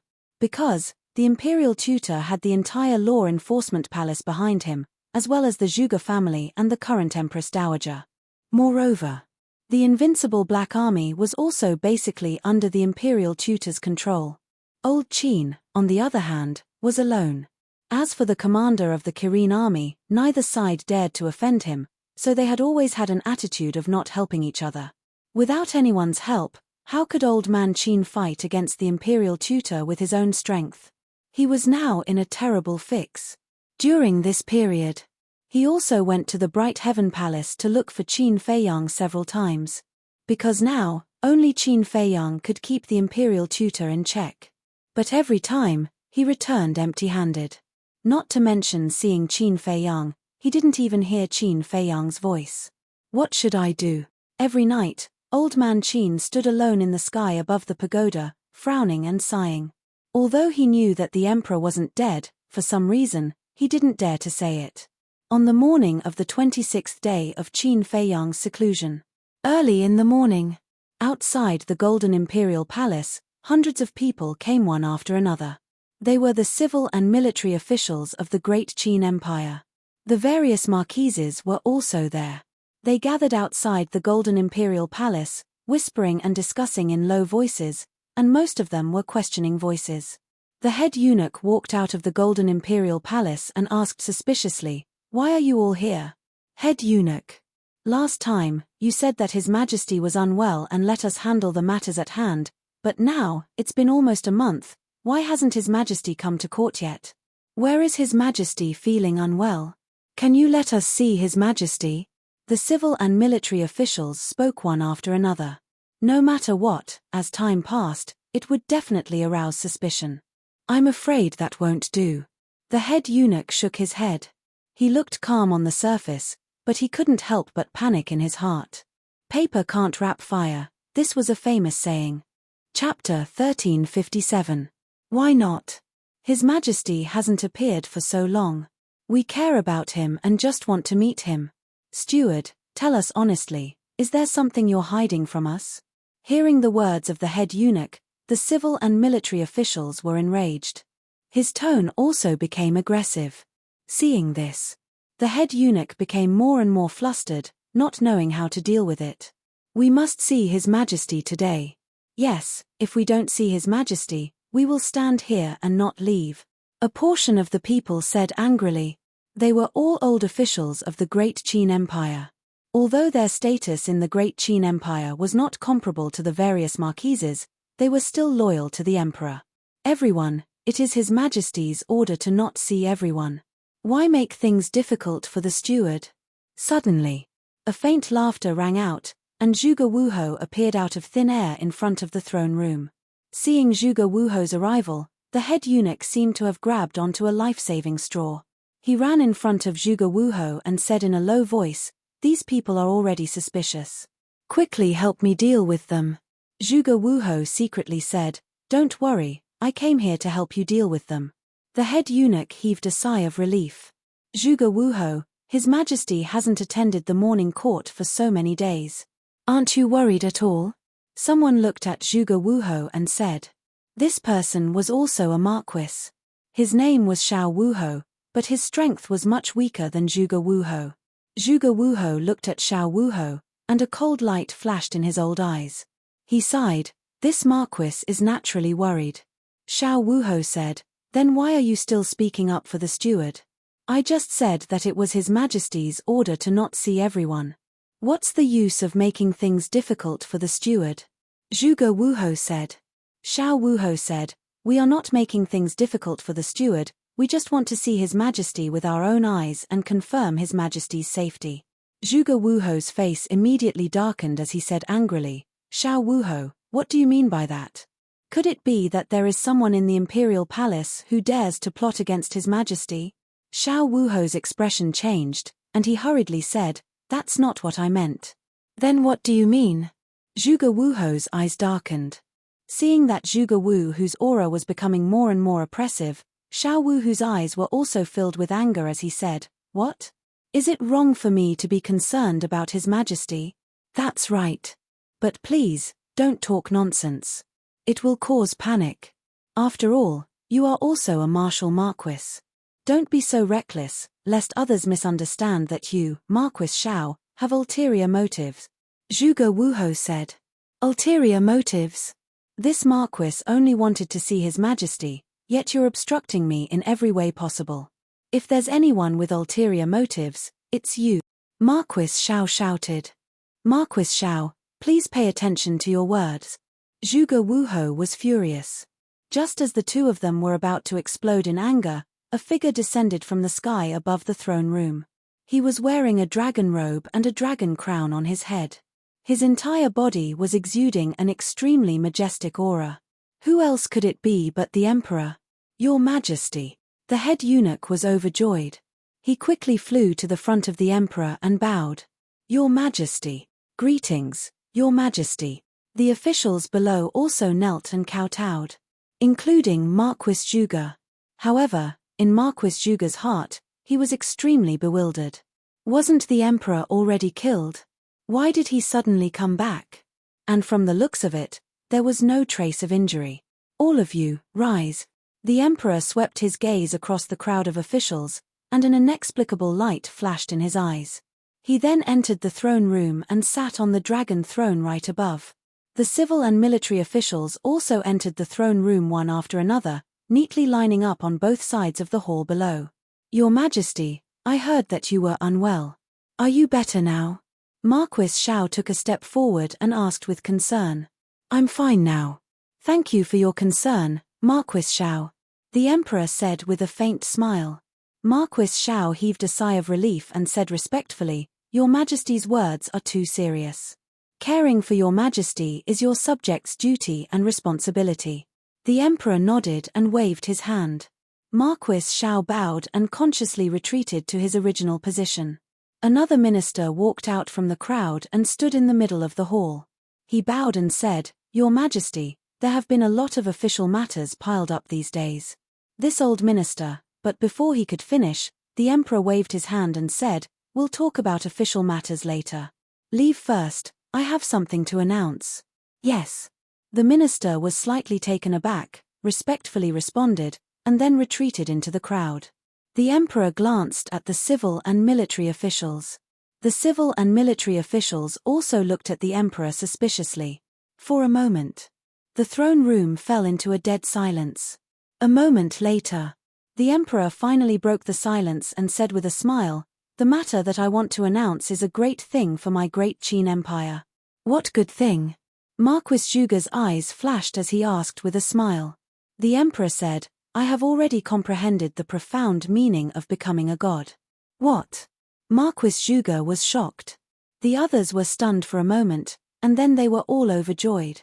The emperor smiled and said, However, I have just entered the threshold and still need to comprehend it. Therefore, I have decided to go into seclusion for a period of time. This is indeed a good thing. Your Majesty becoming a god is what everyone wants. We support Your Majesty. The civil and military officials laughed. The emperor smiled and said, However, during this period of time when I am in seclusion, someone must be in charge of the court. After thinking about it, I finally found a suitable candidate. Who?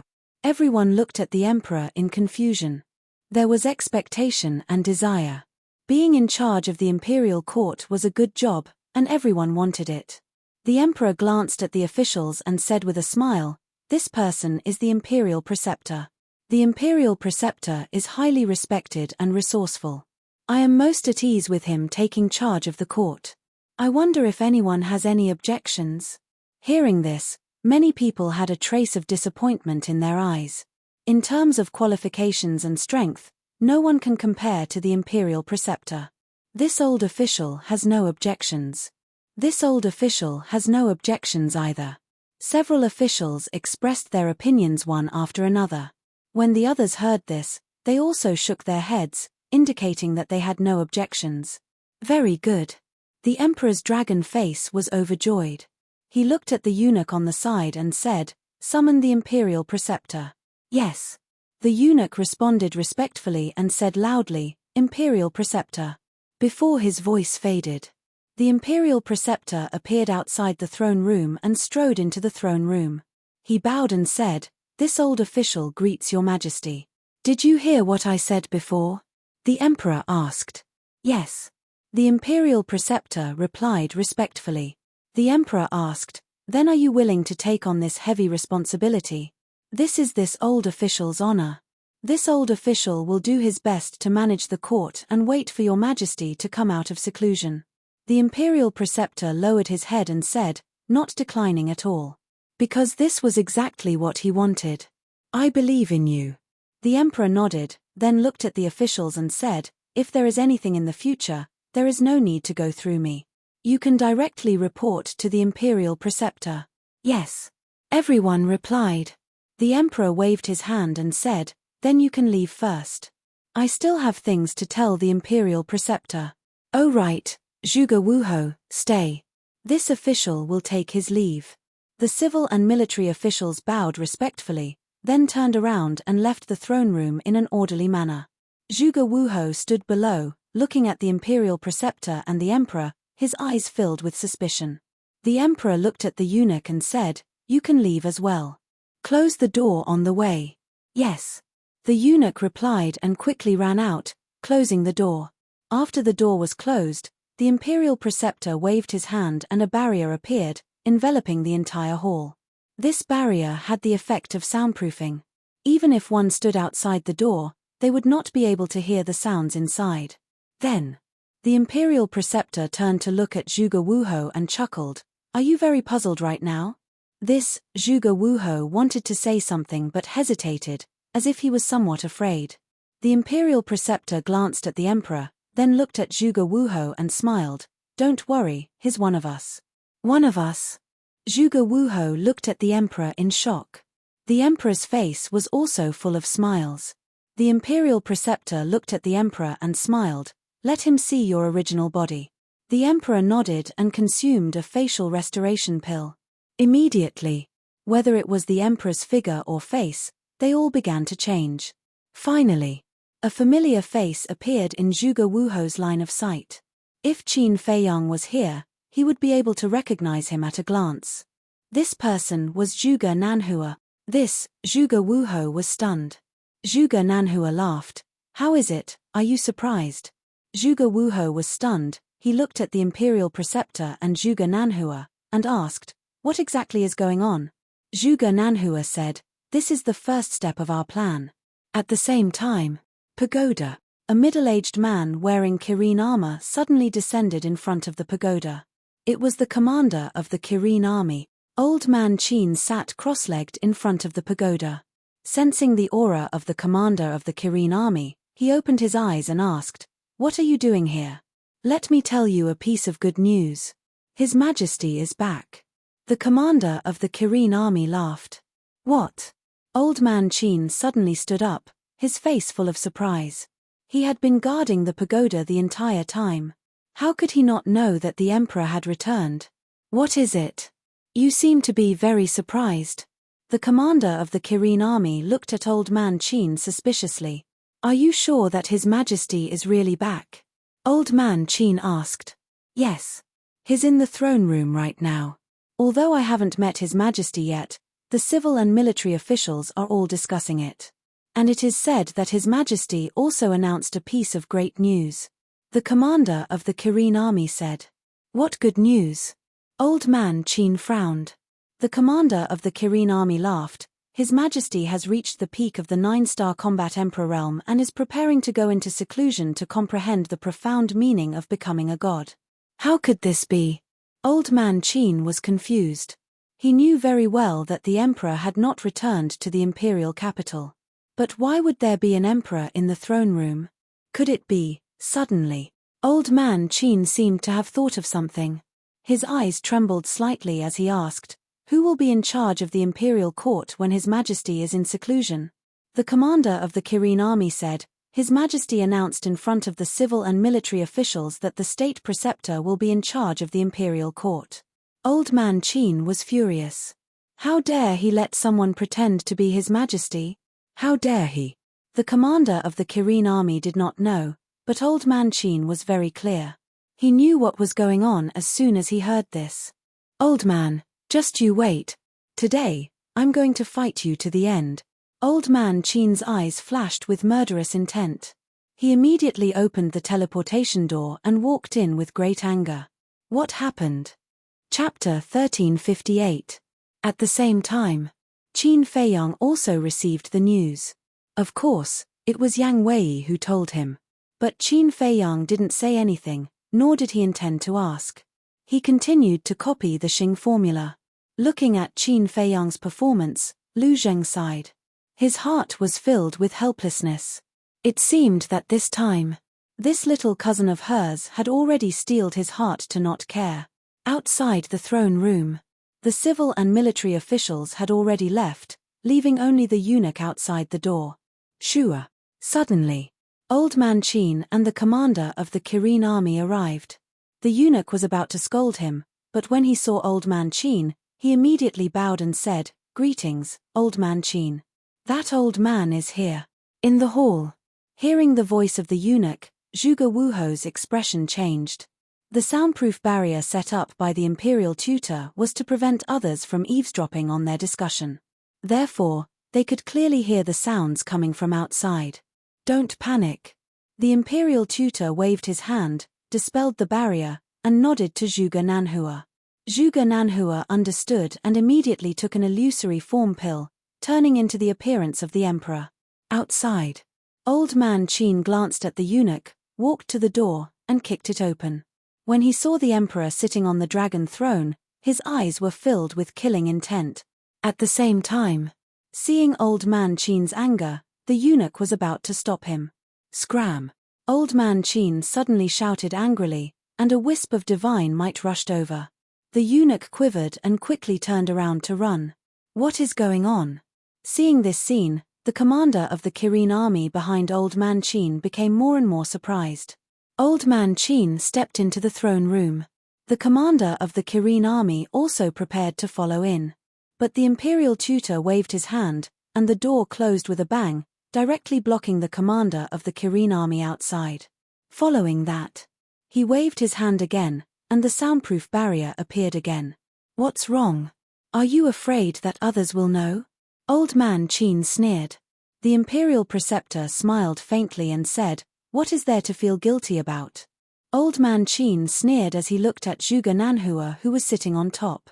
His entire body emitted a monstrous aura. "You think you can sit in this seat? Get out." In a flash, Old Man Qin appeared in front of Zhuge Nanhua and slapped him across the face. Ah! With a blood-curdling scream, Zhuge Nanhua was sent flying and crashed into a stone pillar. Blood spurted out from his mouth. The imperial tutor and Zhuge Wuhou were shocked. The next moment, the two of them ran to Zhuge Nanhua's side. Zhuge Wuhou supported Zhuge Nanhua. The imperial preceptor glared at Old Man Qin and shouted, "Old thing, have you eaten the guts of a leopard? How dare you slap His Majesty? Your Majesty?" Old Man Qin's hair stood up in anger as he said, "The one who ate the guts of a leopard is you. You actually dared to let someone impersonate His Majesty. How should you be punished?" The imperial preceptor's heart skipped a beat. He frowned and said, "What did you say? What do you mean by impersonating His Majesty? Still playing dumb?" Old Man Qin sneered, took out a facial restoration pill, threw it at Zhuge Nanhua's feet, and said, "Whether it is an impersonation or not, you will know after consuming this facial restoration pill." Zhuge Nanhua looked at the facial restoration pill and looked at the imperial preceptor in panic. Zhuge Wuhou's face was also filled with fear. How could Old Man Qin be so sure that the emperor was an impersonation? One had to know. The emperor had been killed and his life and death were unknown. Now, no one knew where he was. However, the moment Old Man Qin entered the room, he immediately concluded that the emperor in front of him was an impersonator. This was too strange. Could it be, suddenly? The imperial preceptor, Zhuge Wuhou, and Zhuge Nanhua's eyes trembled at the same time. Could it be that Old Man Qin knew where the real emperor was? What are you waiting for? Quickly consume the facial restoration pill. True gold is not afraid of fire. If you are really His Majesty, this old man is willing to die for my previous recklessness. Old Man Qin shouted. Looking at Old Man Qin's sinister eyes, Zhuge Nanhua's heart was filled with panic, and his body couldn't help but tremble. Ha ha! The imperial preceptor raised his head and laughed out loud. Old Man Qin's gaze turned and landed on the imperial preceptor. His old eyes were filled with bone-piercing killing intent. The imperial preceptor stopped laughing and looked at Old Man Qin. "Since you have been discovered, then there is no need to hide anymore. Consume the facial restoration pill." Zhuge Nanhua nodded, grabbed the facial restoration pill and threw it into his mouth. Very quickly, his true appearance was restored. Seeing this, Old Man Qin clenched his fists and said coldly, "You guys are really daring." "Wrong. The one who is daring is you, because you are the one who kidnapped the emperor. Hurry up and tell me, where is the emperor now?" The imperial preceptor shouted. "Heard of it." Old Man Qin's body stiffened as he cursed in his heart. In a moment of anger, he had actually overlooked this point. Without even asking, he directly attacked Zhuge Nanhua. Wouldn't this expose the fact that he knew the whereabouts of the emperor? No. He couldn't admit it. Old Man Qin muttered to himself, looked at the imperial preceptor, and sneered, After being together for so many years, this old man only realized now that you are actually such a shameless person. What do you mean? The imperial preceptor raised his eyebrows.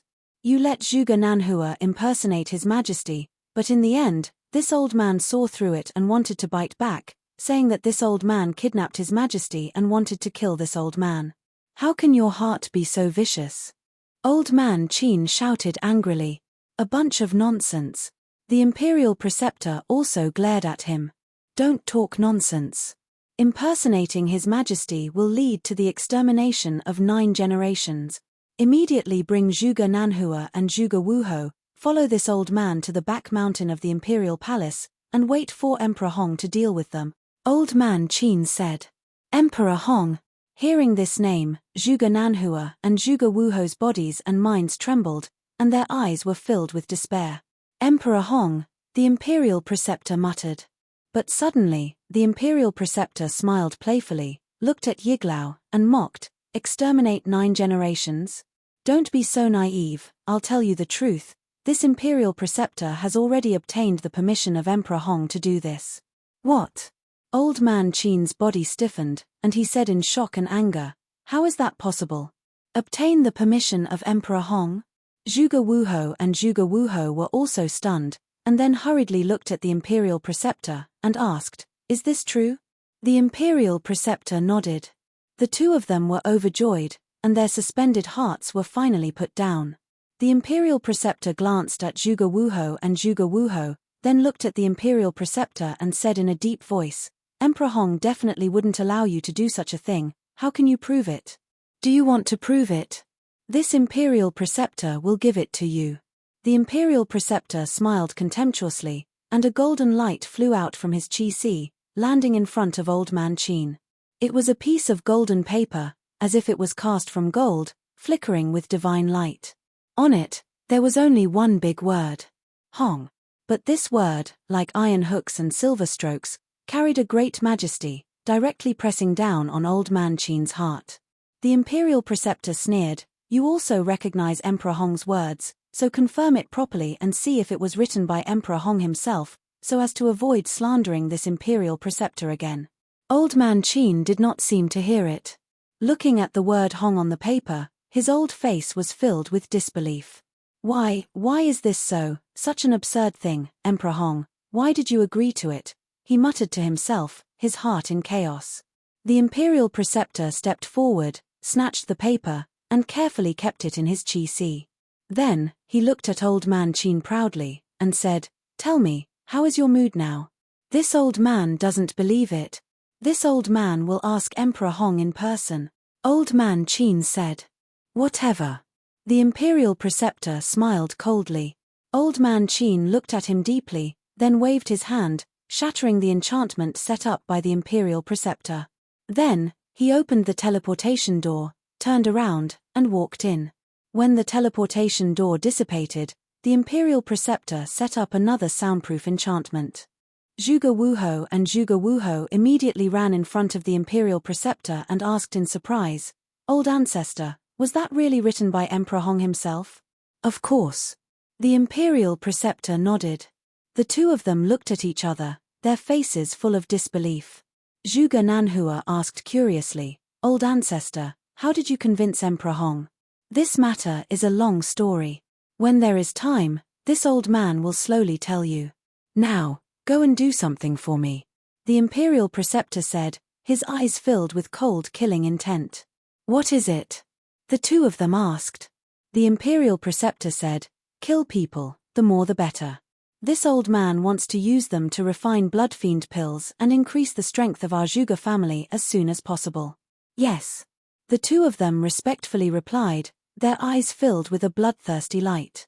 The imperial preceptor continued, in addition, you must protect the little prince well. This child is now a treasure, and there cannot be the slightest mistake. Understood. The 2 of them nodded. Also, as long as the emperor's corpse is not found, this old man's heart will not be at ease. You must find his corpse as soon as possible. The imperial preceptor said. The great Qin Empire is so big, how do we find it? The 2 of them frowned. Pay attention to old man Qin. This old man has a feeling that he knows the whereabouts of the emperor. This damned old thing, always going against this old man. When this old man ascends to the throne, the first thing I will do is kill him." The imperial preceptor coldly snorted, his killing intent bone-chilling. "Then what if the emperor is not dead?"